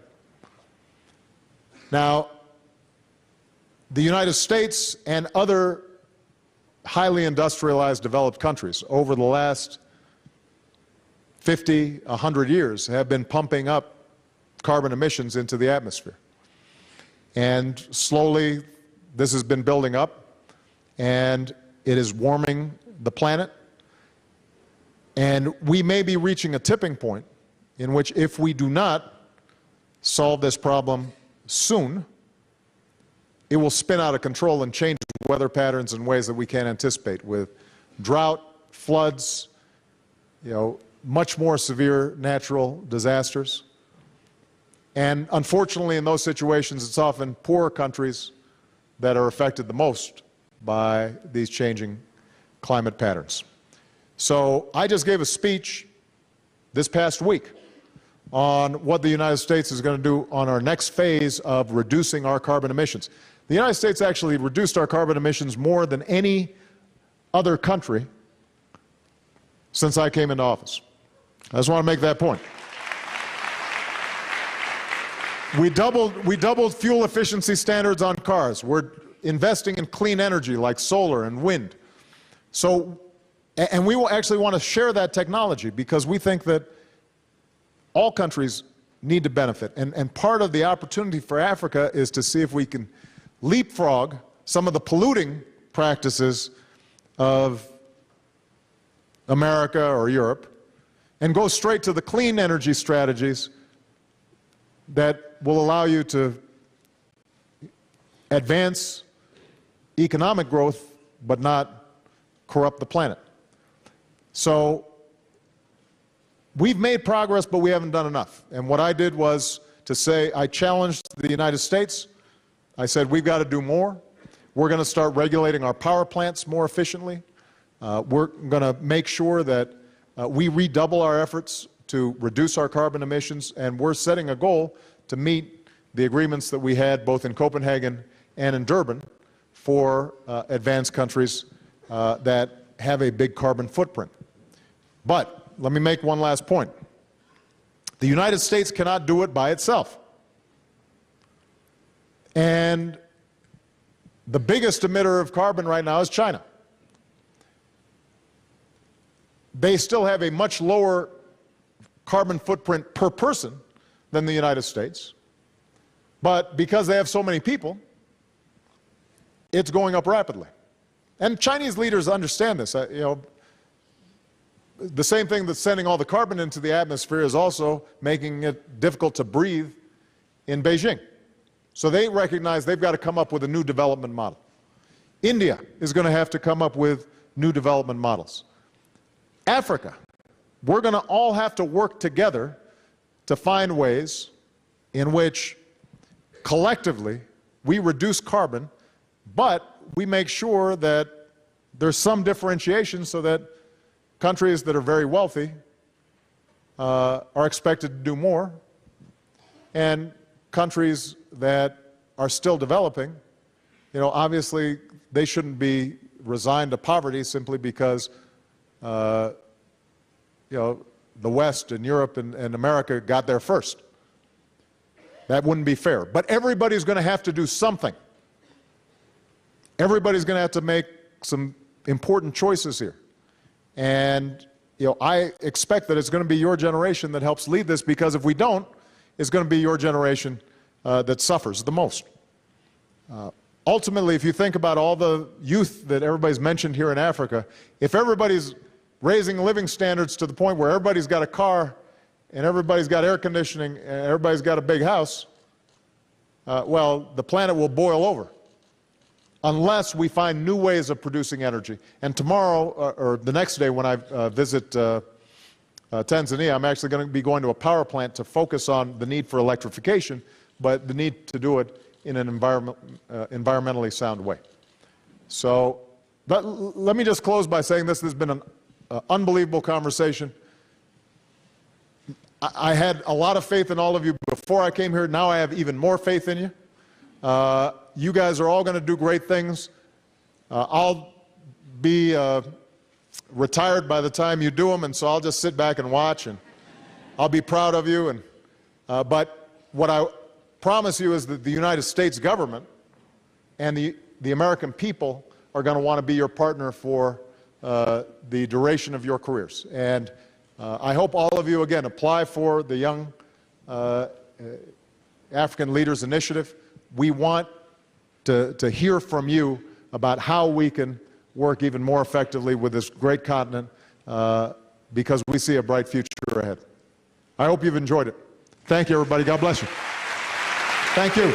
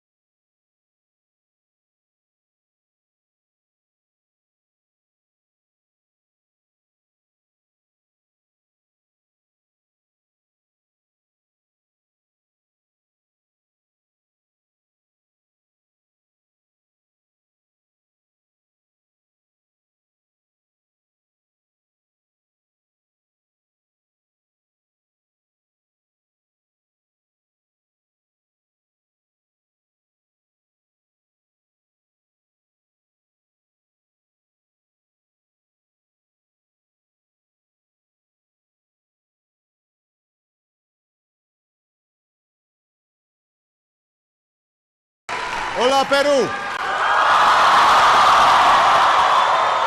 Asu. Muchas gracias. Thank you so much. Thank you. Everybody, please have a seat. Thank you, Cynthia, for your kind words and your great work here in Peru in bringing people together across generations to meet challenges. Please give Cynthia a big round of applause for the great introduction.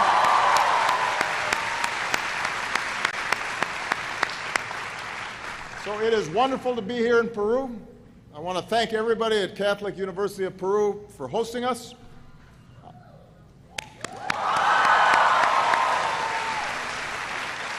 I want to thank the government and the people of this beautiful country for your hospitality. I love you too. Thank you.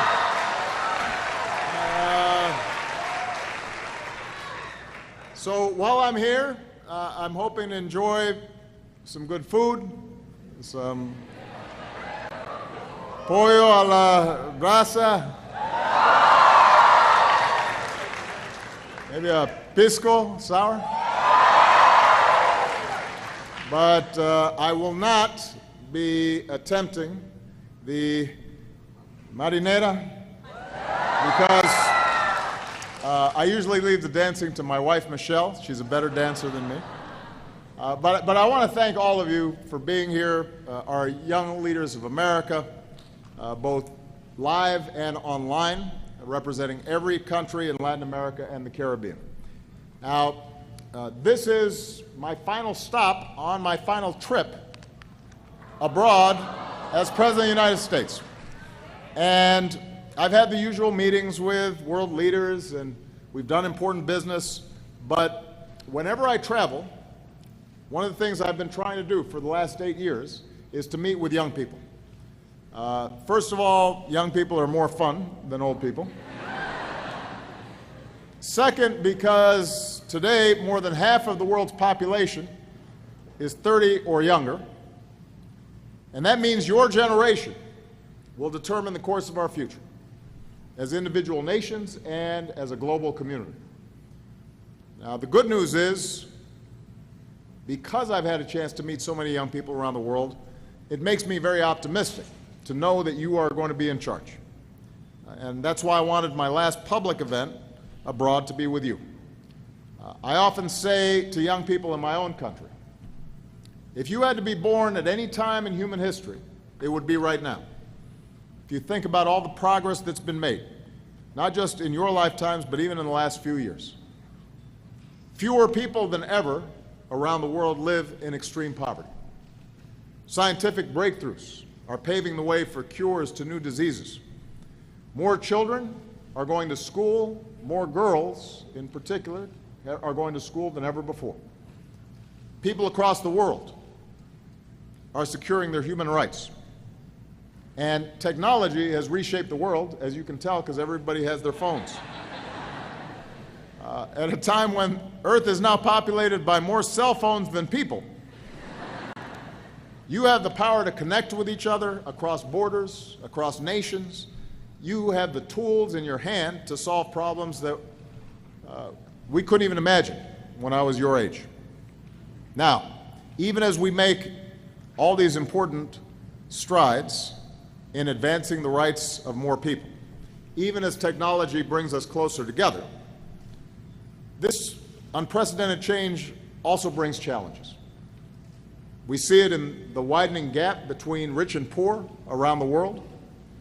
We see it in the forces of extremism and division that too often tear communities apart. So the question for all of us is, how can we make sure that in this rapidly changing world, nobody's left behind, and that all of us are stronger and more prosperous? So over the last 8 years as president, I've worked to strengthen our relationship with the Americas. We're more than just neighbors. We're linked by trade and culture and family and values. Our students study in each other's countries. Our businesses sell goods across borders. Our tourists travel back and forth. And we've moved beyond many of the old arguments to create a new vision for the future, one that your generation which is liberated from old ways of thinking, can lead. During my presidency, the United States recommitted itself to the region in partnership with your countries based on mutual interest and mutual respect. We increased trade, we stood up for democracy and human rights, fought against corruption and organized crime.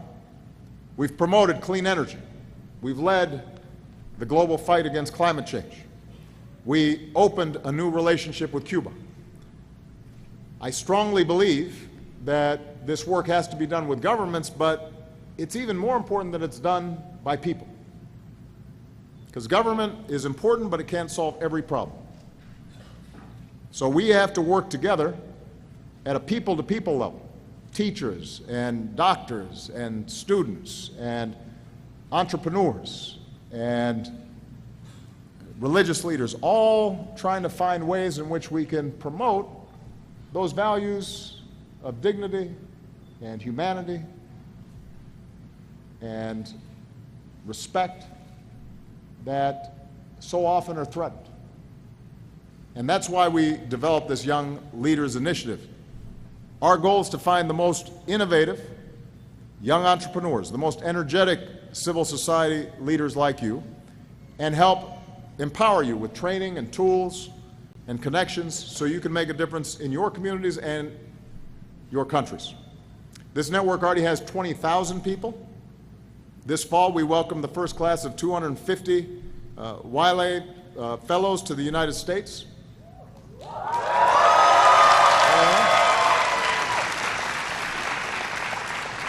This is just 100 of them. They're from every country across the Americas. We want to help.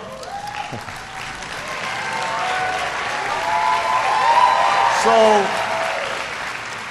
we want to help this generation with grants, seed funding, skills training. Today I'm announcing the launch of the Latin American and Caribbean Civil Society Innovation Initiative Hub, which is a way to virtually connect civil society organizations across the region so you can learn from each other, share your good work, support each other. We're investing $40 million in the talents and entrepreneurship of young people across the Caribbean to help start your own businesses and ventures. We're opening what we call the Global Innovation Exchange so that you can showcase your new business or enterprise to people around the world. And that way you can connect and hopefully get resources that you otherwise didn't have. And we're moving ahead with more educational partnerships, like the 100,000 strong in the Americas. By the end of the decade, we want 100,000 U.S. students studying in the Americas and 100,000 students from the Americas studying in the United States.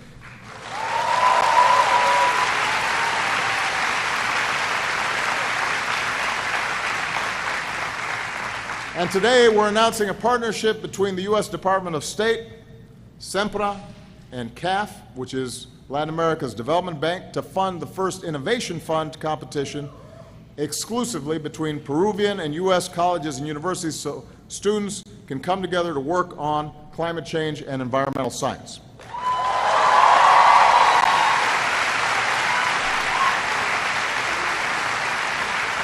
So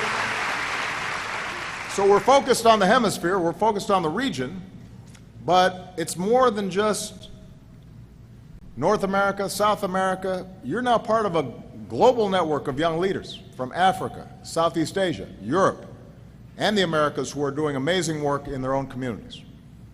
And while my time as U.S. President's coming to an end, this network is just beginning. It's never been more important. We need you to stay connected, work together, learn from each other, so we can build that next generation of leadership who can take on challenges like climate change and poverty, can help grow our economies, make sure that women get opportunity, make sure that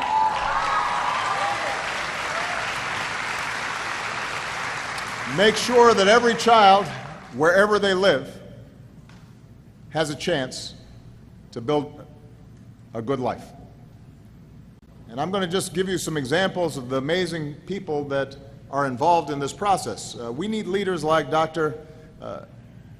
Valerie Moise.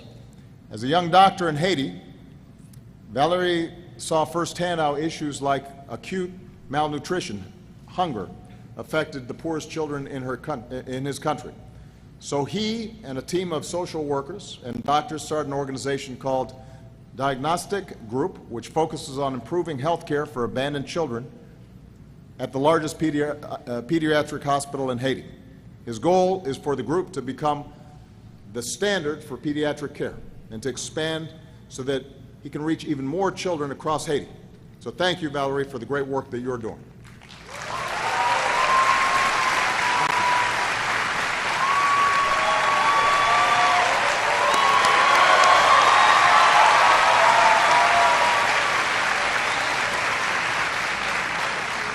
We need leaders like Abigail Lonk of Guyana. Abigail, are you here? So,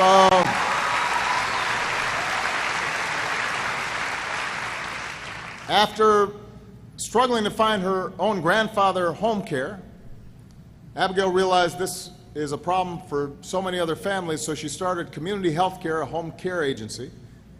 She started out as a service to help families take care of their loved ones, but now as a social movement that also provides training and job opportunities for young women in the healthcare industry. So thank you, Abigail, for the great work you're doing. And you already heard the great work that Cynthia is doing right here in Peru. Across the world and across the Americas, young people are taking the lead. They're seeing problems, they're seeing injustice, and they are finding ways to take action. And the main message I want you to know is that you have a partner in me, and you have a partner in the United States government. And we are going to work together.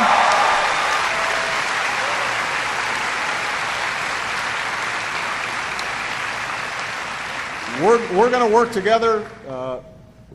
We expect the fellowships to continue, but I want you to know that I will also continue to be involved, even after I'm president, because I want to make sure that we continue to invest in your success. If you succeed, not only do your country succeed, but the world succeeds. And I'm very excited to see all the great things you're going to do in the future. So, muchas gracias. Let's take some questions. Now we're going to start with some questions. I'm going to take off my jacket because it's a little hot.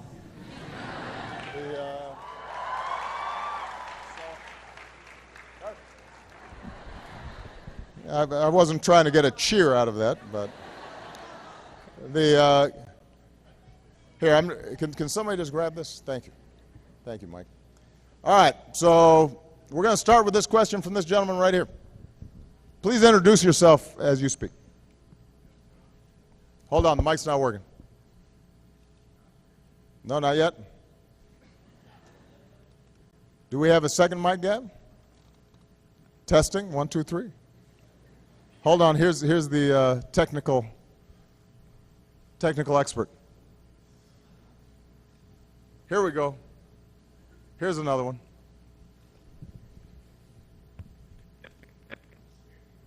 Not yet. Uh-oh. Uh-oh. Here we go. We're going to try this one. One of these is going to work. Testing. Oh, testing. There you go. Hey. Finally. Good afternoon, Mr. President. My name is Luis Santiago. I'm from Caracas, Venezuela. I'm a wildlife fellow. We're working on the first electronic health records platform for Latin America. And I was a proud member of this cohort of wildlife fellows. I'm here to read a question from a wildlife network. There were 200 questions posted on Facebook, but Carlos David Carrasco Muro from Venezuela asks, in Venezuela, there's a debate about what matters most for stability, whether it's peace or democracy. How can we create a world where we do not have to choose between them? Both are important for development. Thank you very much. Well, it's a great question, and it's a timely question because I think that after a decade in which we've seen more and more countries adopt democratic practices, you're now starting to see some of those gains reversed. You're seeing some countries that are going backwards rather than forwards in terms of freedom of the press, in terms of freedom of the internet, terms of respecting political opposition and civil society. And there are those who argue that democracy is incompatible with development because you need order. You need somebody from the top to tell people what to do in order to achieve. And I would just suggest that you look at the evidence over the last 20, 30, 40 years. Those countries that pursue democracy, that pursue transparency, where their leaders are held accountable, those are the countries that are doing best. Those countries that are repressive, that don't respect democracy, that silence critics, they go backwards economically. And it makes sense when you think about it, because in this time that we live in, development is based on knowledge and innovation and education and new thinking and sharing of ideas. It's not based on how much land you have. It's not based on natural resources. It's based on your people. And in a democracy, what we're able to do is people, through the freedom they enjoy, are able to create, start businesses, start organizations, solve problems. And what's also true then is they're able to hold the government accountable. So when the government doesn't deliver for its people, if it engages in corruption, if its policies only benefit a few rather than the many, people can react and respond. And over time, people get better policies from their governments.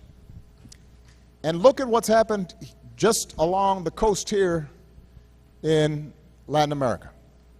You look at Chile, Peru, Colombia, all of them are growing faster, all of them are doing better because of the new openness and democracy that exists in these countries. And what's true here is true around the world. Now, the one thing I have to say, though, is democracy is more than just elections.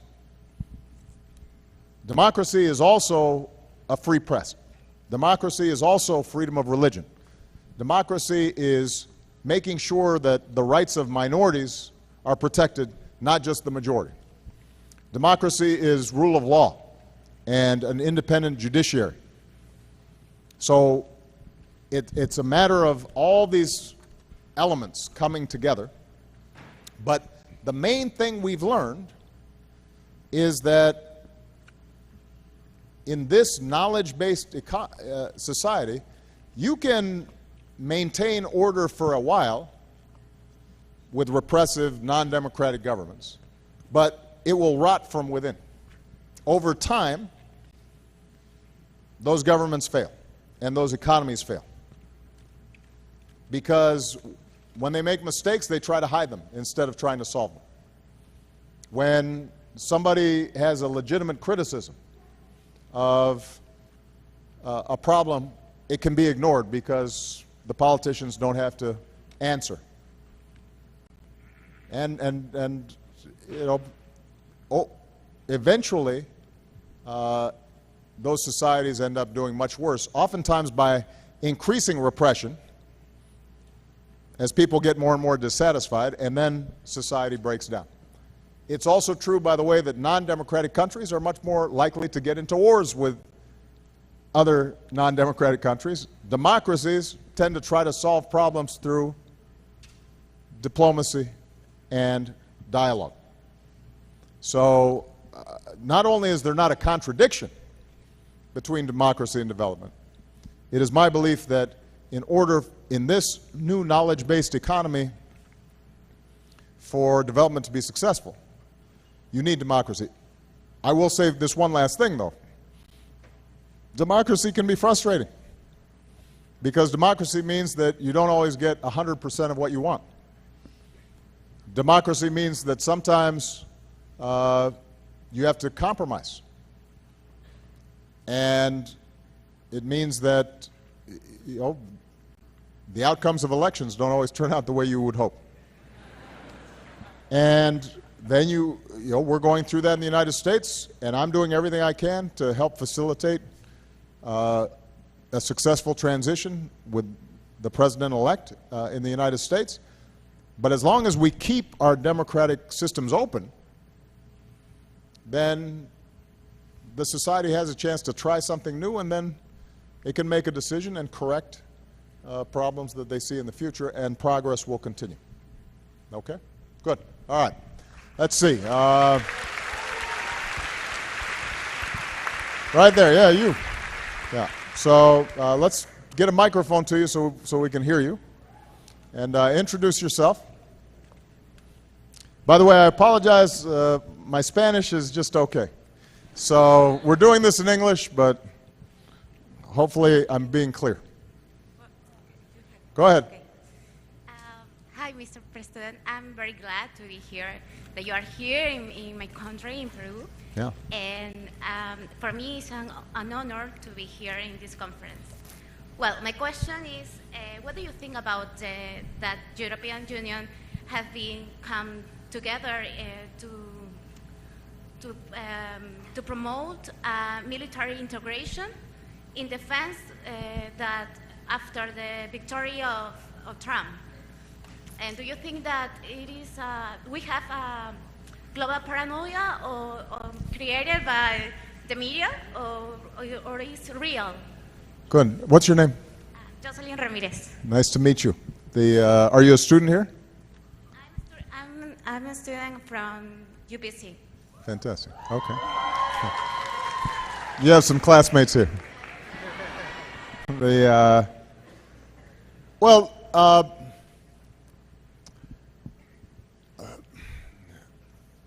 The United States is such a big country that after any election, people are uncertain.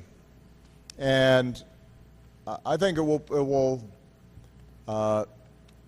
be important for everybody around the world to not make immediate judgments, but give this new president-elect a chance to put their team together, to examine the issues, to determine what their policies will be. Because, as I've always said, how you campaign isn't always the same as how you govern. Sometimes when you're campaigning, you're trying to stir up passions. When you govern, you actually have reality in front of you, and you have to figure out, how do I make this work?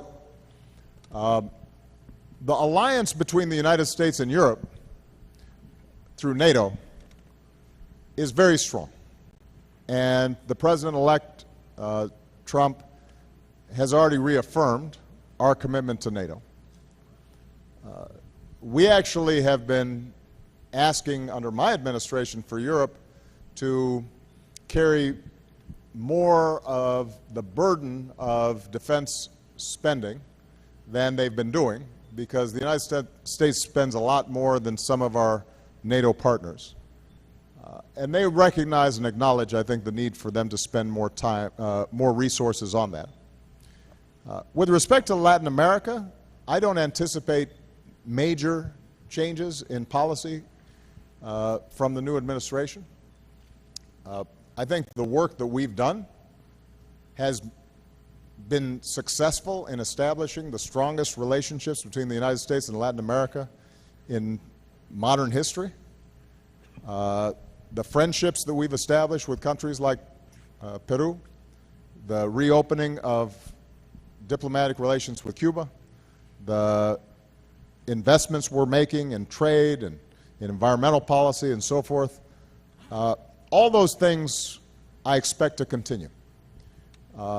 There are going to be tensions that arise, probably around trade more than anything else, because the president-elect campaigned on looking at every trade policy and potentially reversing some of those policies. But once they look at how it's working, I think they'll determine that it's actually good both for the United States and our trading partners. There may need to be modifications. I've called for modifications in certain elements of our trading policy. When we established the U.S.-Peru free trade agreement, one of the requirements was for Peru to strengthen its protection of labor rights, workers' rights. And we did that in part because with all of our trading partners, we don't want to be disadvantaged because we're dealing with labor that has no rights and so gets the lowest wages and can be exploited. But we did it also because that will help lift the wages and benefits and protections that workers here in Peru enjoy. Because ultimately that's good for everybody. One of the things I really believe is that when you pay workers well, when ordinary people are getting a decent wage and decent benefits and decent protections, then they have more money in their pockets, and then they go out and they spend that money, which is good for business, and everybody is better off.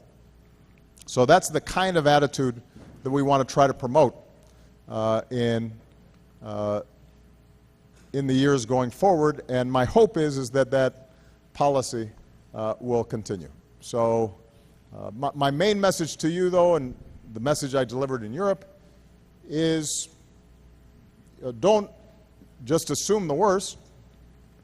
Wait until the administration's in place, it's actually putting its policies together, and then you can make your judgments as to whether or not it's consistent with the international community's interest in living in peace and prosperity together. Okay? Good. All right. Oh. Okay, so what I'm doing is I'm going boy, girl, so that everybody gets a fair chance. Okay. This gentleman right here in the purple shirt.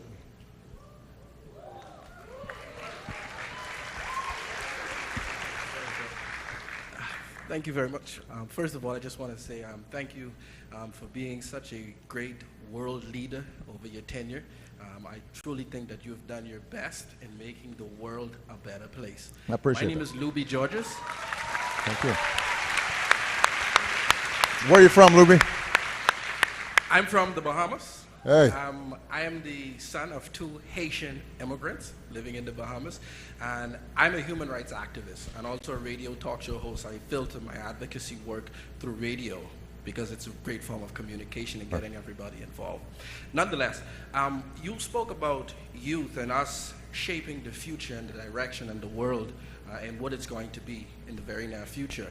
But I'll give you a quick example of what I experienced and then a question that can apply to all of us here as young people. As a person being born to Haitian parents, immigrants in the Bahamas, there is a certain perception on you not being a native. And governments have fed on that over time. And so the average individual that you would come into contact with, they would see you in a certain light. And so the opportunities to assist and to help your country then are diminished. For example, I'm trying to bridge the gap between Haitians and Bahamians in the Bahamas, but government officials and other individuals, they would have said, well, you're fighting for Haitians to take over the Bahamas. When it's not that, I just want Bahamians and Haitians to live in peace in the Bahamas. And so if you had the opportunity to have all of our prime ministers and presidents in one room, and you had one word of advice that you could have given those leaders in regards to young people and especially millennials, what would you say to those leaders? Well, I've had that opportunity a number of times. They don't always follow my advice. But to your broader point, look, we live in a world that is smaller than ever before. Because of the internet, because of modern travel, your generation gets ideas and culture and your politics from everywhere. Right? You are listening to everything from Rolling Stones to, Kendrick Lamar to, salsa to, reggaeton to, right? So what is true in music, what's true in food is also true in terms of politics and ideas. And the great thing about young people is that that's made your identities both national but also international. So people here are Peruvian, but you're also people who care about what happens around this continent and around the world. It means that you can be both proud of your Haitian heritage and live in the Bahamas and also be concerned about what happens in Africa or what is happening in Myanmar. That's a good thing. Now, I'll be honest with you, older people sometimes are more threatened than younger people by this convergence. Because, now that I've got gray hair, I see what happens as you get older. You get set in your ways, and you are afraid of things that are new. And oftentimes politicians can feed into that sense that everything's changing so fast, let's go back to our old identities. Identities of race or tribe or nationality. And my main advice, not just to world leaders, but more importantly to citizens around the world, is if you're defining yourself just by what you're not, if you're defining yourself just by the color of your skin or where you were born, then you are not fully appreciating what will give you a strong identity and meaning in your life, and what will lead to prosperity and security for everyone, and that is the values and ideals that we should all promote. That we respect everybody, regardless of what they look like. That we give everybody opportunity, no matter where they were born, whether they were born poor or they were born rich. That we have laws that everybody has to observe, not just laws for one set of people and then a different set of laws for other people. Because the problem with that approach, a very narrow way of thinking about yourself, is that that means almost inevitably you have to be in conflict with somebody else, right? If the most important thing about you is that you are an American, if that's the one thing that defines you, then you may end up being threatened by people from other places when in fact you may have a lot in common and you may miss opportunities. Now, I'm a very proud American, and my job as President of the United States is to look out for American interests. But my argument to the American people has always been the best way for us to look out for American interests is to also care about what's happening in our neighborhood. Because if their house is burning down, eventually my house will burn down. The best way for my daughters to be secure as Americans is to make sure that people in El Salvador or Guatemala are also feeling some security, because if they're not, then eventually that may spill over the borders to us. And some of the challenges that we face today are ones that no single group can solve. You look at something like climate change. That knows no borders. If there's pollution in China, it affects you here in Peru. If we are going to make sure that the oceans don't rise so that suddenly all the streets around Lima are 2 feet underwater, then it's going to require everybody taking the kind of collective action that we talked about in the Paris Agreement. So I think that we should all have the capacity, and governments should reflect this capacity, to be proud of our particular circumstance, be proud that, you know, you're Haitian, be proud that you're in the Bahamas, be proud that you're a young black man, be proud of your particular identity, but also see what you have in common with people who don't look like you or don't come from the same place as you do. Because if we see what we have in common, then we're going to be able to work together, and that's going to be good for all of us. If all we see is differences, then we're automatically going to be in competition. And in order for me to do well, that means I have to put you down, which then makes you want to put me down. And everybody stays down here instead of everybody lifting each other up. It's the most important thing we can do. All right. So it's a woman's turn. Okay. Everybody's pointing at this young lady. All her friends were pointing at her. So she has something very important to say.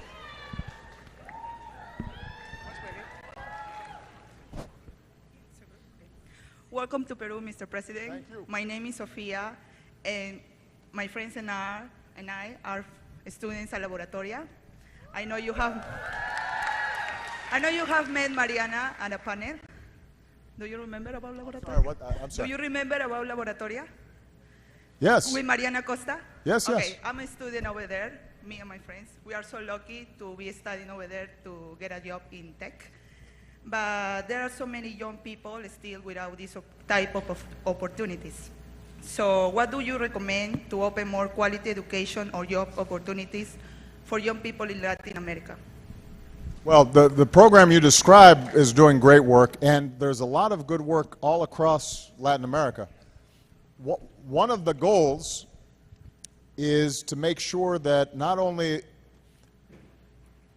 are we providing a great education for people at the youngest ages, you know, basic reading, arithmetic, all those things, but today you also need to have some knowledge of technology.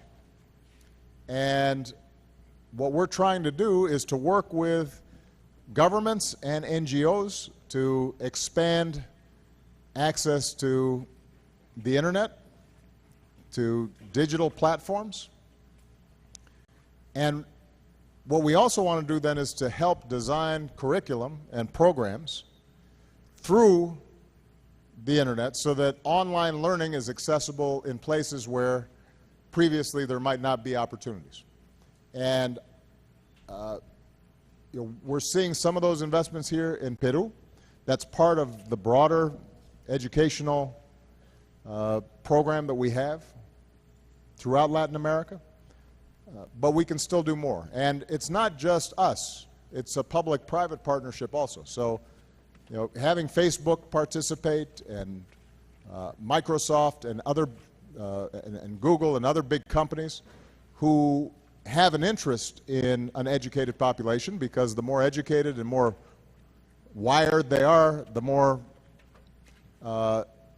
over time customers are using their products and their platforms.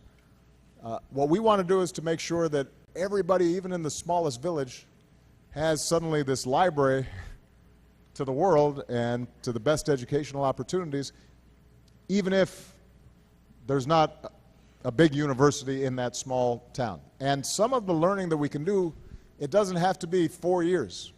Sometimes a 6-week program could teach people coding in computers, and suddenly right away that person has a job, and then they can learn more and ultimately go and get a 4-year education. But oftentimes what you need is just that first step.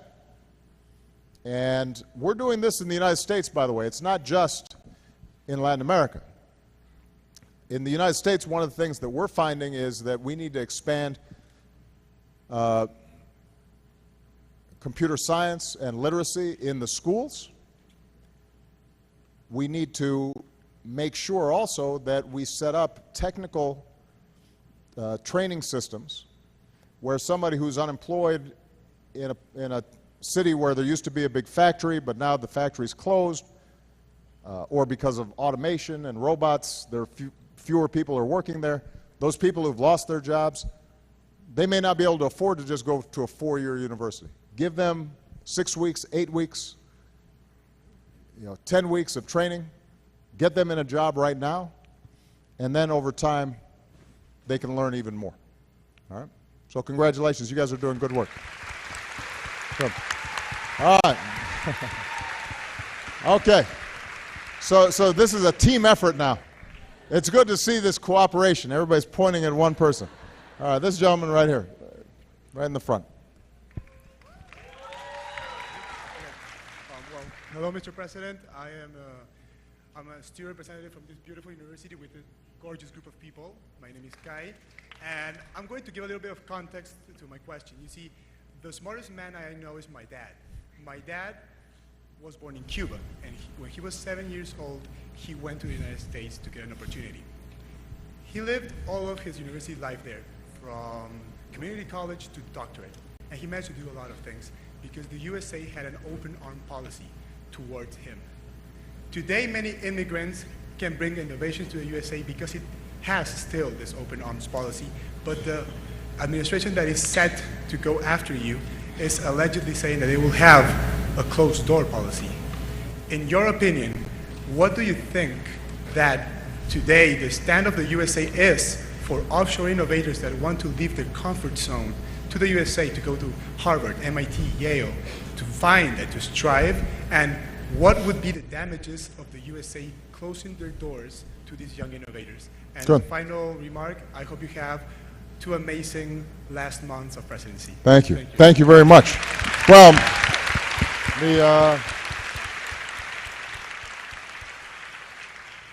well, first of all, I know that your father is very proud that you said he's the smartest man you know. I hope that Malia and Sasha would say the same thing about their father. I don't know. But I'm sure that made him feel good. Look, America's a nation of immigrants. Those of you who visited America, if you walk in an American city, not just New York or Los Angeles, but St. Louis or Indianapolis or Columbus, Ohio, if you walk down the street, you see people that look like they could be from any place. Because the fact is that except for the native American populations, everybody in America came from someplace else. All of us are immigrants. And that's been our greatest strength, because we've been able to attract talent from everywhere. I use this as an example. You notice that the United States did really well in the Olympics. Now, some of that is because we're a big country, we're a wealthy country, so we have all these training facilities, and we can do all kinds of best equipment, and all that's true. But you know what? I mean, China's a bigger country and spends a lot of money also.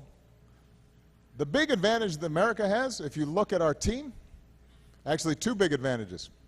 First, we passed something called Title IX many years ago that requires that women get the same opportunities in sports as men do. And that's why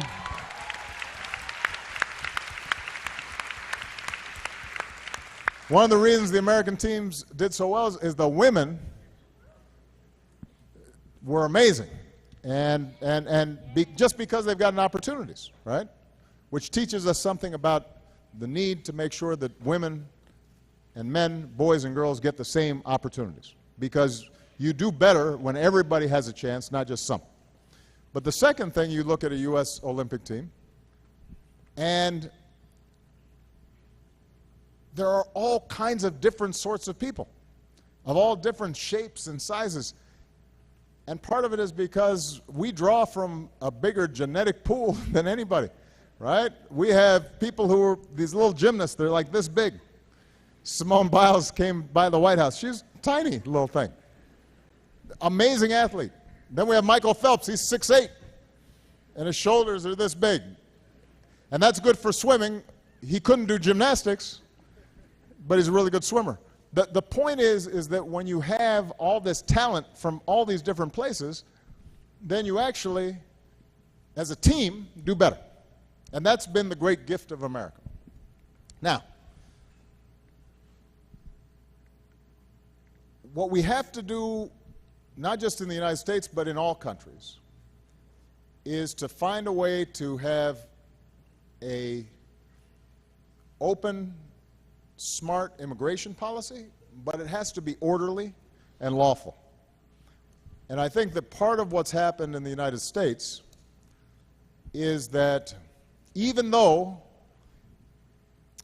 the amount of illegal immigration that is happening has actually gone down while I've been president, the perception is that it has just gone up. Partly this is because it used to be that immigrants primarily stayed in Texas and Arizona and New Mexico border countries or in Florida, and now they're moving into parts of the country that aren't used to seeing immigrants, and it makes people concerned. Who are these people? And are they taking our jobs? And are they taking opportunity and so forth? So my argument has been that no country can have completely open borders, because if they did, then nationality and citizenship wouldn't mean anything.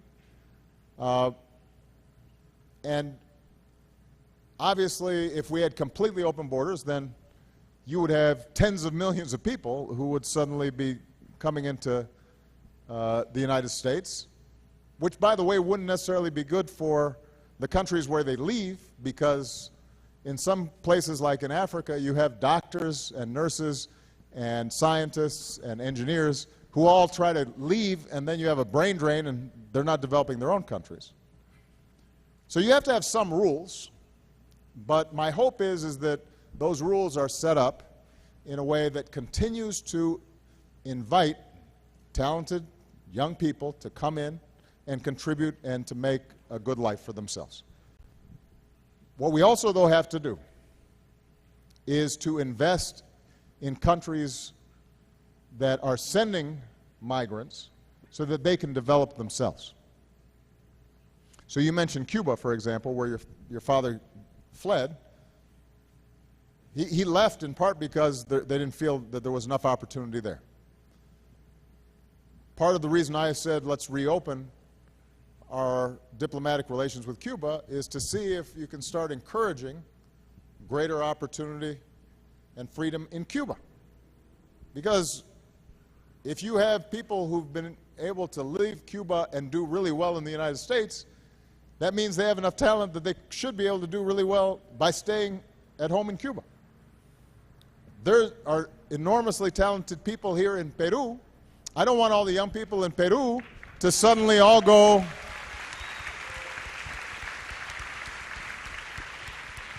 I don't want you to feel as if you have to go to New York in order to be successful. You should be able to be successful right here in Lima, right? So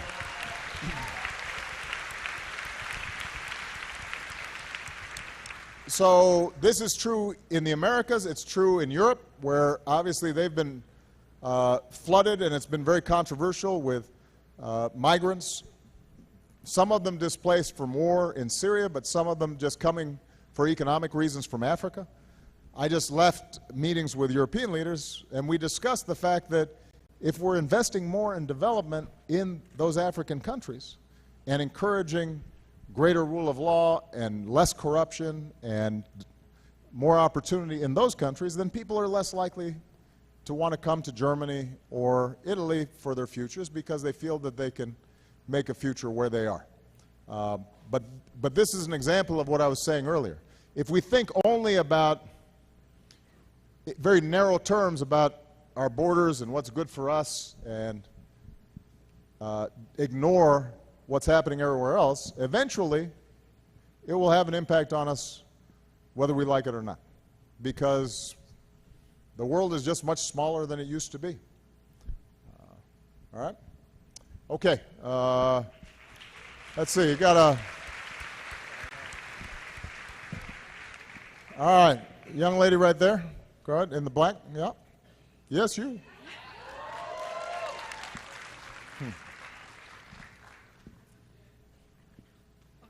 Can you hold it? Okay, thank you. Oh my God. Thank you for this amazing opportunity. More than a question, well, I have to introduce myself first, sorry. Yeah. I'm Jennifer Shell, and I'm from Venezuela. Uh-huh. We already talked a little bit about my country, but I just want to thank you for giving us the women's opportunity to make us feel empowered. Yeah.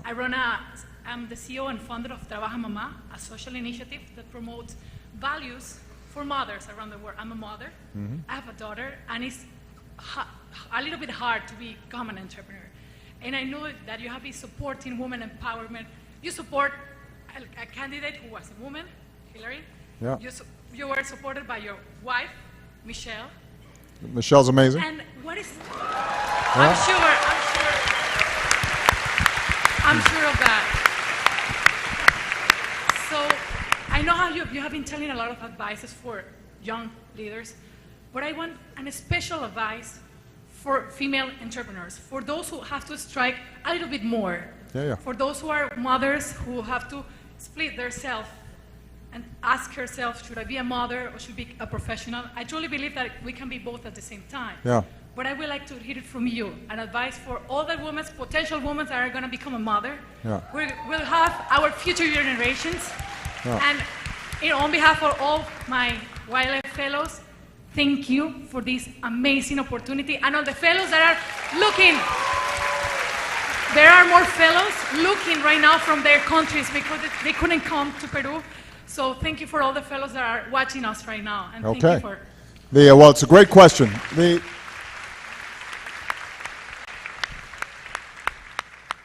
I mean, Michelle probably would have more to say about this because, you know, she's gone through it as a professional woman. But let me offer just a few observations. First of all, the leaders and the men in every country need to understand that the countries that are most successful are going to be the countries that give opportunities to girls and women and not just boys and men.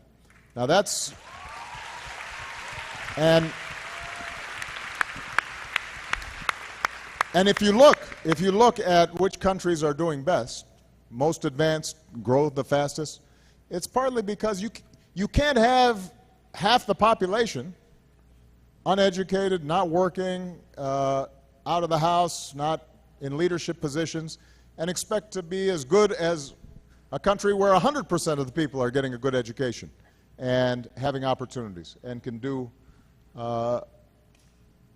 amazing things, starting a business or entering into politics or what have you. So this is not just a problem for girls and women. Men have to also recognize this is good for you. And if you're a strong man, you shouldn't be threatened that women are doing well. You should be proud that women are doing well. And families where women have opportunity, that means they're going to be able to bring in more income, which means the family as a whole is going to do better. And let's be honest, sometimes, you know, that whole machismo, you know, attitude sometimes makes it harder for women to succeed, and sometimes that is coming even from those who love them. So men, those of you who end up being fathers and you've got daughters, you've got to lift up your daughters. You can't, you know, just telling them they're pretty is not enough. You got to tell them they're smart, and you got to tell them they're ambitious, and you have to give them opportunity. So once you have the whole country thinking in those terms, then you need to start having policies that can support women. And the most important thing, in addition to making sure that girls from an early age are getting a good education, and that they're not being told, oh, you can just do certain things, like engineering, that's a man's job, or being a scientist, that's a man's job, or no, girls can do everything. It can't be just, you know, be a teacher, or, which is a wonderful profession, but traditionally, women sometimes are just told there are a few things they can do. Nurse, teacher, as opposed to anything, right? So that starts, once you've done that, then you have to recognize that the big conflict that women have in the professional world has to do with family and child rearing. And for biological reasons, women have more of a burden than men do. But it's not just biology, it's also sociology, right? Men's attitudes as well, yeah, I don't have to do as much. And even in my marriage with Michelle, I like to think of myself as a modern, enlightened man, but I'll admit it, Michelle did more work than I did with Sasha and Malia. So part of what societies can do, though, is they can help with, for example, having smart policies for childcare. One of the hardest things for professional women, particularly when their children are still small and not yet in school, is who's going to take care of my baby when I'm working? And how do I make sure that they're safe and that they're trusted? So making sure that governments have policies in place that help. Now, you know, having a mother-in-law who helps, that's also very useful. But not everybody has the option where, you know, they have family members who are close by. So that's an example of something that we have to really work on. Then we have to put pressure on institutions to treat women equally when it comes to getting loans to start a business. You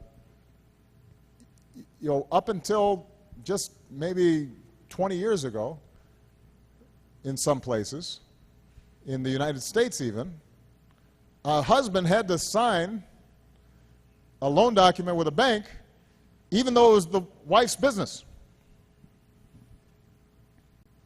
Even if the woman was the one making the money, it was her idea, it was her investment, she was doing all the work, because of these old stereotypes, you're having men co-sign. That kind of mentality, that kind of discrimination still exists in a lot of institutions. So we have to push back against those, we have to fight against those. Women who are successful, you have to then fight for the younger women who are coming behind you and make sure that you're changing some of these attitudes. If you are high up in a bank, then you got to make sure that these policies are good for women. If you succeed in politics, then you have to help promote and encourage women who are coming behind you. So the last thing I guess I would say would be, I know that Michelle says this to our daughters, you can be a wonderful mom and have a wonderful family and have a really successful career. You may have to kind of not try to do everything all at the same time exactly. You may have to time things out a little bit and have a husband who supports taking turns a little bit. So it may be that when the child is very young, you're not doing something that is as hard, because having a really young child is already really hard, and you have to sleep sometimes. But then as the child gets older, maybe that's when you are doing something, maybe your husband is doing something that gives him more time to support that child, right? So there's going to have to be finding the right balance throughout your life in order to be successful, all right? But congratulations on the good work you're doing. All right, I've got time for... So I only have time for 2 more questions. I'll call on that gentleman up there with the glasses. Yeah, in the blue shirt. No, right here.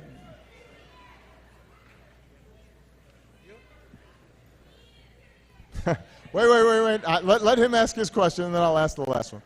Go ahead.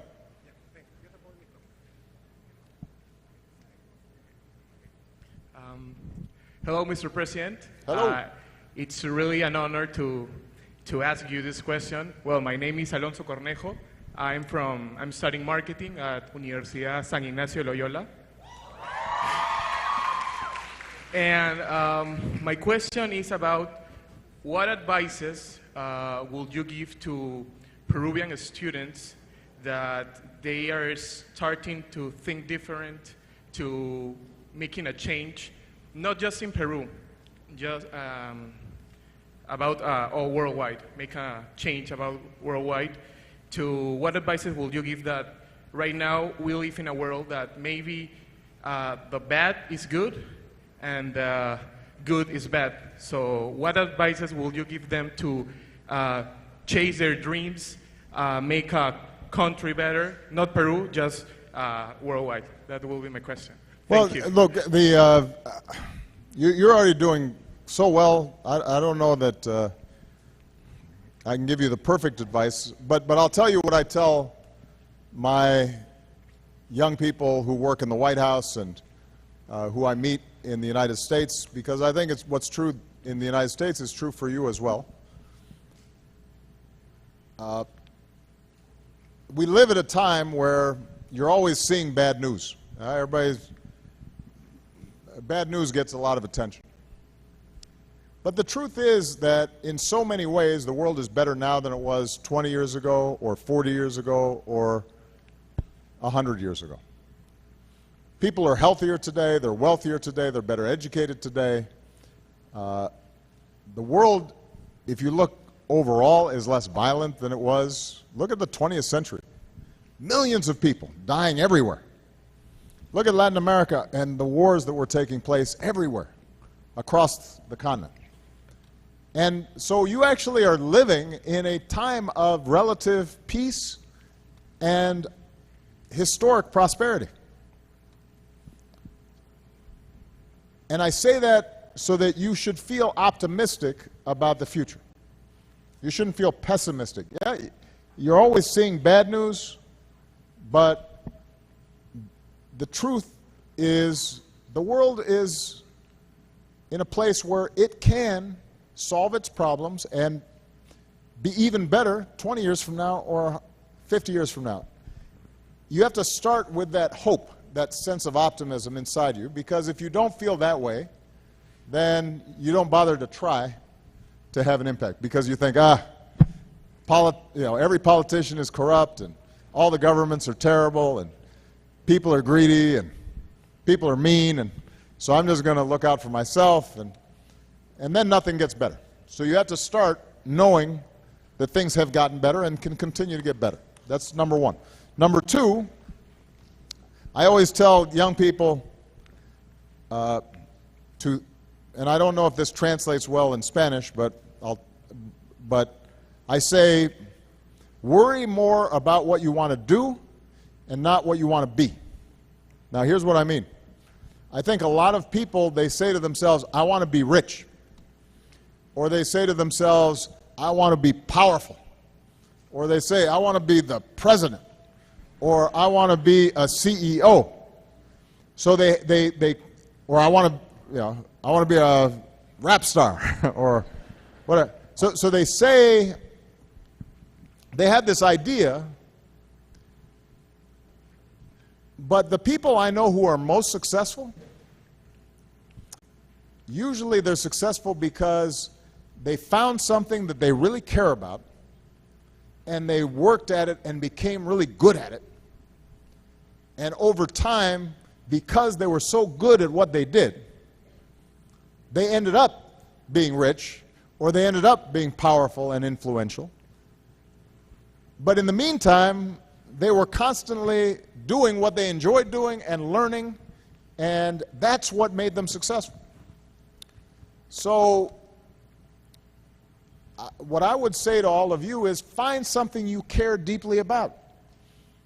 If you care about poor children, then find a way right now that you can start helping some poor children. Don't wait saying to yourself, oh, someday when I'm president of Peru, I'm going to help poor children. No, go now and find an organization or create an organization that is helping poor kids learn or be exposed to new experiences. If you care about the environment, don't wait. In addition to your studies, you could start having an impact right now on trying to improve your local community or trying to be involved in some of the work that's being done around things like climate change. The point is that once you decide what it is that you really care about, there are ways for you to now get involved and pursue that passion.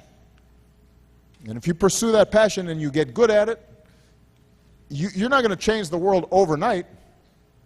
Nobody does. I mean, I eventually, at the age of 45, became a senator and then the President of the United States, but I worked for 25 years in poor communities and worked on issues. And hopefully I was doing some good even before I was famous or powerful, so that, you know, if I hadn't ended up being president, I could still look back and say I worked on the things that I cared about and I got something done that was important. And that, I think, is the most important advice that I have for you. All right. Last question.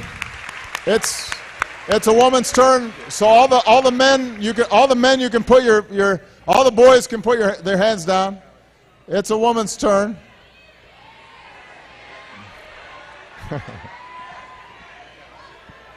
Okay, go ahead, right there.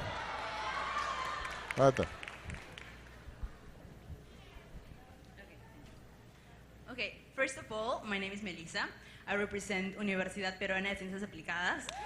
And besides, I'm a proud member of UPC Moon Team. Okay. And once again, I want to welcome you to this amazing country, and on behalf of this whole audience, I would like to thank you for this amazing opportunity. Okay, so my question is the following. As it is well known, during your presidency, you have stepped up and accepted mistakes you made yourself, or maybe the team you're leading.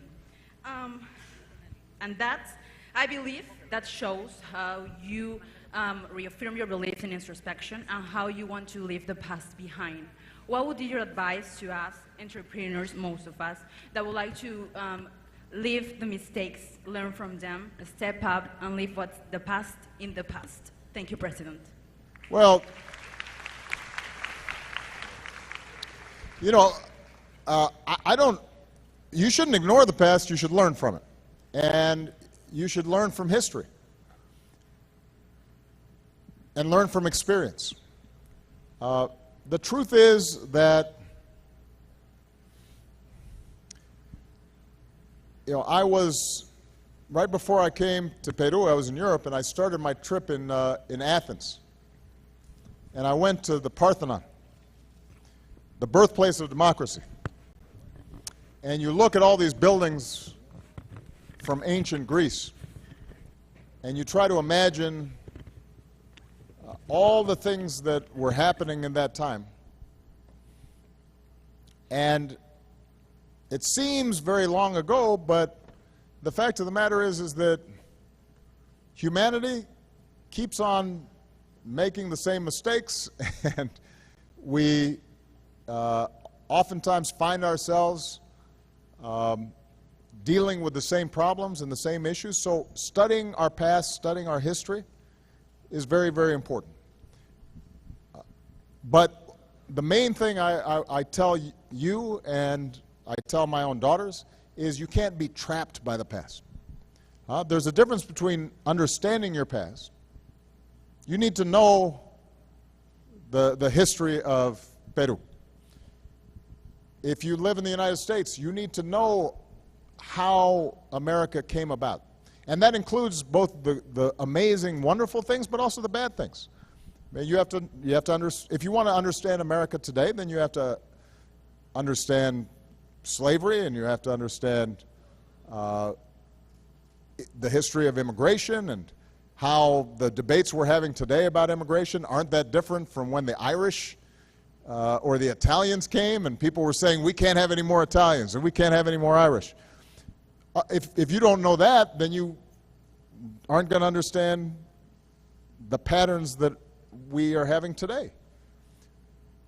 But the point is that we have the power to make our own history. We don't have to repeat the same mistakes. We don't have to just be confined to what has happened before or what is going on today. We can think differently and imagine differently and do things differently. The one thing that we should remember, though, is that even as we try to do things that are new, we should remember that change generally doesn't happen overnight. It happens over time. So I say that to young people because sometimes they get impatient. In the United States, sometimes people say to me, "Oh, why haven't we eliminated racial discrimination in the United States?" And I say, well, we've made a lot of progress since I was born.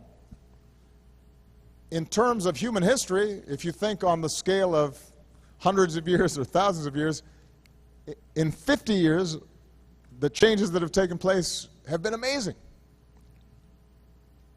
So you have to understand that even though we can think differently, societies don't move immediately.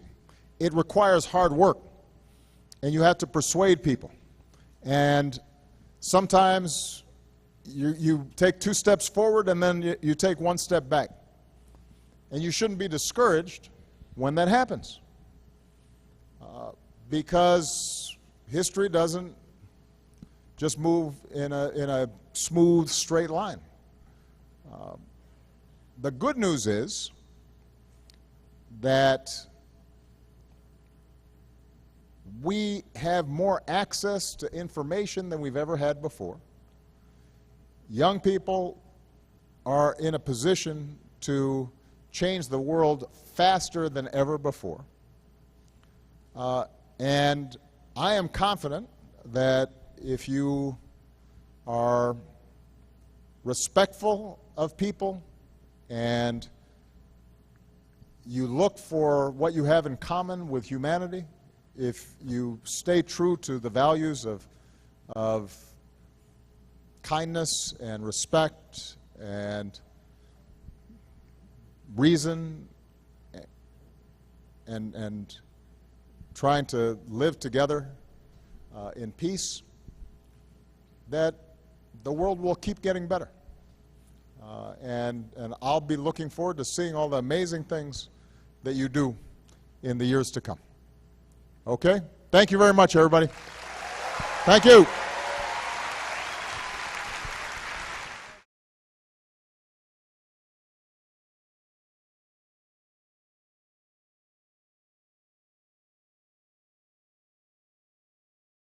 Hola.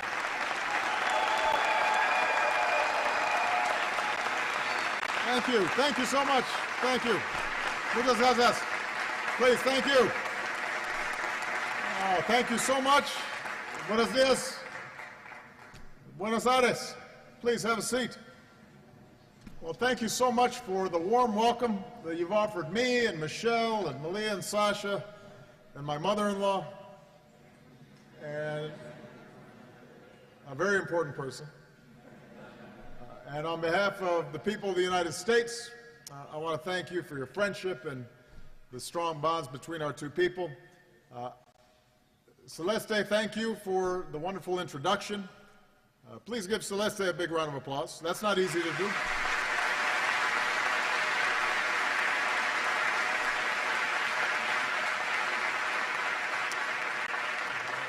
You know, the work that she's doing to prepare more of our young people, and especially our young women, for the jobs of tomorrow is inspiring. I'm glad to hear that when Celeste visited the United States as part of the Young Leaders Initiative, she got to go to her first National Basketball Association game in Denver. I don't think Ginobili was playing, but I can confirm that he is not only a nice guy, but also one of the best players in the world and a proud Argentinian, so he is a great champion. My Chicago Bulls have been losing, and the Spurs have been winning, so I'm not that happy about that. I want to thank everybody at Usina del Arte for hosting us today. And I want you to know that the reason I came here is in part because I wanted to come to Buenos Aires ever since I was a young person like you. I very much enjoyed Argentinian literature, authors like Borges and Cortázar, and so I would read them and became fascinated with Buenos Aires. I said at my press conference today, the only problem was when I was reading, people were always drinking mate, and I didn't know what that was. So I just had my first mate today. It was good. It was good.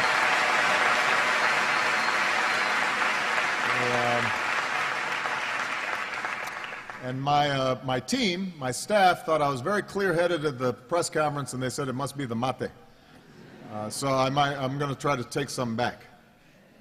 But I also wanted to bring my daughters here so they could see the beauty and the vibrancy of this city. They've already met one famous Argentinian, His Holiness Pope Francis. Now they want to meet Messi, but I could not arrange that. They will not get a chance to experience the Palermo at night. They'll have to come back on their own to do that, not with their father. And we're looking forward to visiting Bariloche tomorrow. But also, whenever I travel, I always want to spend time with young people. Your generation has grown up in times of breathtaking change. In your lives, you've seen massive global declines in poverty and disease, so there's a lot of good news out there, but you've seen incredible strides for women's rights and LGBT rights. You've mastered technology. The world is connected now in ways that we couldn't imagine even 10, 20 years ago. But you've also seen unthinkable violence from terrorists who try to tear us apart, whether it's at an airport in Brussels, as we just saw, or a Jewish center in Buenos Aires. And all of us, Americans and Argentinians alike, stand up against the scourge of terrorism. And we stand with the people of Belgium during this time of enormous sorrow. And yet, even though you've come of an age where change is happening so rapidly, your generation, I think, believes deeply that you can change this world for the better. You're more interested in hard work, the hard work of waging peace, than the easy impulse towards conflict. You're more interested in the hard work of building prosperity through entrepreneurship instead of cronyism and corruption. You're more eager for the progress that comes not from holding down people who are not like you, but lifting everybody up so that everybody has an opportunity, regardless of what they look like or how they pray or who they love. And that makes me hopeful. I'm always inspired by young people. So I'm going to be speaking very briefly because I want to mostly hear from you. I am here because these past several years mark a new era of U.S. engagement in the region, in the Americas. We're not just nations, but we're also neighbors. Millions of people in the United States are bound to the Americas through ties of commerce and family. Thousands of Argentinians study in the United States every year. Hundreds of U.S. companies employ thousands of people here in Argentina. And we're committed to expanding those ties of leadership and scholarship and trade. And I'm here in Argentina because I'm impressed with many of the reforms that have been initiated by President Macri in recent weeks. His effort to reconnect Argentina to the world community and to lay the groundwork for a more sustainable and inclusive economy. You know, he inherited a tough economic situation, just as I did when I first came into office. He's working to make it better. And in fact, to show their confidence in this new direction, U.S. companies are announcing tens of millions of dollars in new investment in Argentina, and I'm launching a new dialogue to strengthen business ties between our countries. So the United States welcomes Argentina's leadership role, not just in the region, but in the world, because to solve today's challenges, we have to be partners. Somos un equipo. I got to practice my Spanish. But it's critical that we work together. And that's one of the reasons why the U.S. has started a new chapter with our relationship with Cuba. I was honored to be the first U.S. president to visit Cuba in almost 90 years. And we still have differences with the Cuban government, but what I said to President Castro is we can't be imprisoned by the past. When something doesn't work for 50 years, we have to try something new. And I believe that engagement and dialogue is more powerful than isolation, and that the changes that we're making can improve the lives of the Cuban people. And all of the people of the Americas deserve the right to speak and gather freely and access the world's information and participate in forums like this. And so we hope that that will happen in Cuba. We hope that will happen everywhere in the world. But ultimately it's going to be up to the Cuban people, just like it's up to sovereign peoples everywhere to be able to find their own voice and create democracy and freedom. We can be partners in that, and we can help. And this new beginning is going to be good, I think, for the entire hemisphere. Part of my goal is to move past the old debates that have defined this region. Move forward in a way that benefits your generation. And unlike any other time in history, the technology at your disposal means that you don't have to settle for the world as it is. You can create the world as you want it to be. You already have the freedom to build the world in powerful and disruptive ways. That's why we're going to spend a lot of time in the coming months in building more vibrant connections between young people. 5 years ago, I started an initiative called 100,000 Strong in the Americas. And by the end of this decade, we want 100,000 U.S. students studying in the Americas, and we want 100,000 students from the Americas studying in the United States.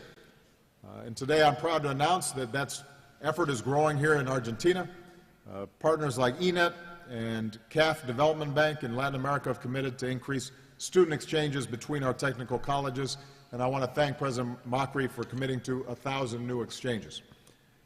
And finally, last year I launched what we call the Young Leaders of the America Initiative. And we're seeking out the most innovative young entrepreneurs and civil society leaders and giving them a chance to earn the training and the connections and the capital that you need to make a difference. So this year I'll welcome the first full class of fellows to Washington.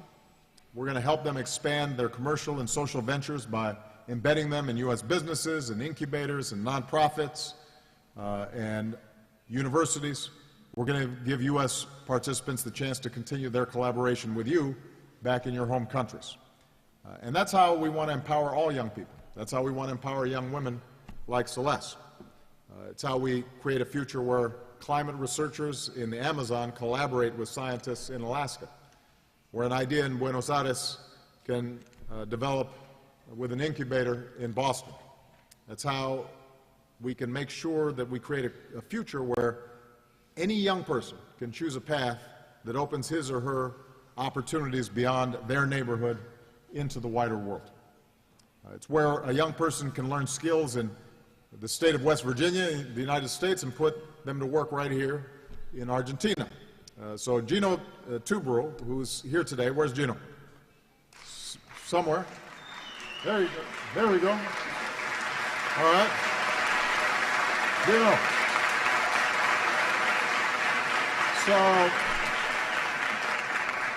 So Gino's a great example. He was tinkering with 3D printing as a teenager when, through the U.S. Embassy, he participated in the National Youth Science Camp in West Virginia. Then he learned the latest 3D printing technology. When he came home to Argentina, he co-founded a company that used these new skills. He received a request from a woman looking for a prosthetic hand for her young son, Felipe.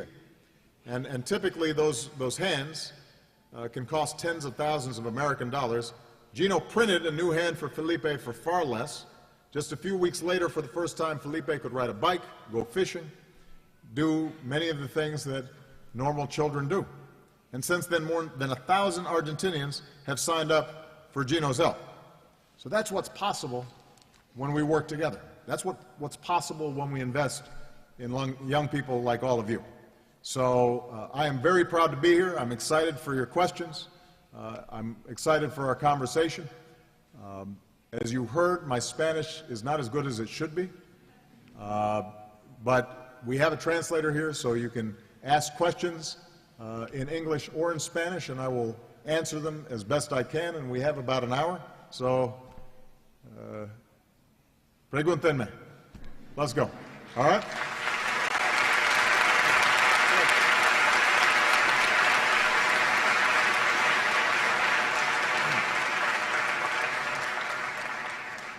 Who wants to go first? This young man right here. Go ahead. Yeah, you. Introduce yourself, please. President, my name is Federico Guerra. I'm a professor at the Universidad del Salvador. President, I wanted to ask you the following question. We live in a world where cultures often clash instead of coexisting peacefully, where some believe their very survival depends on the eradication of others, where intolerance and violence have become a common currency, and people are forced to abandon everything and flee their homes. A drama which I believe will characterize much of this century's history. My question is this: do you think all of the different human cultures will eventually unify or converge on a unique and universal culture? Something like, or perhaps something akin to the United Federation of Planets from the TV series Star Trek. I do not seek a scientific answer, just the honest opinion of a man who, as president of one of the world's leading countries, has been given a privileged point of view on the matter. Thank you. That's an interesting question. Thank you.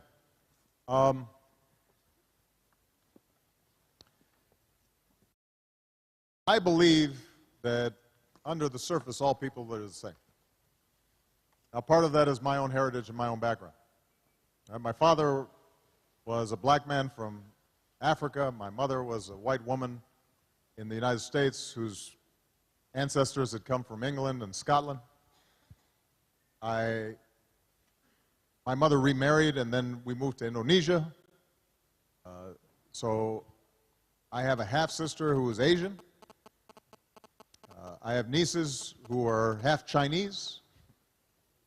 And so in my own family, I've got the genetic strains of everybody. And it gives me confidence, confidence that's been reinforced as president, that people are all essentially the same. Similar hopes, similar dreams, similar strengths, similar weaknesses. But we're also all bound by history and culture and habits. And so conflicts arise in part because of some weaknesses in human nature. When we feel threatened, then we like to strike out against people who are not like us. When change is happening too quickly, then we try to hang on to those things that we think can give us a solid foundation, and sometimes the organizing principles are around issues like race or religion. When there are times of scarcity, then people can turn on each other. And so I don't underestimate the very real challenges that we continue to face, and I don't think it is inevitable that the world comes together in a common culture and common understanding. But overall, I am hopeful. And the reason I'm hopeful is, if you look at the trajectory of history, humanity has slowly improved. Not in a straight line. Sometimes you take 2 steps forward and then you take 1 step back. But if anybody here was asked the question, what moment in human history would you want to be born? And you didn't know ahead of time whether you were going to be born in the United States or in Namibia. You didn't know ahead of time whether you were going to be male or female, born into a wealthy family or a poor family. So all you knew was what moment in history would give you the best chance for the best life. You would choose today. Because the world is wealthier than it's ever been. It is better educated than it's ever been. It is more tolerant of differences than it's ever been. It's more connected than it's ever been. It's healthier than it's ever been. We live longer than we ever have. We have better dental care than we ever have. It used to be if you had a bad tooth, that was bad. You had a problem. Now you go see the dentist most of the time in many countries around the world. It's a small thing, but it's important. Penicillin, books. You know, women are treated with more respect on average today, even though we have a long way to go. People with sexual differences are treated with more respect. And even violence, because today we see terrorism and it's painful, and we're shocked and horrified by what happens. And yet, if you look even in the 20th century, you know, much less if you go back to the days of the conquistadors or Genghis Khan or, you know, slavery, but even just in the 20th century, the world is far less violent today on average than it was 25, 50, 100 years ago. So all of that makes me hopeful, but as I said, it's not inevitable. And I think one of the things that's important for bringing about further progress is that we listen to each other and we understand our differences. I don't think it's necessary for us to all speak one language or all have the same foods or all have the same customs. But I do believe that there are some universal principles that are important. I believe that the most important principle is a very simple one that is at the heart of most of the world's great religions, which is treat somebody the same way you'd want to be treated. And if you start with that basic premise, then we will continue to make progress. But I also think that in order for us to make progress, we have to have that fellow feeling, and we have to combine that with the use of our brains and reason and our intellect. And what's interesting now, everybody here has a phone. Everybody's looking all the time. And in some ways, that's actually isolating people sometimes more than it's bringing people together. And what I also notice is, because there's so much information coming in, that sometimes people just surf the surface of information as opposed to analysis and understanding and study. In America, sometimes in our politics, you see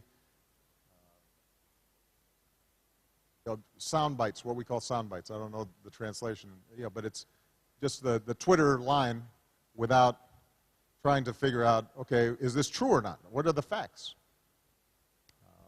And when it comes to an issue like climate change, we have to have a maturity to say, okay, here's what the science tells us. The planet's getting warmer. And even though it's not happening right now and it's a beautiful day outside in Buenos Aires, we have to start working now so that 20, 30, 50, 100 years from now, we still have a beautiful planet to live on.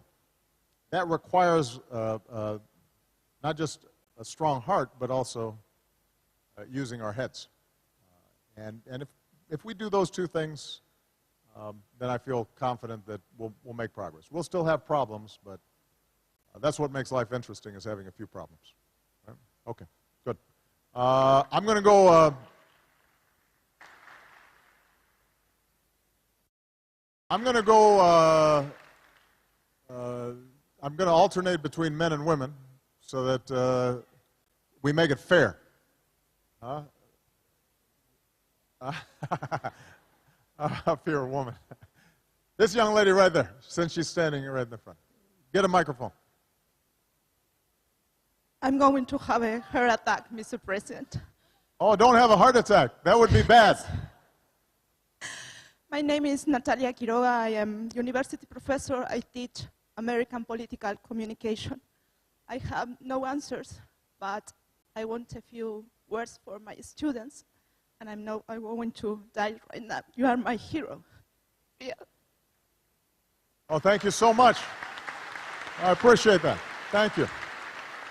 Thank you. Here, since you didn't have a question, I'll call on that young lady in the front as well, just so that that way I get a question. But that was very nice. Thank you. Thank you. Mr. President, I'm Valeria Bossio, and I'm a research scientist. I'm very proud to have you here in my country, really, and thankful too, because I was educated in your country during my postdoc in tissue engineering research. So my question is related with that, with science, principally, because I feel like always art and science was like the fields where the human being have not limits.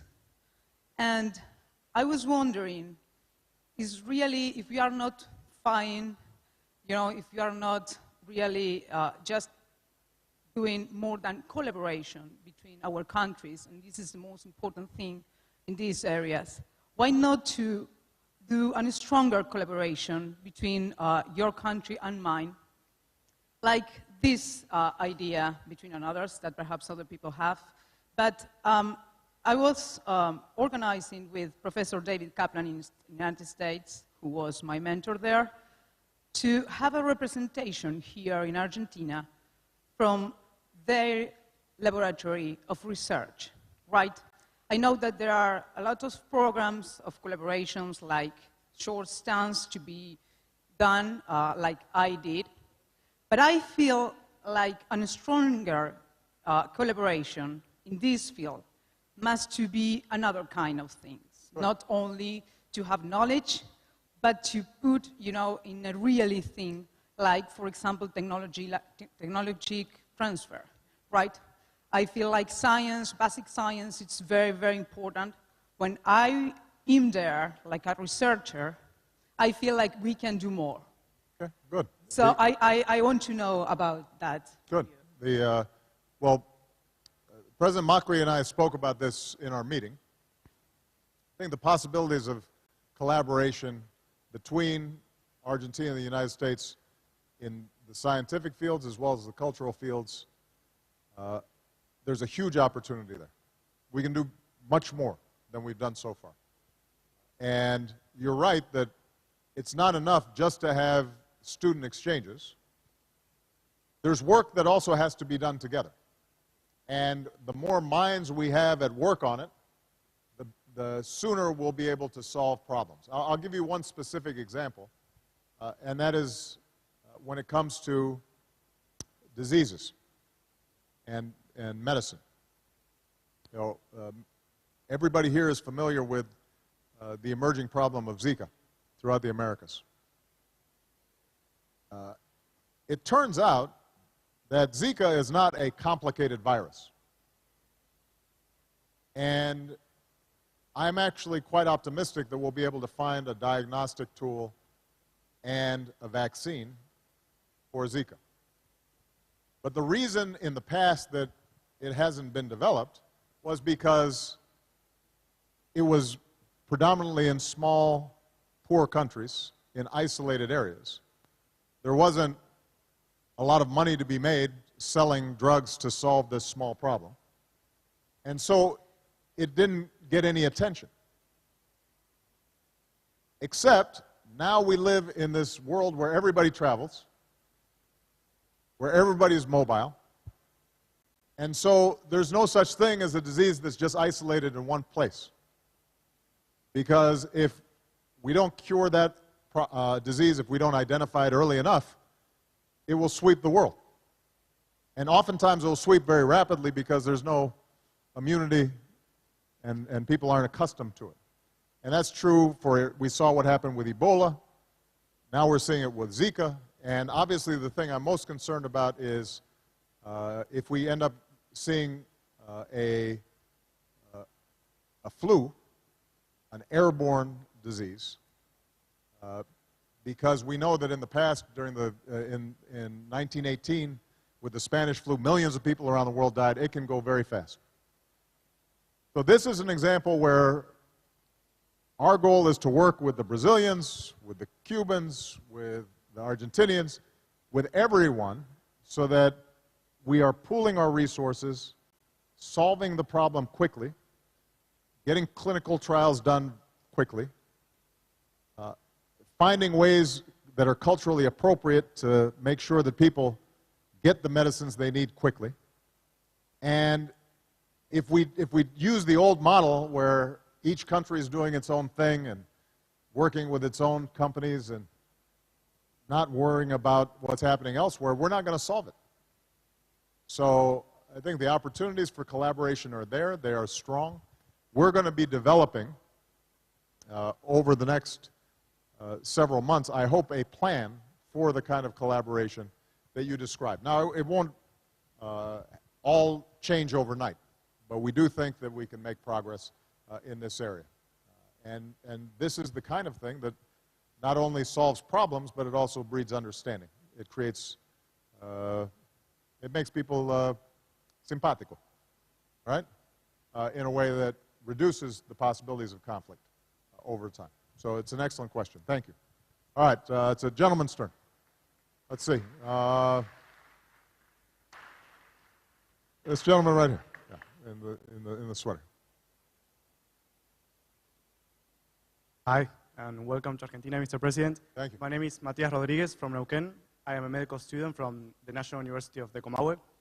And first of all, I want to say thank you for having us here. It's a pleasure and an honor. And thank you, and thanks Argentina as a truly proud member of the gay community for fighting for our rights as humans, as we all are. So my question is, given the fact that right now in the world, most of the main causes of death, such as heart disease or chronic lower respiratory disease, diabetes, or even clandestine abortion in Argentina, can be prevented with a proper health education, climate change policies, and of course, medical research. So which ones do you think are, in these 7 years now as President of the United States, your greatest achievements in terms of those issues? Well, well, first of all, I had to start in the United States because we were the only advanced nation on earth that didn't have a universal healthcare program. And so we had millions of people who did not have healthcare.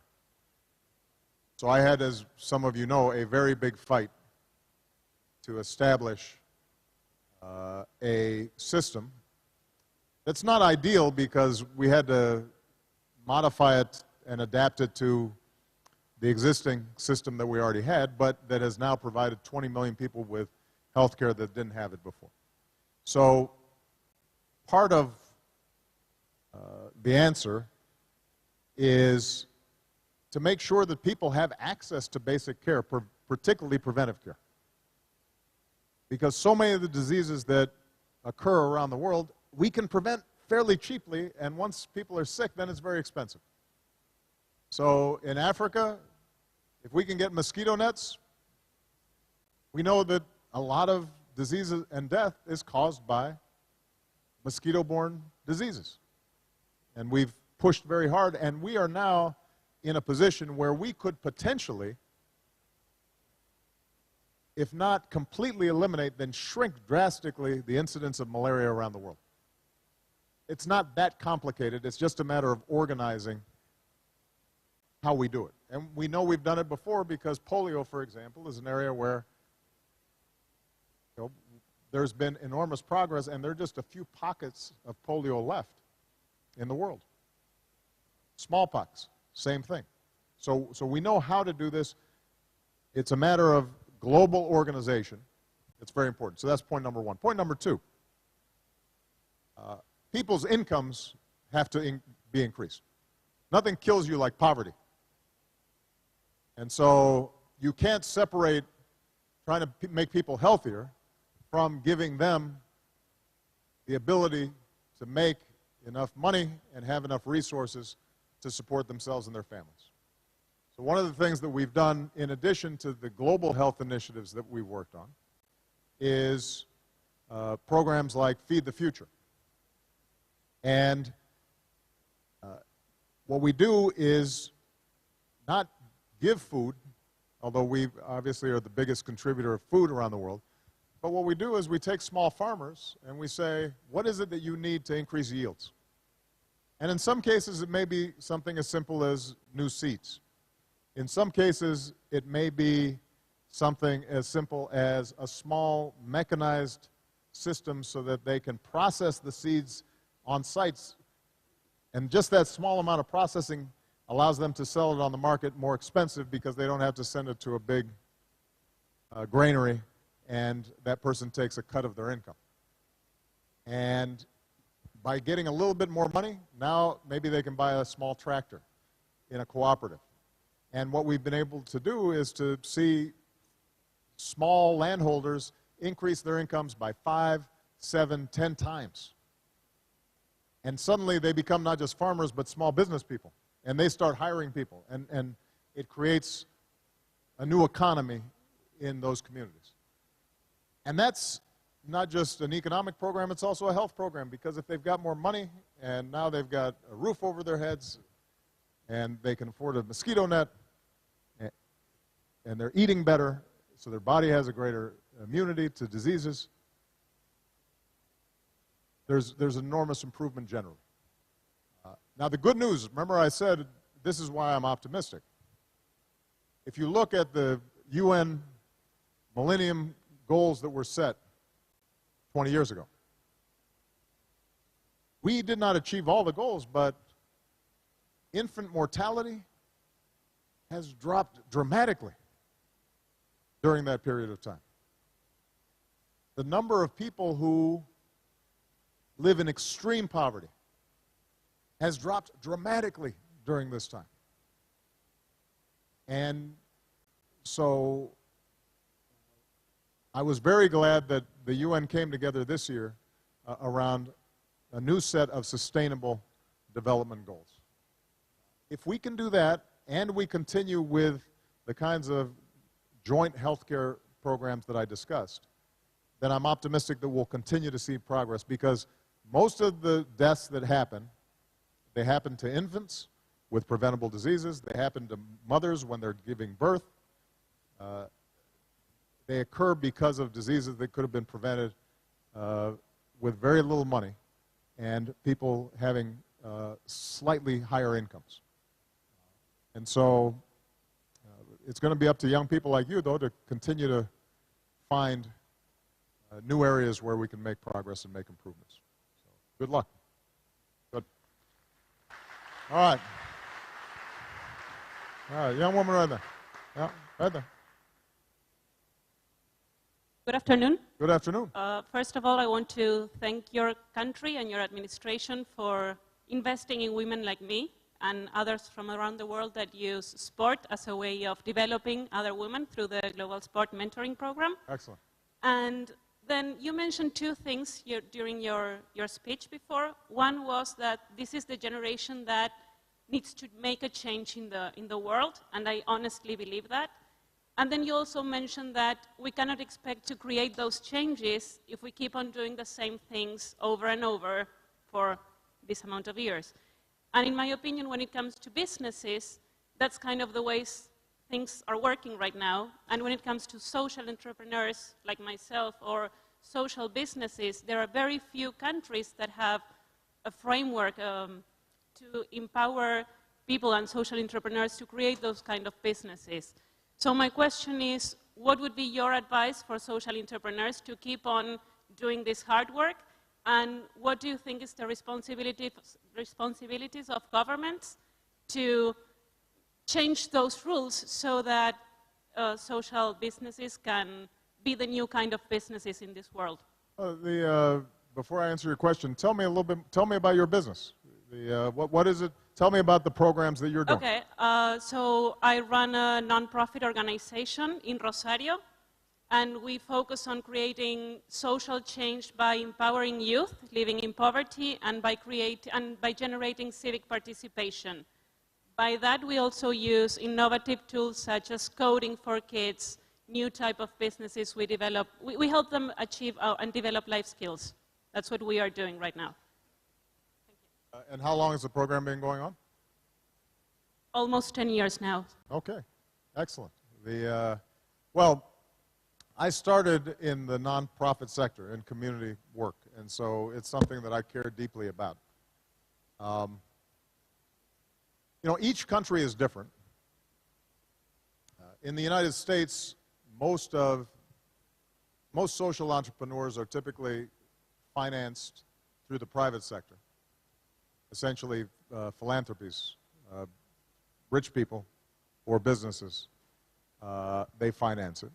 Other countries, it'll come through the government and the taxes that people pay.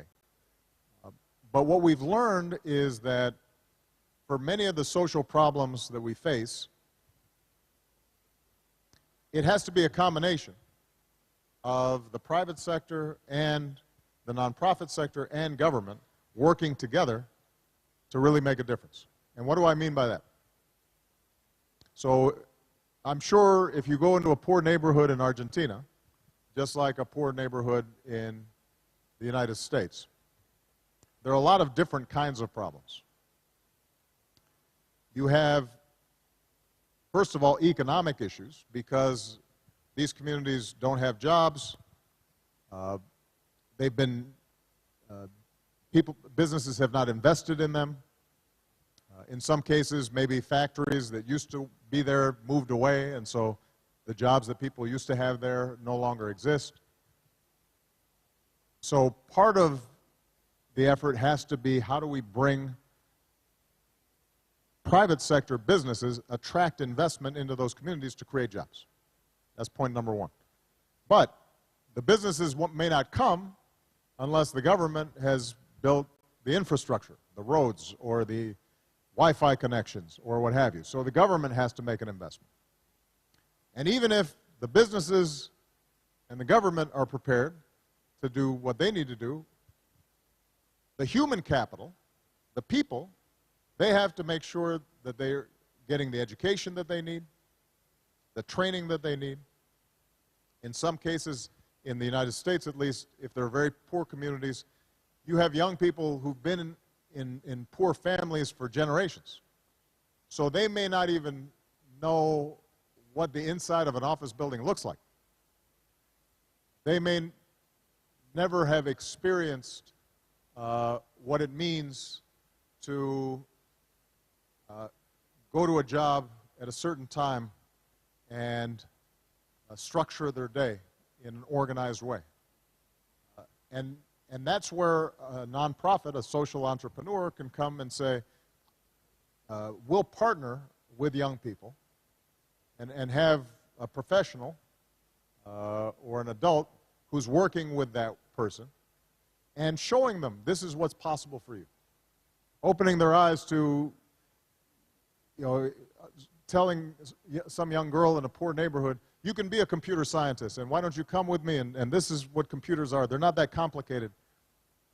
This is what coding means, and if you can do math, then you can start coding. And suddenly, just by them seeing the possibilities, that inspires their effort. The point is that each of those pieces are important. I don't know enough about how social entrepreneurs and community organizations and nonprofits are financed here in Argentina to give you a good opinion. I could give you an opinion. Politicians always can give you opinions, but I can't give you a good opinion because I don't have enough information about what changes might be made to give an organization like yours more support. But one of the things that's interesting that's happening in the United States is that you're starting to see organizations that are kind of a blend of for-profit and non-for-profit. So they might have a business component that, let's say, sells handcrafts and artwork that's made by a community for profit, but then the money goes into financing the social programs that help give people these opportunities, right? And how they're treated in terms of taxes and the corporate organization, that's going to change by country. Each country is going to have a different model. But more and more, I believe that that's going to be the wave of the future if we want to make progress on these problems. I guess to make a broader point, so often in the past, there's been a sharp division between left and right, between capitalist and communist or socialist. And especially in the Americas, that's been a big debate, right? you know, you're a capitalist Yankee dog, and oh, you know, you're some, you know, crazy communist, you know, that's going to take away everybody's property. And I mean, those are interesting intellectual arguments, but I think for your generation, you should be practical and just choose from what works. You don't have to worry about whether it neatly fits into socialist theory or capitalist theory. You should just decide what works. And I said this to President Castro in Cuba. I said, look, you've made great progress in educating young people. Every child in Cuba gets a basic education. That's a huge improvement from where it was. Medical care. You know, the life expectancy of Cubans is equivalent to the United States, despite it being a very poor country, because they have access to health care. That's a huge achievement. They should be congratulated. But you drive around Havana and this economy is not working. It looks like it did in the 1950s. And so you have to be practical in asking yourself, how can you achieve the goals of equality and inclusion, but also recognize that, you know, the market system produces a lot of wealth and goods and services and innovation. And it also gives individuals freedom because they have initiative. And so you don't have to be rigid in saying it's either this or that. You can say, depending on the problem you're trying to solve, depending on the social issues that you're trying to address, what works?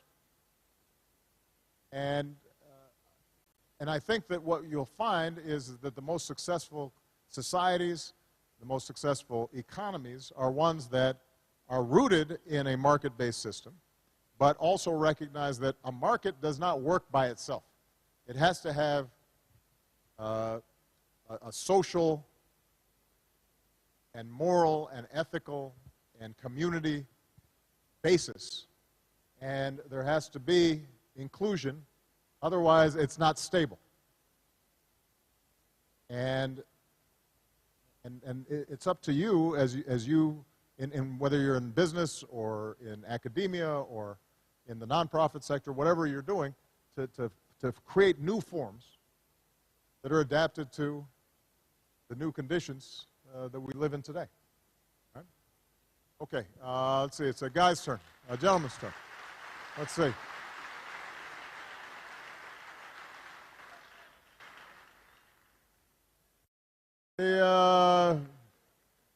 Hold on a second. Okay, that guy right there, in the dark shirt, yeah. Yeah, you. No, right there. Go ahead. Yeah, go ahead. You. Yeah, I can hear you. Go ahead. Speak right into the mic, though. You don't have a microphone. Where's the microphone? Here it's coming. But be careful, don't fall over. It's a little tight over there. All right. Go ahead and give it to him. Yeah. Hello. Yeah, I can hear you now. Hello, Mr. President. I am Alexander Rohana, and I am a senior in high school. This fall, I will start studying international relations in American University at the School of International Service. Excellent. We look forward to seeing you. Thank you. My question. Make sure to bring a coat, though. It's going to be cool during the winter. My question to you is regarding the Palestinian-Israeli conflict. I am an Arab Israeli myself, and the reality is that with an increase of illegal Israeli settlements in the West Bank, this is leading to more and more to having a binational state. Do you think that a binational state where there is an Israeli prime minister and a Palestinian president, or a Palestinian prime minister and an Israeli president, is a possibility? No, it's an interesting question. I was asked at the press conference to reflect on the 7.5 years where I've been president, where I've been happy and feel that I've accomplished my goals, where I think I've been frustrated. And obviously the situation with the Israeli-Palestinian conflict has been an area where, despite enormous efforts on my part, and a lot of people's parts, we haven't made the kind of progress that I wanted to see. I continue to believe that the only way to resolve this issue is to have an Israeli, predominantly Jewish state that is secure and safe, side by side with a sovereign and contiguous Palestinian state. And the reason I say that is because I think the aspirations of the Palestinian people for a state of their own and self-determination is too strong to be denied. And I also think that the Jewish people, given their history, have to feel that they have a state that they are secure with and that they can preserve from aggression. And so there's been talk about a one-state solution or sort of a divided government. It's hard for me to envision that being stable. There's such deep distrust between the two peoples right now. And the neighborhood is in such a mess that I continue to believe that a two-state solution is the best way. Now, over time, that could evolve. But initially, at least, I think the Palestinians have to feel like they have something of their own that they can say, this is ours. And it expresses our deepest aspirations. And I think that the Jewish people have to feel safe. Now, the problem is that, history casts a heavy cloud on this. Each side only remembers